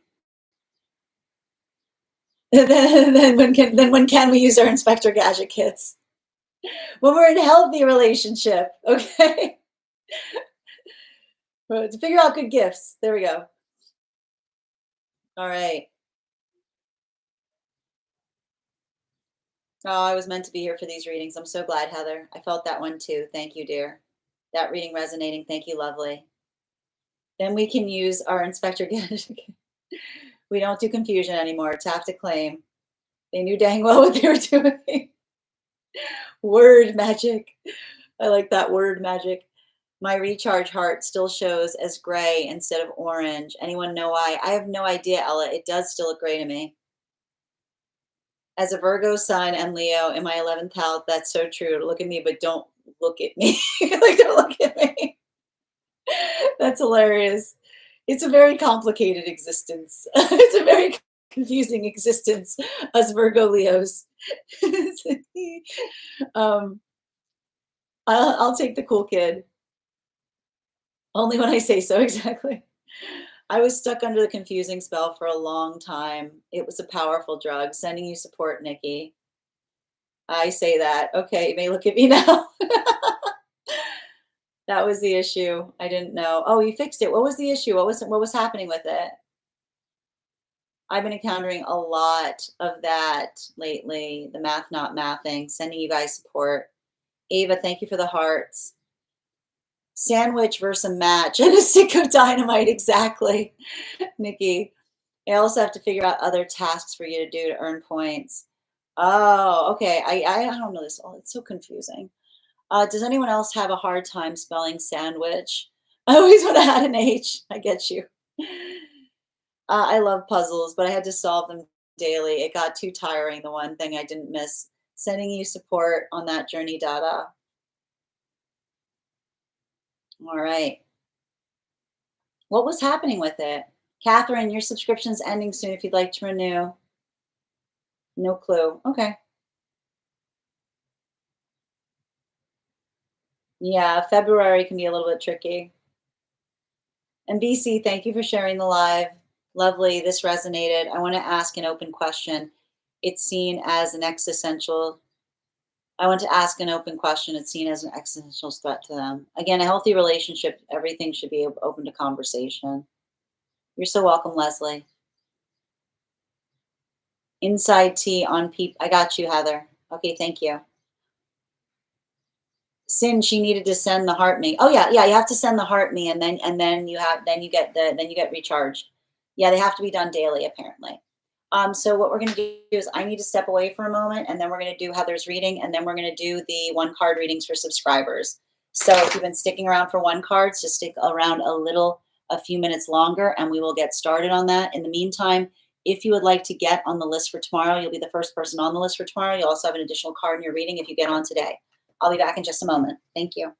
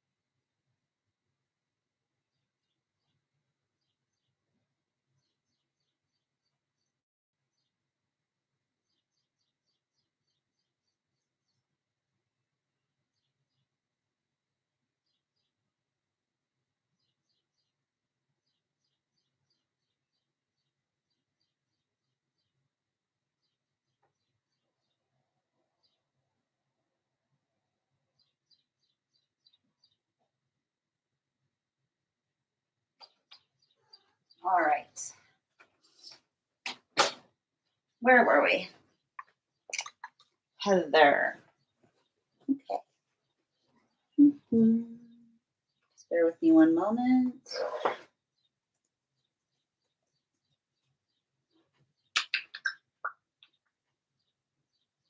And just a reminder, we're at 89K. We are very close to 100K, guys. We want to get to that 100K milestone. I'll do that giveaway. All right. I got you, Heather. Inside tea. Ugh. All right, dear.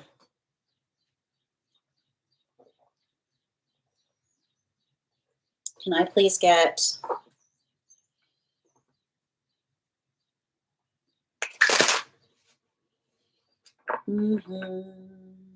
four cards for Heather, please? Highest priority messages from Spirit.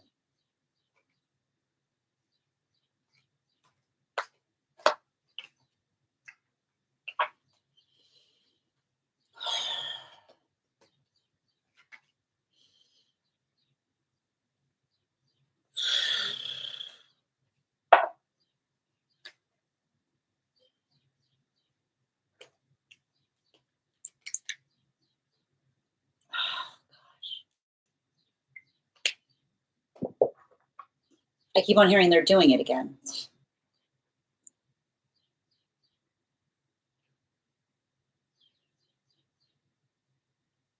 I feel like you guys have talked about this.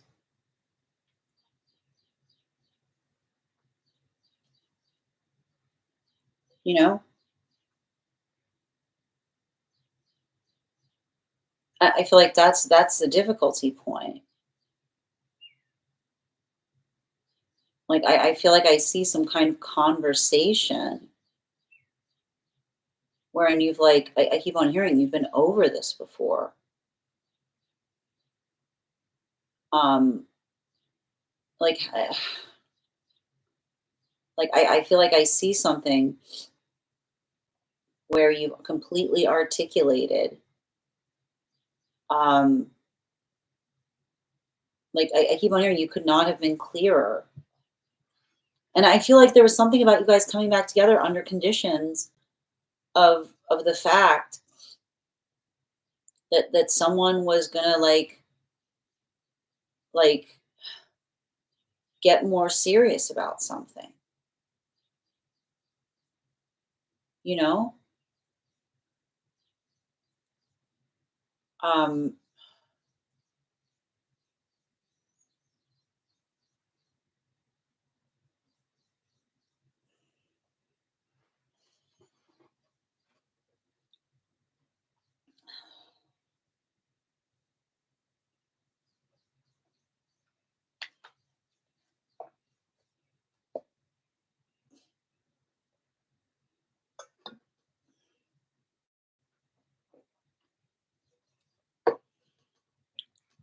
I mean, you know what I'm gonna say here?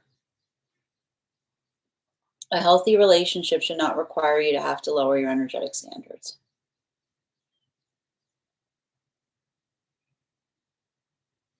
And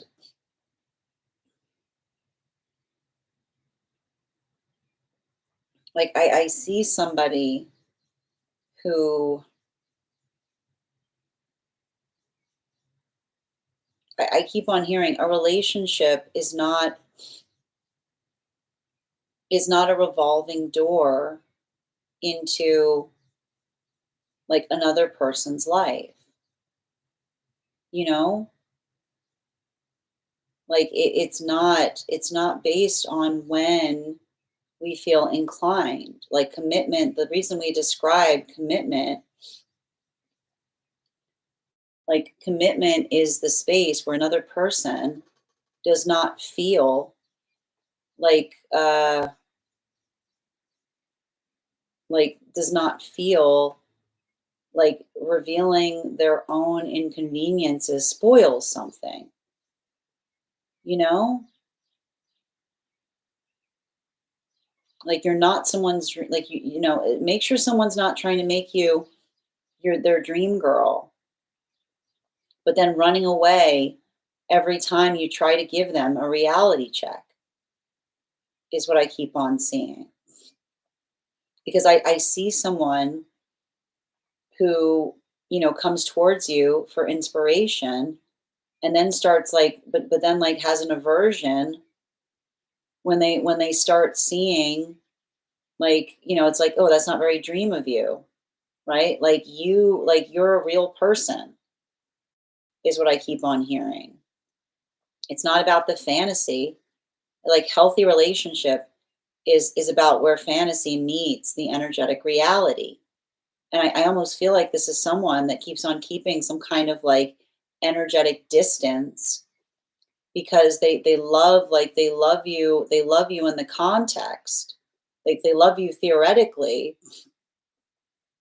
And I keep on hearing reality does not spoil that.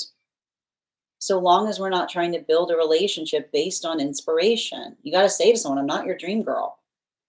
I'm not like no captivating energy, right? And it feels like someone that's trying to build into a connection by saying you captivate me. Captivation is attention, is demanding attention with no intention of where something is going, right?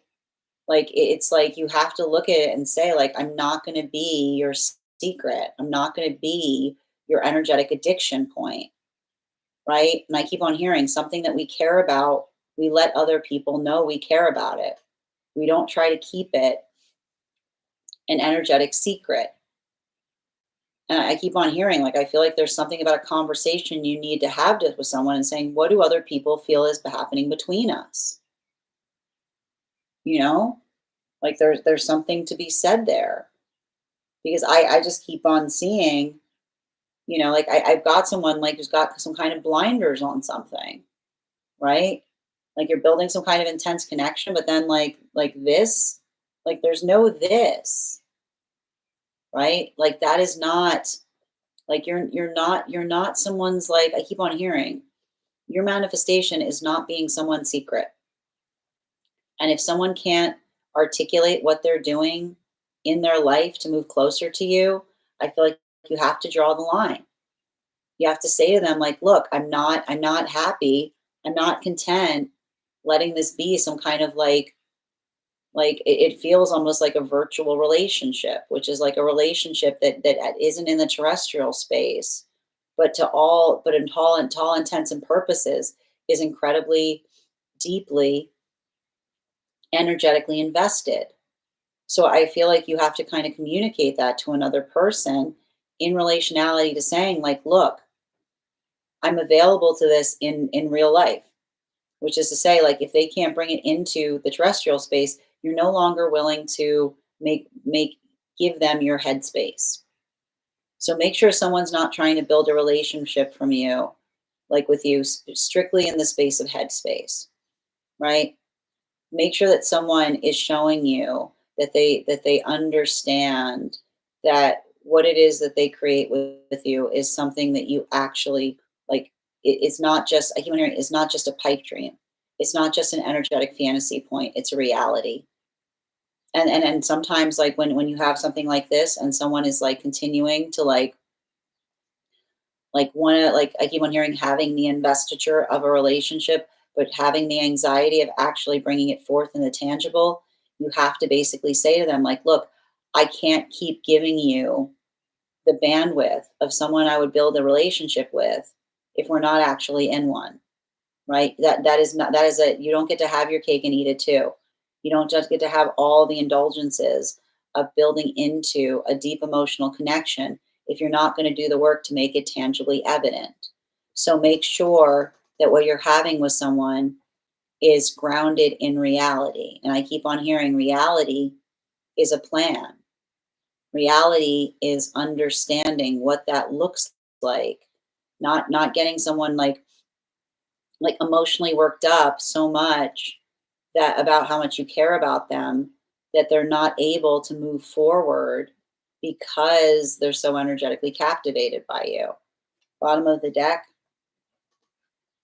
Yeah, I feel like again, energy like this, like I need to point out, it's not an ultimatum to say to someone, look, if this isn't happening, I'm not available for it.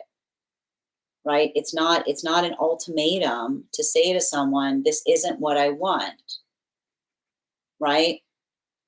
It's not a do this or else. It's saying like an ultimatum is do this or else. Like do this or there's consequences. It's trying to change behavior by punishing someone.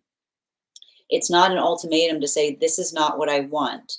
And if it doesn't, and if you don't want the same things I do, then this is where I leave you. Because you have to remember that is not you saying do this or else. That's you saying I can't give you the bandwidth if this isn't moving in the direction that I aspire to do. And that's you giving them the flashlight. That's you giving them the map. That's you saying, like, I hope to see you sometime. You know what it takes to get me to get there, right? You're not abandoning someone if you articulate to someone and say, I cannot continue to communicate with you under these conditions if you're not meeting the manifestation goals that we set out for.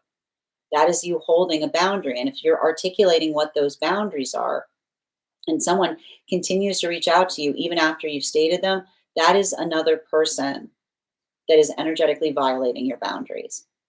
So make sure that you're having the conversation about what it is that was effectively energetically agreed upon, right? What the conditions, like a healthy relationship, is all about mutual agreement of conditions met. That's not you being demanding, right? And I feel like there is something about someone saying, wait, like you're being impatient. If this is a situation where someone there's some kind of change that needs to be brought about and they're saying you're being impatient, actual change has a calendar date. Actual change has a calendar date. What is the day? And if they can't say the day, they say, I can't tell you the exact day. Say, when is the next time we can talk about this? So you can put that date in place. Because that's the difference of someone that says, wait for me romantically, which could say, like, that could be a day, that could be a million years, versus someone being like, wait for me, it's happening on Tuesday. Those are very different things. One is an actual relationship, which says, wait for me. I know this is taking longer than I expect, but it will be happening on Tuesday, versus someone saying, wait for me. Isn't it romantic? Isn't it romantic? The day will come that I'm ready to change and you'll be ready. Like, you are not, I keep on hearing, you are not a retirement home for wayward energy. Make sure someone's not saying, wait for me. Like, when I'm done my road, like when I'm done my journey, then I'll be ready to come to connection with you. Right? Healthy relationship is not the place we go to end our story. It's a place it begins. So make sure someone is not looking to you to like be there waiting for them for the day they feel like they're ready to hang up their hat. That should be a place where it should be an honor to come to your doorstep. It shouldn't be energy that feels like you're dragging them through it. It's not like no waiting in a manifestation. You want things that you want on the same timeline. Thank you so much for having that reading with me, Heather. And if this message connected to you as well, it's very common for those who need these messages to be here to experience them. We are going to get started on one card readings. And if you would like to get on the list for tomorrow for a full reading, you'll be the first person read for. You'll also have an additional card. Make sure if you're a subscriber to recharge your heart muse if you'd like to have an animal spirit guide card as well. And I'm going to take a moment to read over some of the comments that came through as I was reading.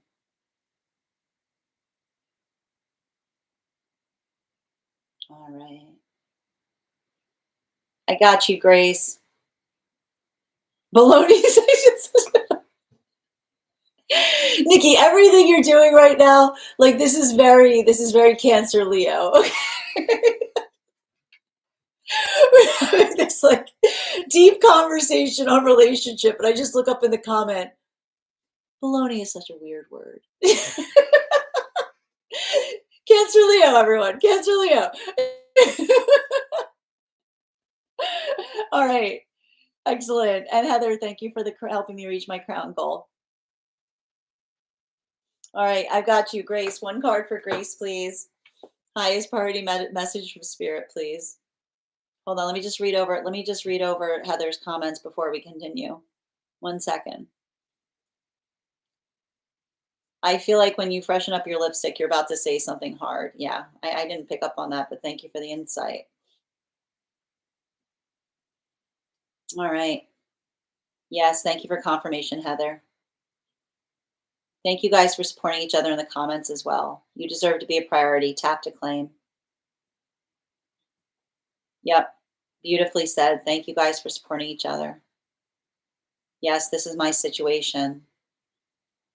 Okay. Make sure that let those manifestation goals guide you. Okay. And sending you so much support on that journey, Heather. Okay. All right, where'd Grace go? One card for Grace, please. One card. Where'd it go? I think it was the highest priority. Hold on. Bum, bum, bum. One card for Grace. Yeah, I feel like there's something about your manifestation goals coming forward. So make sure that you're being focused and not working through overwhelm. Bottom of the deck. Yeah, I feel like there's, I see some kind of circumstance or situation, like something that would have overwhelmed you. Like, I almost feel like you kind of going through cruise control. Like, I almost see you like just working through something in the way. Like, I feel like I see, like, this is you getting a hang of something, is what I'm saying. You know what I mean? Like I feel like there's almost like there's something. I want to get an animal spirit guide on it. Yeah, with the bee. I feel like I think you know what I mean. Like, you're getting the hang of it. Like, you're like, what is it? I'm not sure what it is, but I'm getting the hang of it. Like, that's what I keep on hearing. I'm not sure what it is, but I'm getting the hang of it. I like that. All right. Where were we? Yes. Baloney. The guys are still going on about the baloney. I adore you guys. Hold on a minute. I adore this collective. All right, where are we? This resonated. I wanted to ask, yeah, thank you as well for receiving that message, Leslie. Lovely. I feel like, yep. I was just a heavy reading, red eye. I'm okay. Like they're on the regret. Yeah. Yeah, they run away. I'm sending you support on that red eye. Okay. And thank you guys for supporting each other in the comments. Priority. Tap to claim. Yep. And Andrea, thank you for those gifts. Thank you for the dino, Nikki. All right. Can you repeat what you just said about a reading? What did I say about a reading? What part? BF responded to my centered text very hostilely. Oh, chair with my emotions currently. Card on this, please. Can I get one card, please?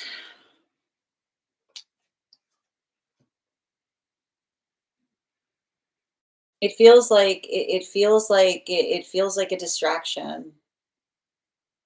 You know, like I feel like the you know when you make everything a fight, it's a fight is a good way to avoid a conversation. Is what I keep on hearing. Yeah, a fight is a good way to avoid a conversation. One card, animal spirit guide. Yeah, especially with the hair, right? Pattern recognition. Or is there something about like is it like someone who's like trying to like find like when we're looking for a reason to be upset, we can find a reason to be upset, even in the most harmless or innocuous of statements. So make sure if you're recognizing if someone has a tendency of creating an argumentation point to avoid a conversation. All right, Bridget, one card, highest priority, please. Um, again, be solution focused right now, not problem oriented. Recognize and identify, like, like, don't like. I keep on hearing, don't let another person's um, move anxiety into a space that feels like it's energetically productive. Is what I'm getting. Bottom of the deck. Yeah, it feels like energy, like lending it, like unnecessary advice, being like, thanks for this, thanks for the suggestion, but you know what would help? You know what I mean? Like moving something into a more productive space. Animal spirit guide, yeah, bull, right? You gotta like, like the unsolicited advice of another person that you have to say, like, thank you, I appreciate that, but this is what would actually help. You know what I mean? Like, it's like the help that feels legitimate because they arrive to what you need instead of what they suggest is what I keep on seeing.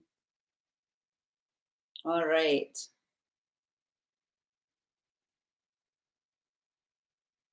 And thank you for sharing the live, Heather. Minnie, one card on why I'm feeling. Oh, Bridget, you also get an additional card today. Gotta remind me. Um, yeah, I'm good, thanks. It's like it doesn't. It's like the difference between energy that feels like it's supportive versus trying to create doubt in you. Like again, it's like don't let another person's don't let another person's anxieties get the better of you. Is what I keep on hearing. All right, and where were we? Minnie, one card on why I'm feeling sluggish around career and work right now. It's the Cancer energy. It's like the Cancer energy. It makes us feel vulnerable. We had two major planets move into Cancer over the last 2 days, and we've also got a Sag full moon, which is like desiring for it to be the weekend. So it's like it's a lot of this like it should be Saturday, like Sag is like it should be Saturday. Sag is like Sag's just like hello. But that's why I keep on seeing like working into that space of being able to like amplify and look forward to things because the Cancer energy, it's like I don't want it's like it can create a lot of crankiness.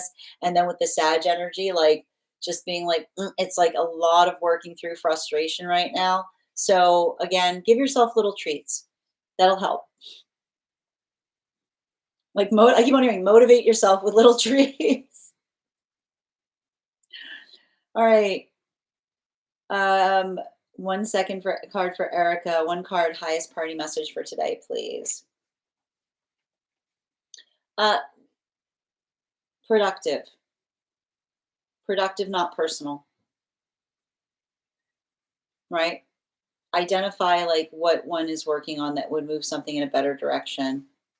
Yeah, especially in relationality to airing frustration. Right? Like make sure I keep on hearing critique, not criticism, finding something that feels like it is supportive and positive that allows for an expansion point. And don't match energy if someone's coming towards you in a way that doesn't feel in alignment to you. Like ask the question, you know. Erica, yeah, the otter. Why would you say that? Right? Like not immediately being reactive to another person, but almost looking at it with a sense of curiosity. All right. One card for Chrissy on how they're feeling today. I mean, I feel like I see someone that feels like they're in a rut, you know? Like I feel like there's somebody trying to like figure out how to get out of a rut. Bottom of the deck. It's giving me a lot of like working through feeling like something is missing, but not really knowing what it is, you know? I keep on hearing like um when we're looking for something that defies definition, we usually have to go internally because it's giving me a lot of this energy being like I'll know it when I see it, but it's like that in itself, like that's not a manifestation goal. You know, like I see someone who's really trying to like figure out what it is that they want. One card, please. Yeah, especially with the fox. Like it's saying to me, like, you know, when we don't want to miss opportunity, we miss everything, right? Because I just keep on seeing that like um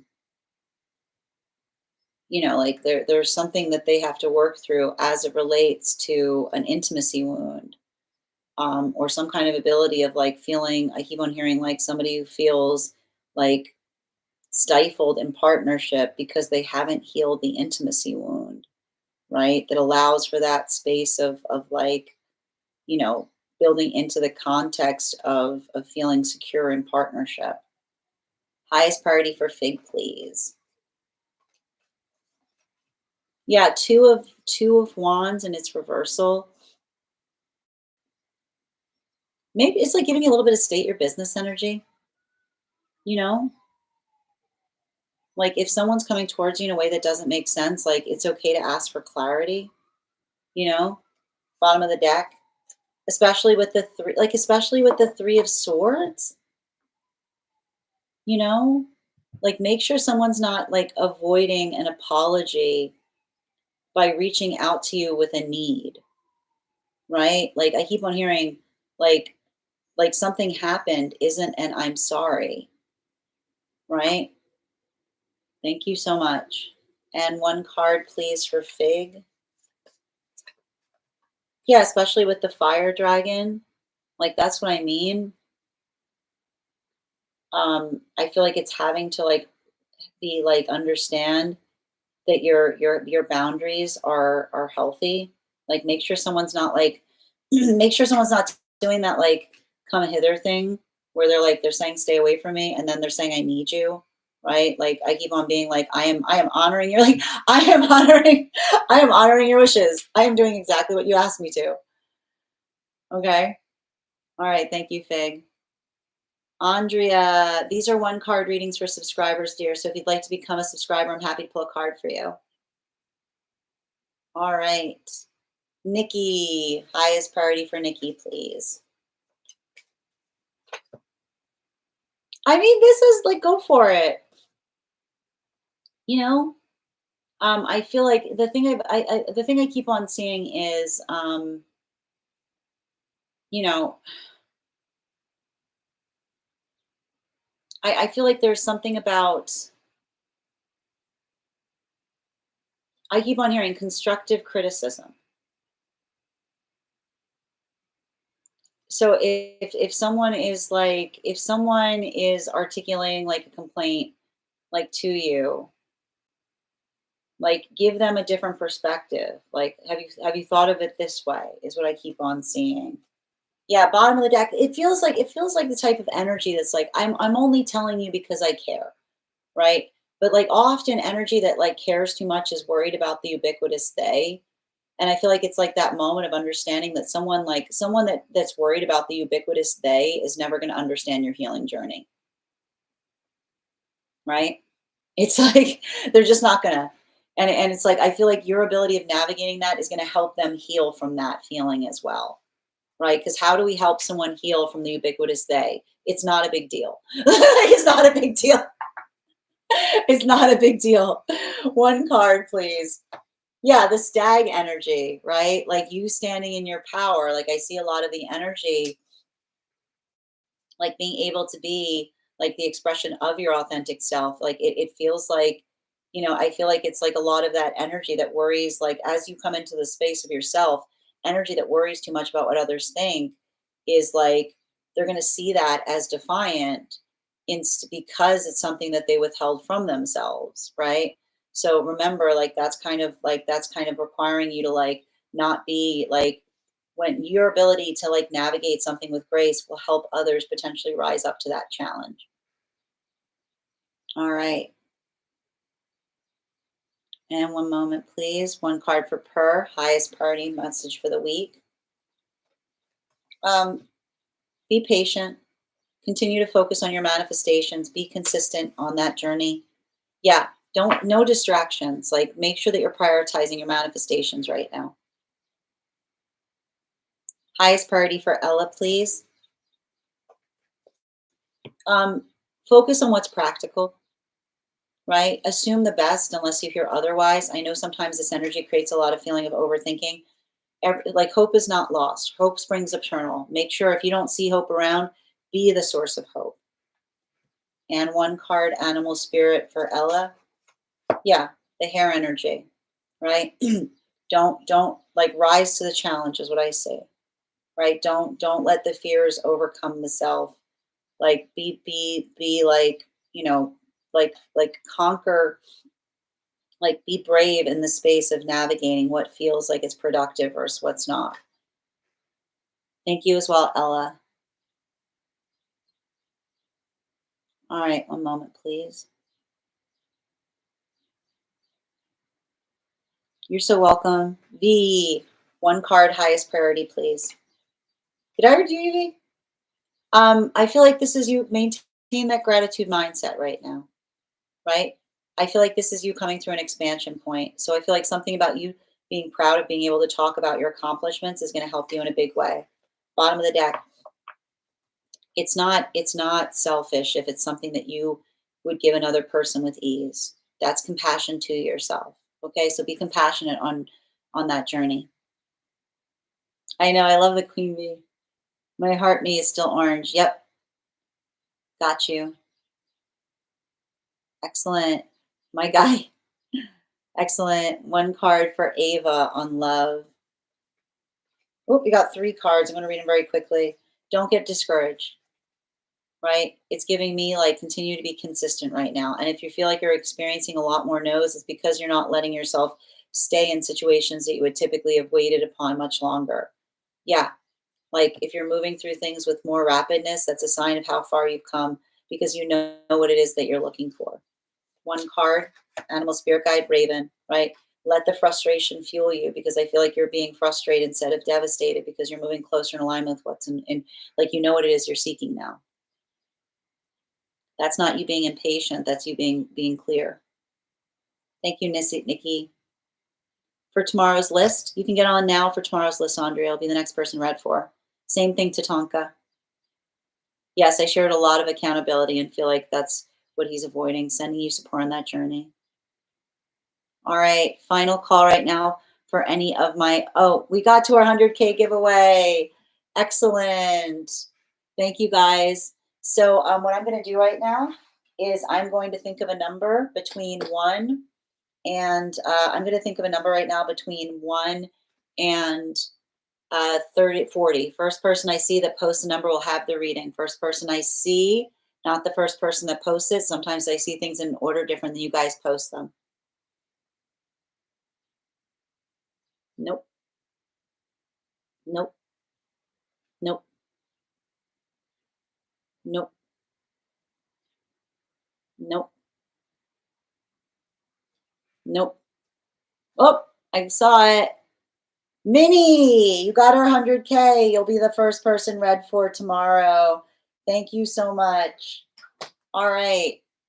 Final call right now for 1 card readings for subscribers. If your subscriber has not had a card pulled, just let me know and I'll be happy to pull a card for you. Just a reminder, we'll be back on tomorrow at 8 a.m. PST, 11 a.m. Eastern. Rainbow, can you repost, please? Excellent. Good job, Lisa. Spirit guide message. Your feelings are not a burden for someone that wants the same things as you. Yeah. Make sure as long as you're bringing with them the antidote, make sure as long as you're talking about what feels like it's productive. Animal spirit guide, please, for Lisa. Bear, right? Let someone like learn, you're learning. I keep wondering, you're learning how to receive. You're learning how to be cared for. Okay. 1 cards are for subscribers, creative. All right. 1 card. I'm afraid we don't, so let me see, will they reach out for Kelly? I see someone that's not sure what to do. I feel like this is someone like bottom, like I feel like this is someone that's minding your wishes. Did you tell them not to reach out? Like they're thinking about something here. All right. BC, these are 1 card readings for subscribers. Heather, 1 card general, please. Make sure that you're being like, this is manifestation mode for me right now. If there's something that you're going through that you're not sure about, what would be better, right? Yeah, don't just think about not just don't react from a place of emotions. Ask what the emotions, look at what the emotions are asking for. All right, and 1 animal spirit guide for Heather, please. Yeah, air dragon, right? Take a moment before you react to think about what it is that you're trying to move towards. All right, struggles, new path barrier, reconnecting. I mean, I feel like there's something about,